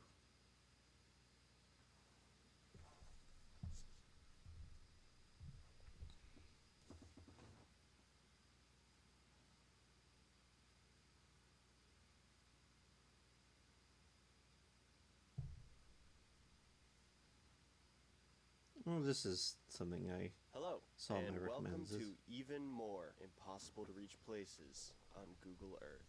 These locations represent some of the most interesting parts of our planet that remain mostly unexplored to this day. The danger and difficulty required to visit these locations have left many of them shrouded in mystery. This top 10 list is the result of extensive research, scouring Google Earth, and contributions from you all. I have already stood at the edge of number 5, and number 1 is probably the strangest landscape in the entire world, home to a lost civilization, and where I would love to explore more than anywhere else, even Ulakan Sis. Number 10 is Qasar Dra in northern Algeria. This massive 3-story fortress stands alone in an endless expanse of sand dunes of the Sahara Desert. No one knows exactly who created it, when, or why. It may have served as a defensive structure for the ancient trading routes of nomads through the Sahara, but its unique geometric architecture and the presence of Jewish symbols only add more questions. The nearest human settlement is a small town over 20 miles to the west. and there are no roads anywhere nearby. However, some intrepid explorers have managed to get here to photograph it via plane and ATVs in recent years. As we will learn, travel in the Sahara Desert is treacherous for many reasons. Number 9 is Astronaut Canyon on Devon Island of northern Canada. This immense and starkly beautiful canyon gets its name due to its resemblance to surface features observed on Mars. Oh. It is a frigid and inhospitable place, completely devoid of terrestrial life. Researchers study it as an Earth analog for Martian exploration, making it a unique site for understanding planetary geology and Martian astrobiology. I found it while playing a game of GeoGuessr, because for some reason, Google has Street View here. Following the track of Street View gives you an insight into the only method of reaching this place. Boy, looks like a ton of fun. The nearest human That's so settlement, weird. Grise Fjord, is more than 500 miles away, and a special research permit is required from the Canadian government to visit. Number 8 is the Arnhem Land in the Northern Territories of Australia. The immense expanse of rock, rivers, and jungle east of Kakadu National Park caught my eye on Google Earth. This place is reserved for the Aboriginal peoples of North Australia, including the Bininj and Yolngu people, who have lived there for tens of thousands of years. Deep in this labyrinth of sandstone exists perhaps the oldest evidence of ancient artwork and stoneworking in the entire world, dating back over 25,000 years ago. Most of it is probably undiscovered to this day. The strange crisscross geology would make traveling through the Hold on, interior I missed some of this. Let's start over. this expanse of rock and land in the Northern Territories of Australia. The immense expanse of rock, rivers, and jungle east of Kakadu National Park caught my eye on Google Earth. This place is reserved for the Aboriginal peoples of North Australia, including the Bininj and Yolngu people, who have lived there for tens of thousands of years. Deep in this labyrinth of sandstone exists perhaps the oldest evidence of ancient artwork and stoneworking in the entire world. That's so fucking cool. Dating back over 25,000 years ago. Most of it is probably undiscovered to this day. The strange crisscross geology would make traveling through the interior almost impossible. As this is Australia, it is filled with some of the most deadly animals in the world. Yeah. Furthermore, it goes through intermittent periods of extreme flooding and intense drought. Explicit permission is required from the Aboriginals for an outsider to come here. And within this almost 10,000 square mile expanse, there is no infrastructure. The Aboriginal people are the only ones who have a knowledge on how to survive and explore this place, and they have done an amazing job of preserving the ancient secrets in its depths. It was a toss-up between this region and the nearby Buccaneer Archipelago, a jaw-dropping expanse of tropical coastline with over 800 islands and oceanic peninsulas, and home to phenomenon like the horizontal falls. Deep in the bays here, you could find pristine beaches that almost no humans have ever set foot on. But ultimately, it is possible to visit this place with a high-dollar boat tour or charter, so it didn't make the final cut. Number 7 Archipelago. is the Potomsky Crater in southeastern Siberia. It was actually mentioned by 3 of you in my last video, so thanks y'all. This is a bizarre 130-foot tall and 520-foot wide pile of shattered limestone deep in the taiga forests of Siberia, Russia. It was probably formed around 250 to 350 years ago and was first known to the local Evenk people, who strictly avoided it and believed it was a place of evil. The first researcher to stumble upon it was a geologist in 1949, and since then, only a couple expeditions have managed to reach it, but those have only raised more questions than answers. For example, in 2005, Taiga. a geophysicist on his way to study it, Evgeny Vorobyov, inexplicably kicked the bucket about 3 miles away from reaching it. It is commonly referred to as a crater, but this is misleading because there are no traces of meteor material What the fuck? nearby, and its structure looks unlike any known crater. That's really weird Remaining looking. theories state it could be the result of a volcanic or gas explosion, and fringe theories would have you believe it is linked to extraterrestrial origins and something is buried underneath. Trees surrounding the crater exhibit periods of unusual and accelerated growth, similar to observations near the Chernobyl nuclear disaster site, but no unusual amount of radiation has been detected here. The fact we still don't know answers about the origin of it points towards it being a logistical nightmare to get there. Yeah. Number 6 is the Infinity Portal in California. This futuristic-looking shape is located in the eastern California desert in the China Lake Military Complex. This thing became briefly viral on social media a couple years ago when people believed it was a top-secret portal being used by the government, and that's where it got its name. While I love that theory, the boat by the side of it gives clues to its actual purpose. It is most likely a dark body of water used for aquatic target practice by the military. But actually, the most intriguing area here, and where I have attempted to find ways to visit in the past, is the Volcanic Canyon, just north of it, where exists possibly the greatest concentration of ancient petroglyphs in the world, with an estimated over 20,000 of them in just this one valley. Damn. We can no longer go here because the China Lake military boundary has now extended to encompass this valley, and they have restricted public visitation indefinitely. Number 5 is the depths of the Owyhee Canyon lands in the western United States. Not a lot of people know that the second largest canyon system in the U.S. is located near the intersection of Oregon, Idaho, and Nevada. The Owyhee Canyons spiderweb across the desert, covering an expanse of almost 4,000 square miles. While the main tributaries are popular whitewater river routes, the numerous side tributaries that contain less water are almost completely impenetrable to human exploration because the walls of the canyon often drop off in 1,000-foot tall cliffs. Recently, I drove down one of the dirt roads to take a look while wildfires raged on nearby. What you are looking at represents a tiny fraction of 1% of what the entire canyon system looks like. Jeez. Holy crap, that's cool. For such a massive area, there are only 3 paved roads that travel nearby, and only a handful of trails that actually lead down to the bottom. Even still, within the labyrinth, there is an abundance of ancient history and biodiversity, including the largest herd of California bighorn sheep in the U.S., as well as over 1,200 Cat, hi. 26 of which are endemic Hello, my just to this one love. area, such as the rare Owyhee clover. It is a very inhospitable place. How you where doing? temperatures soar in the summer and plummet in the winter. Many of the interior reaches of these countless side canyons will remain unexplored, possibly forever.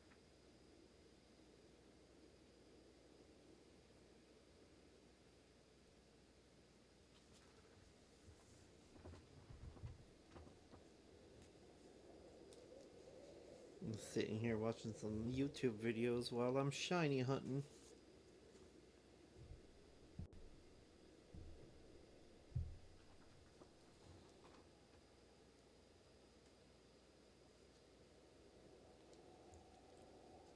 How are you doing? Number 4 is the Barhout Pit in eastern Yemen. Located in the vast desolation of the Al Mahra Desert, this is a 100-foot wide, almost perfectly circular hole that opens up seemingly into nothingness. What the fuck? Since we're Nope, no luck yet. Let's see, where am I at now? 175, so I'm like more than halfway to the 300 point, with it being like about a 1 in 300 chance. I'm probably going to go for another half hour or so before I call it quits. I'm glad you're feeling better though. recorded history, it had remained unexplored, and no one knew how deep it went. Apparently, it emits a terrible smell, which contributed to its supernatural reputation amongst locals as a dwelling place for bad spirits. Ew. Only in 2021 was it first ascended by a group of explorers who found in its depths remains of animals that have fallen in for thousands of years and cave formations. The pictures from the inside are unbelievable. It is one of the most unique geologic formations in the world, but it is an insanely remote location in a war-torn country that is highly dangerous to visit as an outsider.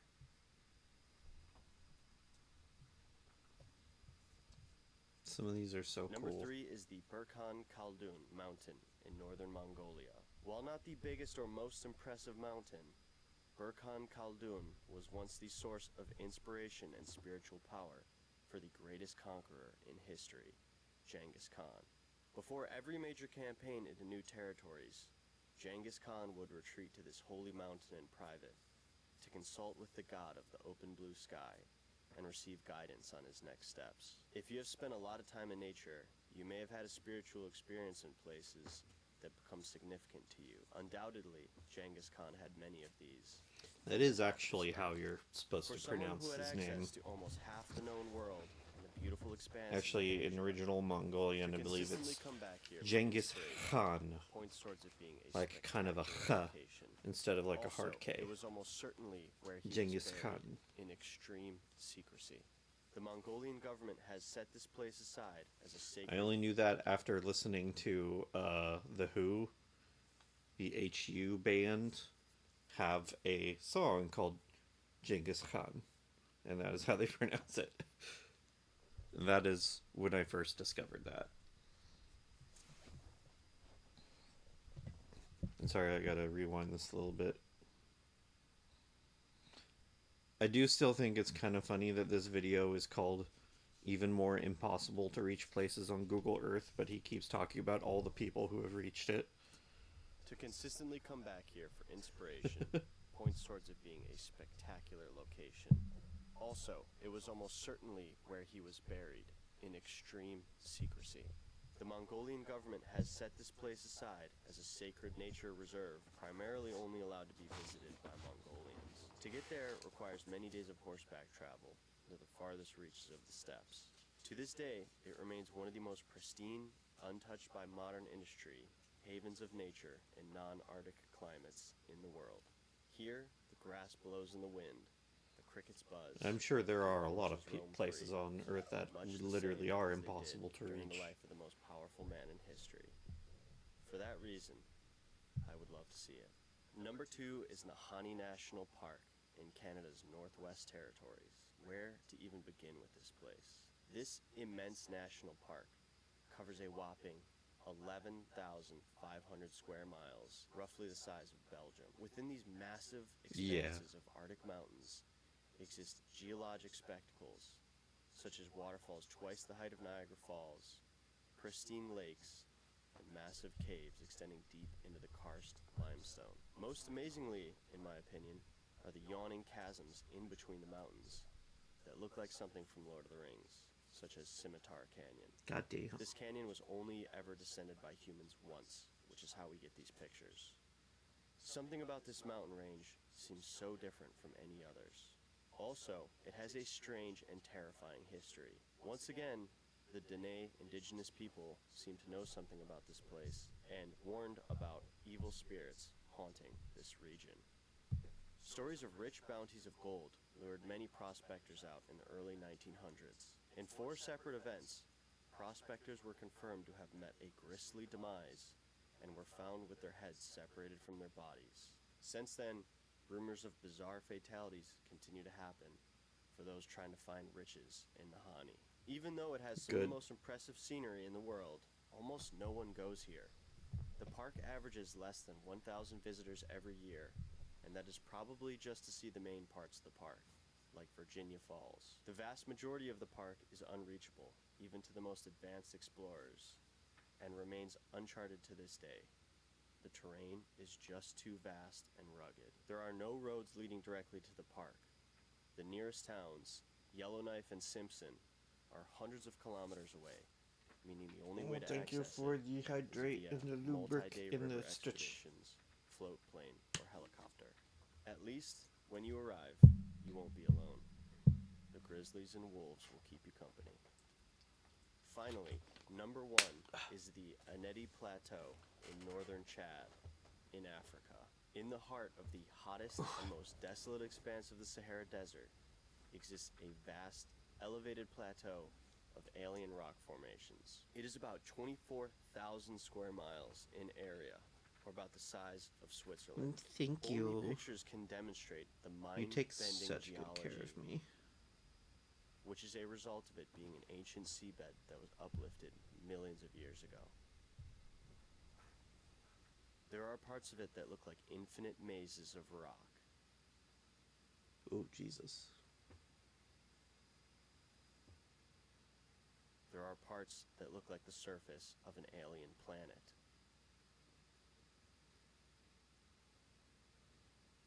Whoa. And there are oases in the canyons, known as gueltas, where water supports tiny pockets of life and rare species like the endangered Sahara crocodile.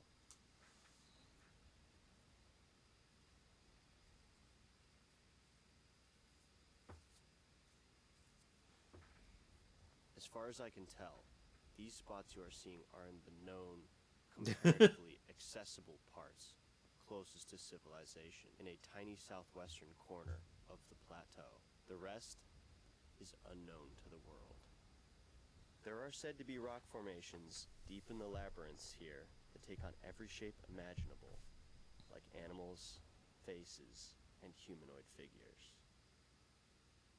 On the sandstone walls exists the artwork of ancient humans dating back 12,000 years ago, depicting animals that no longer live here, like giraffes, antelope, and elephants.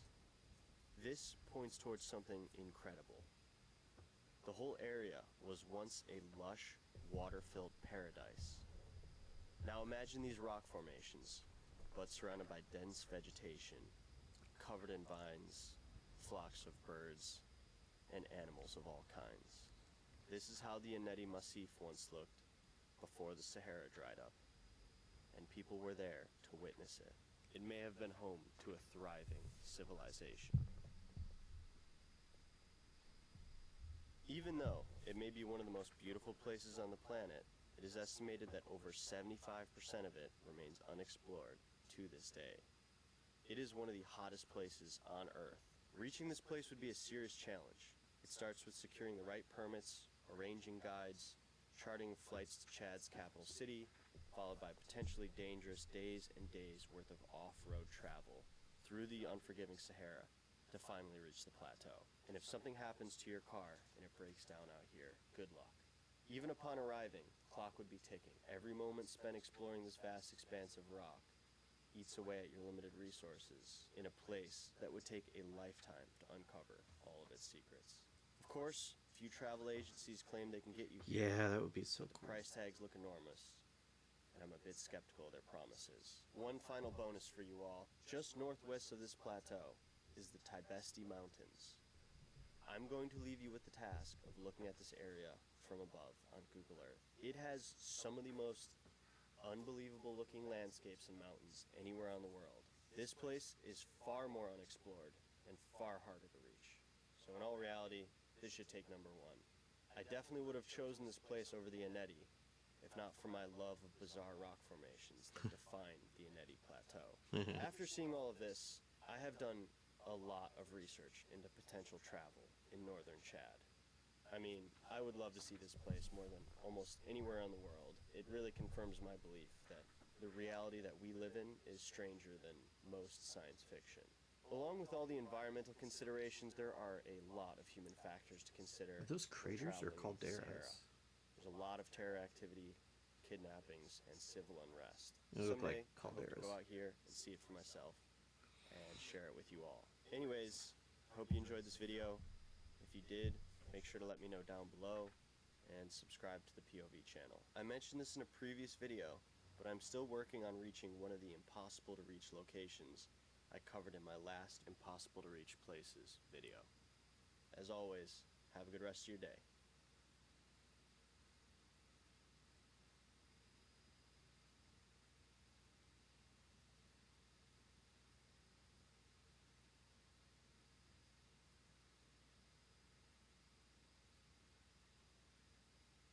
Let's watch the first video. Hello, and welcome to the top 10 things I have discovered while exploring on Google Earth that are extremely difficult or downright impossible to get to.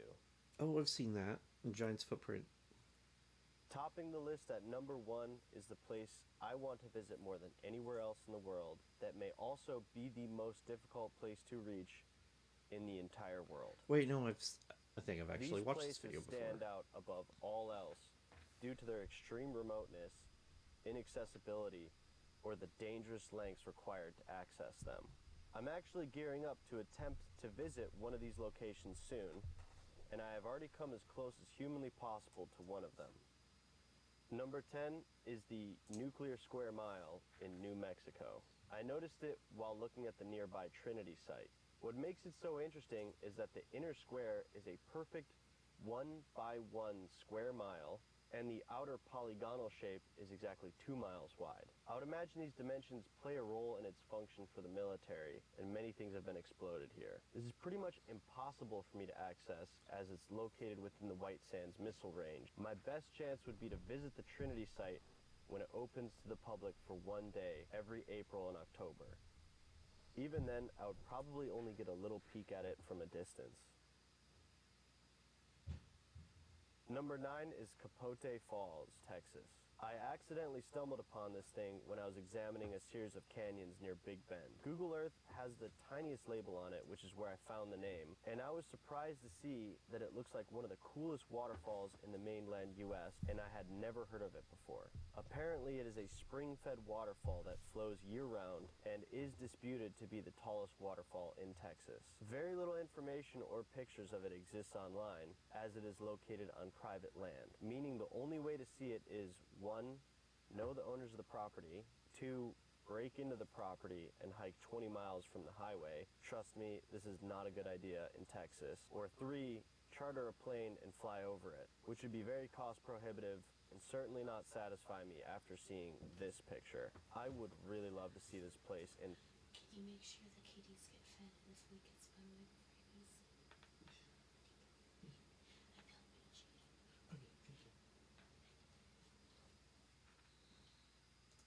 person and swim in that pool of water. 2. Alright, number 8 is the massive ice canyons of Ayuatuk National Park, Canada. Even from above, you can instantly understand why this place is so special. Colossal canyons of rock and ice spiderweb with the blue Arctic Ocean water. Even the fjords of Norway pale in comparison to these things. The only way to get here is via seaplane or a long journey on a snowmobile or boat. And there's really only pictures of one canyon here, which is called Akshayuk Pass. That means the other sections of the park are probably very hard to get to. Furthermore, there are a ton of polar bears here. However, there are small Inuit towns on the Atlantic edge of this greater peninsula that could provide access to its remote reaches. Number 7, the giant footprint visible from space in Utah. Pretty self-explanatory. This uniquely shaped canyon looks like a big footprint in my opinion. It is surrounded with a vast, almost impenetrable labyrinth of canyons on the west and the jagged outcropping of rock known as Capitol Reef on the east. Getting to this place requires 3 to 4 days of backpacking, just one way, and traversing through many narrow canyons that are extremely prone to unexpected flash floods. Getting here would require extensive navigation skills, preparation, and experience. However, I do know people have reached this place. Number 6 is the Eye of the Sahara in Mauritania, Africa. This is an incredible geologic feature, also known as the Richat structure. It's a place where the blanket of the Sahara Desert parts to reveal a 30-mile wide blue eye staring upwards. This one is super special to me as I can recall randomly finding it on Google Earth one night many years ago, and since then being completely obsessed with satellite imagery. I love showing this to friends and seeing their reactions because it captures everyone's imaginations differently. The eye looks like it's crying sand, and it really makes me wonder, what else is hiding under the blanket of the Sahara Desert? Furthermore, it was upon researching the Richat structure that I first learned that the Sahara Desert, around 6,000 years ago, was a lush green rainforest and very likely the heart of human civilization at that time. It is so immense that it is visible from space and is used by astronauts on the ISS as a visual landmark. Getting here requires an immensely long and difficult journey through the Sahara Desert in Mauritania. Even upon technically arriving here, it would just look like a vast field of dirt and rocks. It is impossible to photograph even a small fraction of it. Your best chance would be to hop on a plane that flies a course next to it. Number 5 is what I'm calling the most isolated chunk of the Colorado Plateau in Utah. In an already very remote landscape, this place stands above. I really like canyons, and I always wondered why some of these canyons here lacked any names or trails, until I realized that due to its natural geology, accessing this plateau is extremely difficult. The shape of these two converging canyons and the steep walls on all sides basically cut off access except through one very narrow choke point. There is a single dirt road that passes through this choke point. Driving this would require a very determined effort to be alone, lots of extra gas, and a very competent 4x4 vehicle. Beyond that, there's really no evidence of trails, human buildings, no labels on Google Earth, absolutely nothing. Number 4 is the Diablo Canyon Nuclear Power Plant and the PG&E owned coastline in Central California. Google Earth provides a really unique view of this strange-looking nuclear power plant, which is located on what I can best describe as a mini version of Big Sur National Park. The Energy Goliath PG&E has shut off public access to this beautiful coastline. The contrast between nature and a massive industrial energy facility is really interesting to me, and why I have looked around here on Google Earth. Look at these neon blue pools at the top of it. It's just crazy looking. I actually got as close as any plebeians such as myself possibly can get on the one trail they allow a limited number of the public to hike on every day.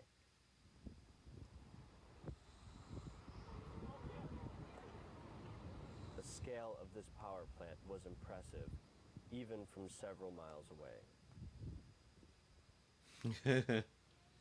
While you admire this video, I would like to simply point out I don't know about that, August Virgin. 11th, 2023, a sediment spill caused by PG&E wiped out one of the most pristine remaining Chinook salmon runs in Northern California in Butte Creek. And not a lot has been done to remedy this terrible situation. Good for calling them out. All right, at number 3, we have the greatest oasis in the world in South Australia. I once noticed that directly in the center of the red outback of Australia is a very unique place. You can see where pools of water are literally oozing onto the surface and flowing across the outback, creating a shallow delta that flows for hundreds of miles. I came to find out that this is the largest collection of natural springs in Australia and is known as Witjira National Park. Getting here would require extremely long days and days worth of driving. The closest town, Port Augusta, is 887 kilometers away. There are many spots I plan on exploring in Australia, but I'm not sure if I'll ever make it here, just due to how remote it is. 800 kilometers. Number 2 is the Volcan Extinto in Coahuila, Mexico. This is an incredible geologic feature near the United States-Mexico border. It appears to be a giant dormant volcano wrapped up within an incredible complex of canyons. Only one picture of this thing exists on Google Maps, and I can't find any information about it online, which is surprising given how striking of a landscape it is. In my experience, this points towards it being somewhere very few people have ever gone. I mean, just look at the size of these canyons it is next to. I am sure these are filled with waterfalls and all sorts of amazing geology and nature, not to mention all these other interesting looking geologic features nearby. There doesn't appear to be any towns, let alone paved roads, within tens of miles of this place. Resources would be a very difficult thing here, Virgin. and if something went wrong, good luck. Furthermore, its close proximity to the border might actually complicate visiting this place. I would really love to explore here for days on end. Coming in at number 1 is Ulakan Sis in Yakutia, northern Russia. This place is like another world, and it was only just discovered in 2012 from someone looking out of a plane and noticing how unusual the rock formations are. I'm bending the rules here a little bit for this one because I will admit that I first saw a picture of this place on Reddit and it instantly became one of my life's greatest goals to visit here. Since then, I have searched around this area on Google Earth pretty extensively, which is unfortunately difficult because its location is not properly labeled on Google Earth and even the satellite imagery is very spotty and low resolution. I believe there are hundreds more places to find out here that few humans have ever set eyes upon. You could only attempt to visit this place in the dead middle of summertime when the sun would never fully set because of how far into the Arctic Circle it is. The nearest town to this place is 2,000 kilometers away, and that town is already in an extremely remote part of Russia. Polar bears, swarms of mosquitoes, and powerful storms would be the least of your worries. The greatest problem with this place would be something going wrong with the ridiculous chain of logistics required to get out here and being lost in what is perhaps the largest remaining unexplored frontier in the world. Furthermore, the current political situation between Russia and the US makes visiting this place even more difficult. The alien beauty of this place, its incredible remoteness, and the danger required to get here make Ulakan Sis a no-brainer for my #1 most difficult to reach place on Google Earth. I hope you enjoyed watching this video. If you did, let me know. I would also love to hear from you. Where do you think on this list I will be attempting Yeah, I to feel go? that, Kat. What is the most inaccessible place you have ever managed to get to in your own personal travels?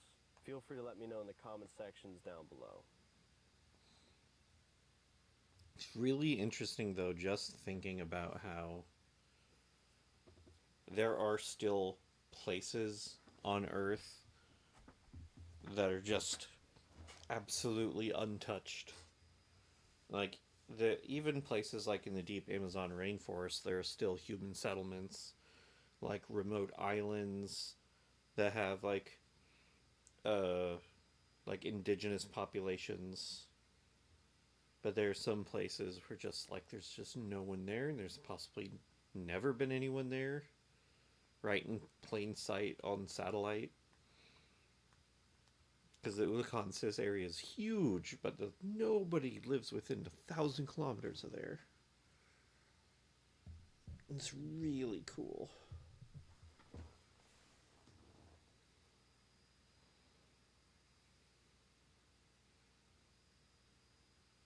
AI-generated Minecraft biomes, huh?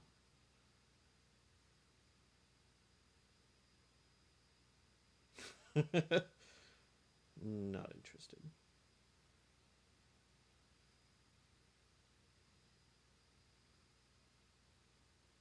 Ooh, do we want to watch 15 strange things found on Google Maps or 6 most disturbing, mysterious locations?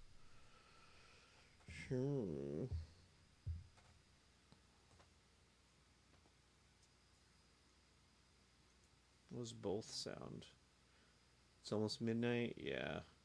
I might just want to watch like one more video and then go to bed.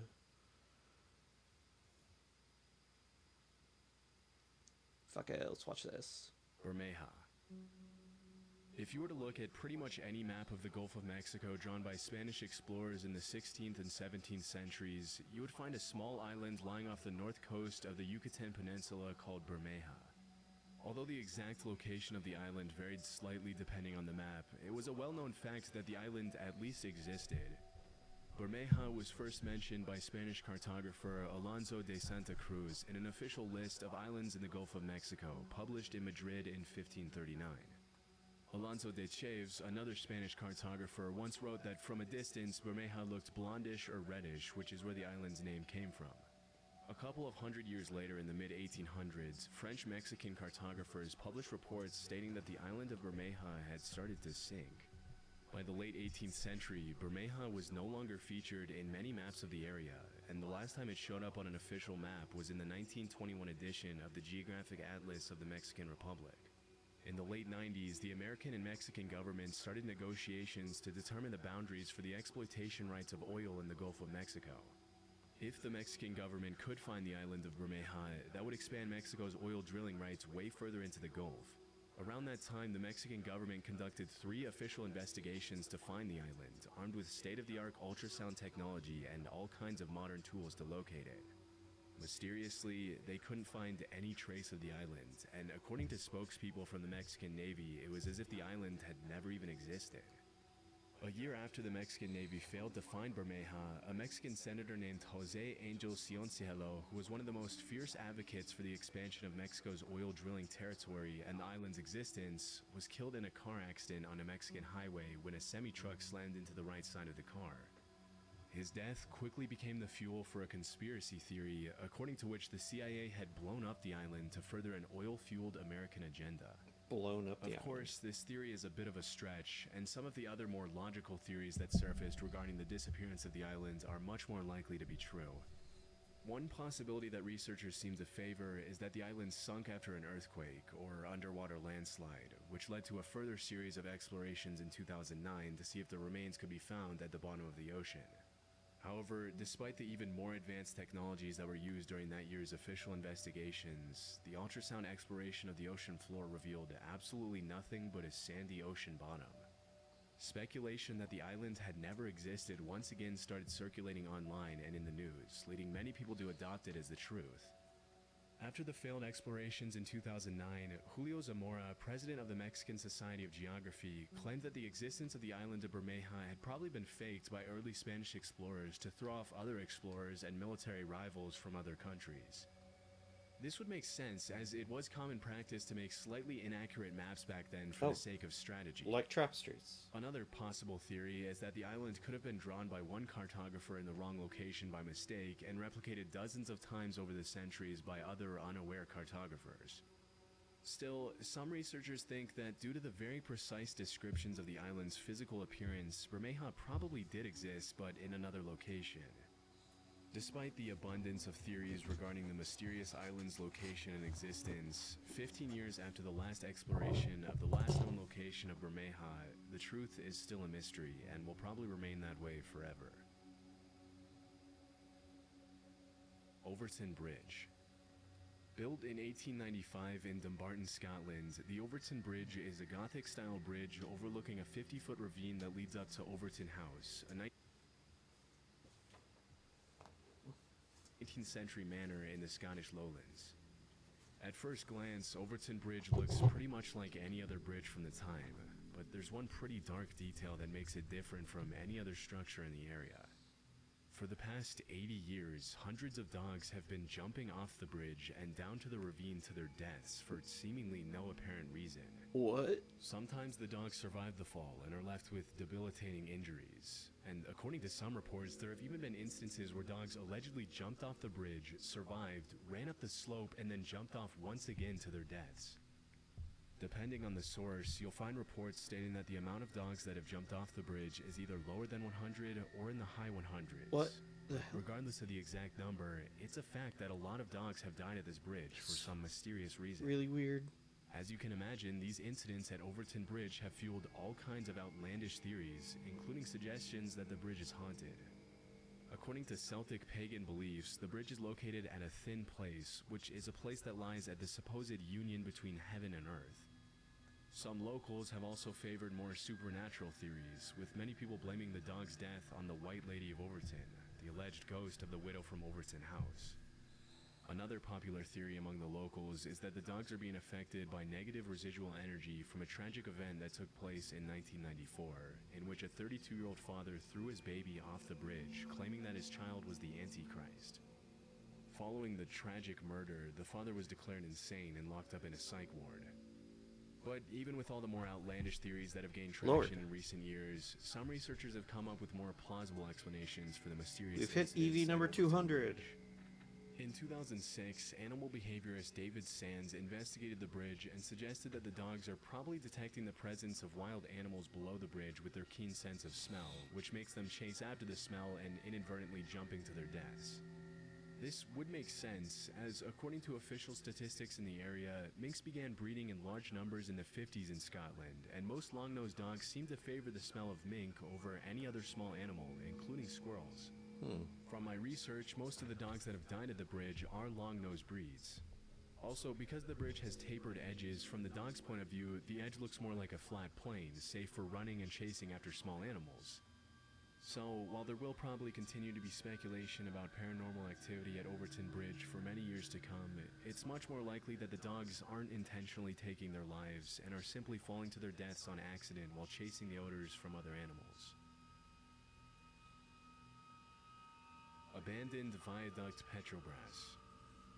In the 1950s, the Brazilian government began a project to build BR-101, Brazil's longest highway spanning almost 3,000 miles.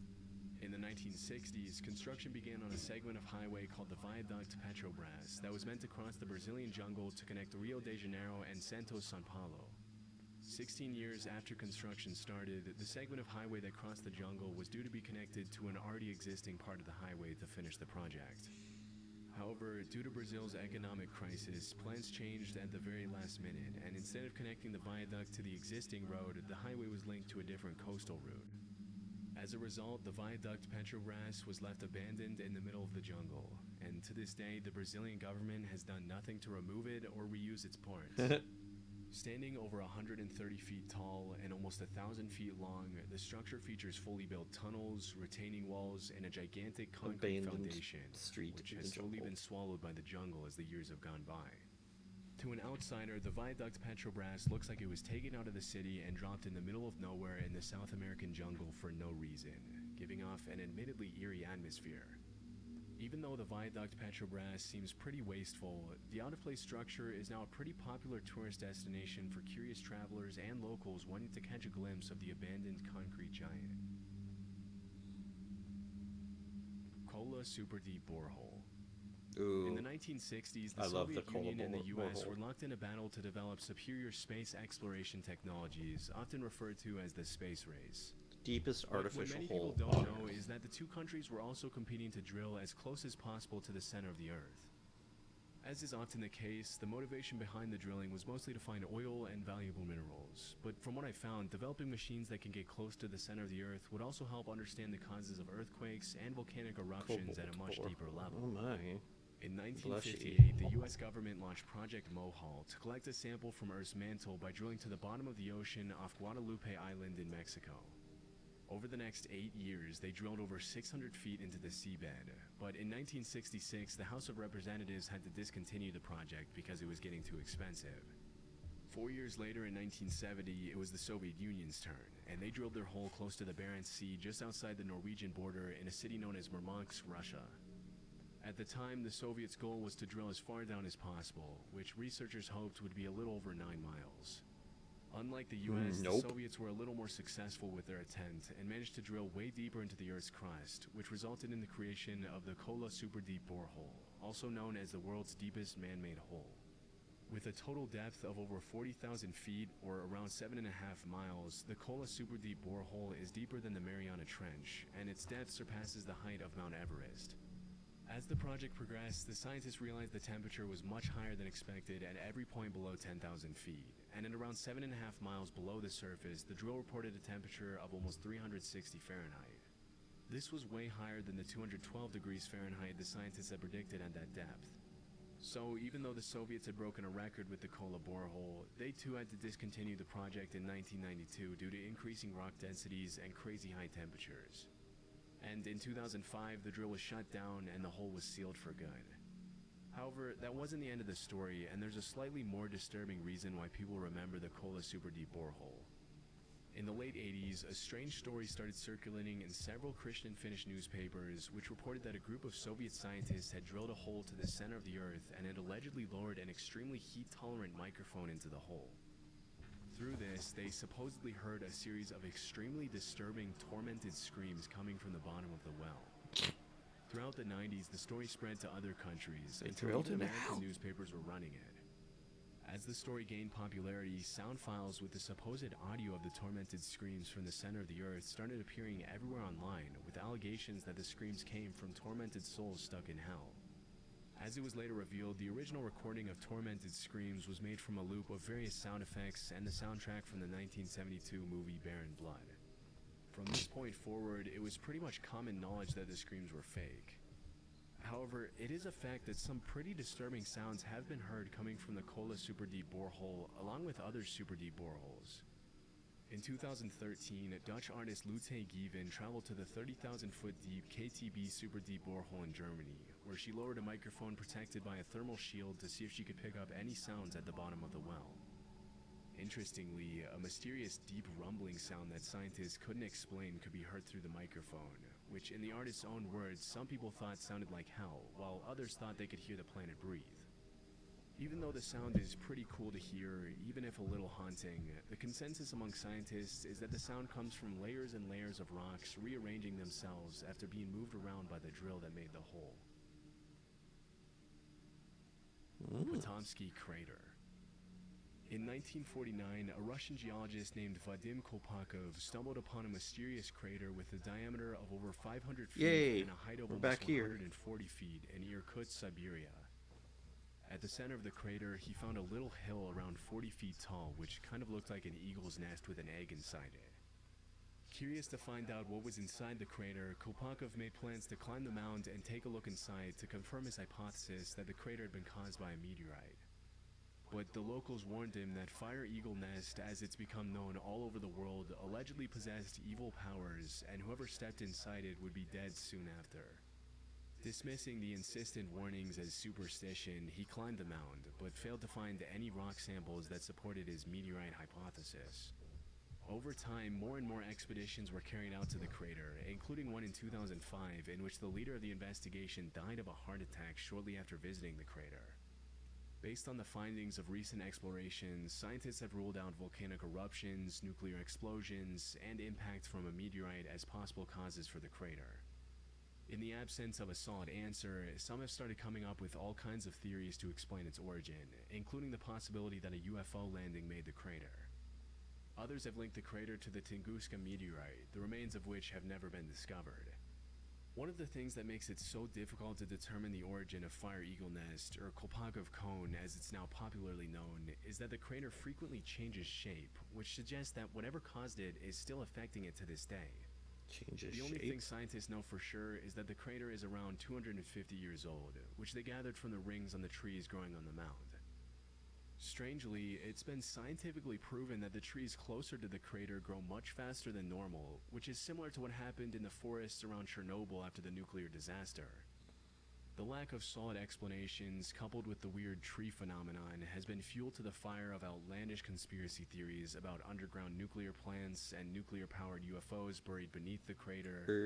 To this day, scientists still haven't determined what caused Kolpakov Cone to appear, and no asteroid fragments or metal parts have been found in the crater to support some of the theories people have come up with over the years. As of today, the most logical explanation is that the mound could have been caused by the underground release of hydrogen fluids and heat from a nearby gas volcano. This could have caused changes in the size of tree rings, which would explain why scientists thought they were growing at an abnormal rate. Still, despite the more convincing explanations that have surfaced over the years, the origin of Kolpakov Cone will probably remain a mystery. I missed something, hold on. Some of the theories people have come up with over the years. As of today, the most logical explanation is that the mound could have been caused by the underground release of hydrogen fluids and heat from a nearby gas volcano. This could have caused changes in the size of tree rings, which would explain why scientists thought they were growing at an abnormal rate. Still, despite the more convincing explanations that have surfaced over the years, the origin of Kolpakov Cone will probably remain a mystery for many years to come. Villa Epicune. In the 1920s, You were a so small right, tourist Kat. village about 400 miles from Buenos Aires, Argentina, called Villa Epicune was built along the shore of Lago Epicune, a salt lake touted for the health benefits and therapeutic effects of its mineral waters, which were said to be beneficial for rheumatic conditions. Quickly turning into a weekend getaway for Argentina's upper class, the town soon had a functional railroad station and a population of about 1,500 with a capacity to accommodate around 5,000 additional visitors at its peak in the 70s.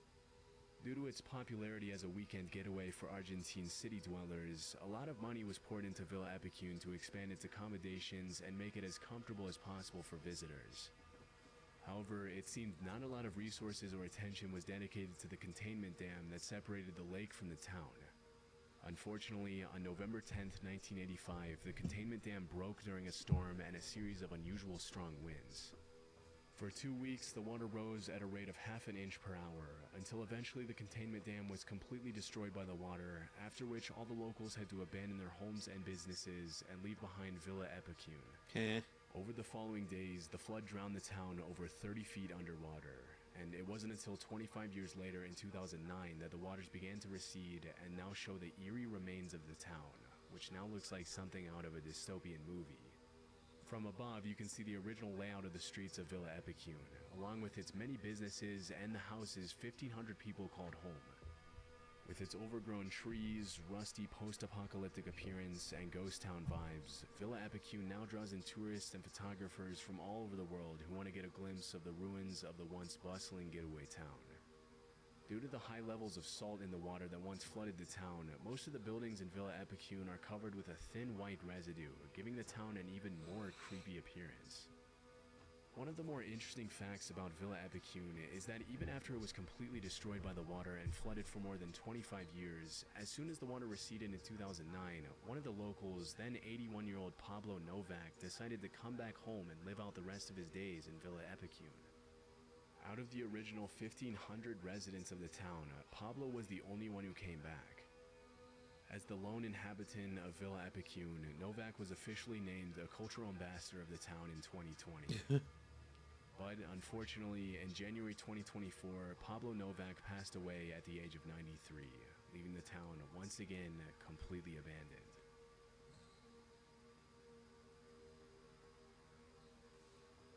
Nice. Well, suppose I should be calling it quits now. It's well after midnight, and I've got to take a shower and go to bed. So I suppose I should find somebody to raid. I'm probably going to be still doing some shiny hunting off stream. I might be recording it as video just so I can like post up when I actually get the shiny. Uh-oh. Oh, take care, Rudrin. Please be careful. I want you to be okay.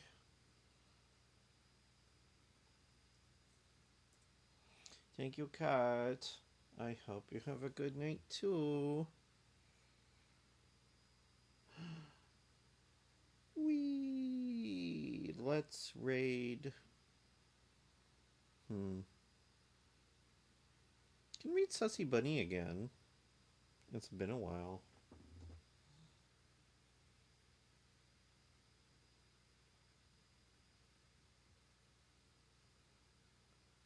Let's see. Sussy Bunny is playing Vintage Story. Oh, this looks cute. Looks kind of Minecraft-esque.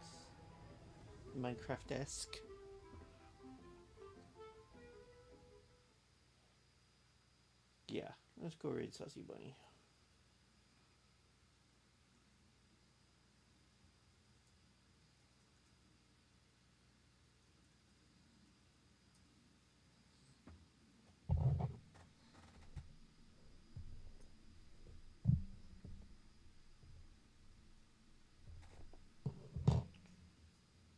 Alright, anyway, thank you for coming.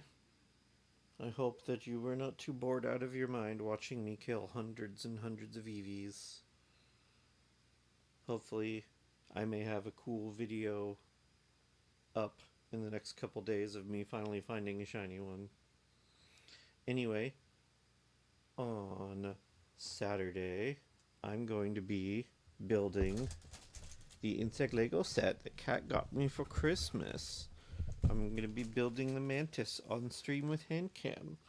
I'm very, very excited for this.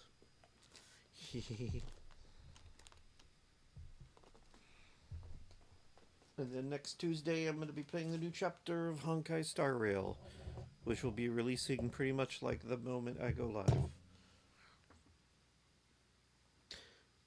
Until Saturday, I'll see you later. Everybody have a good night. I love you.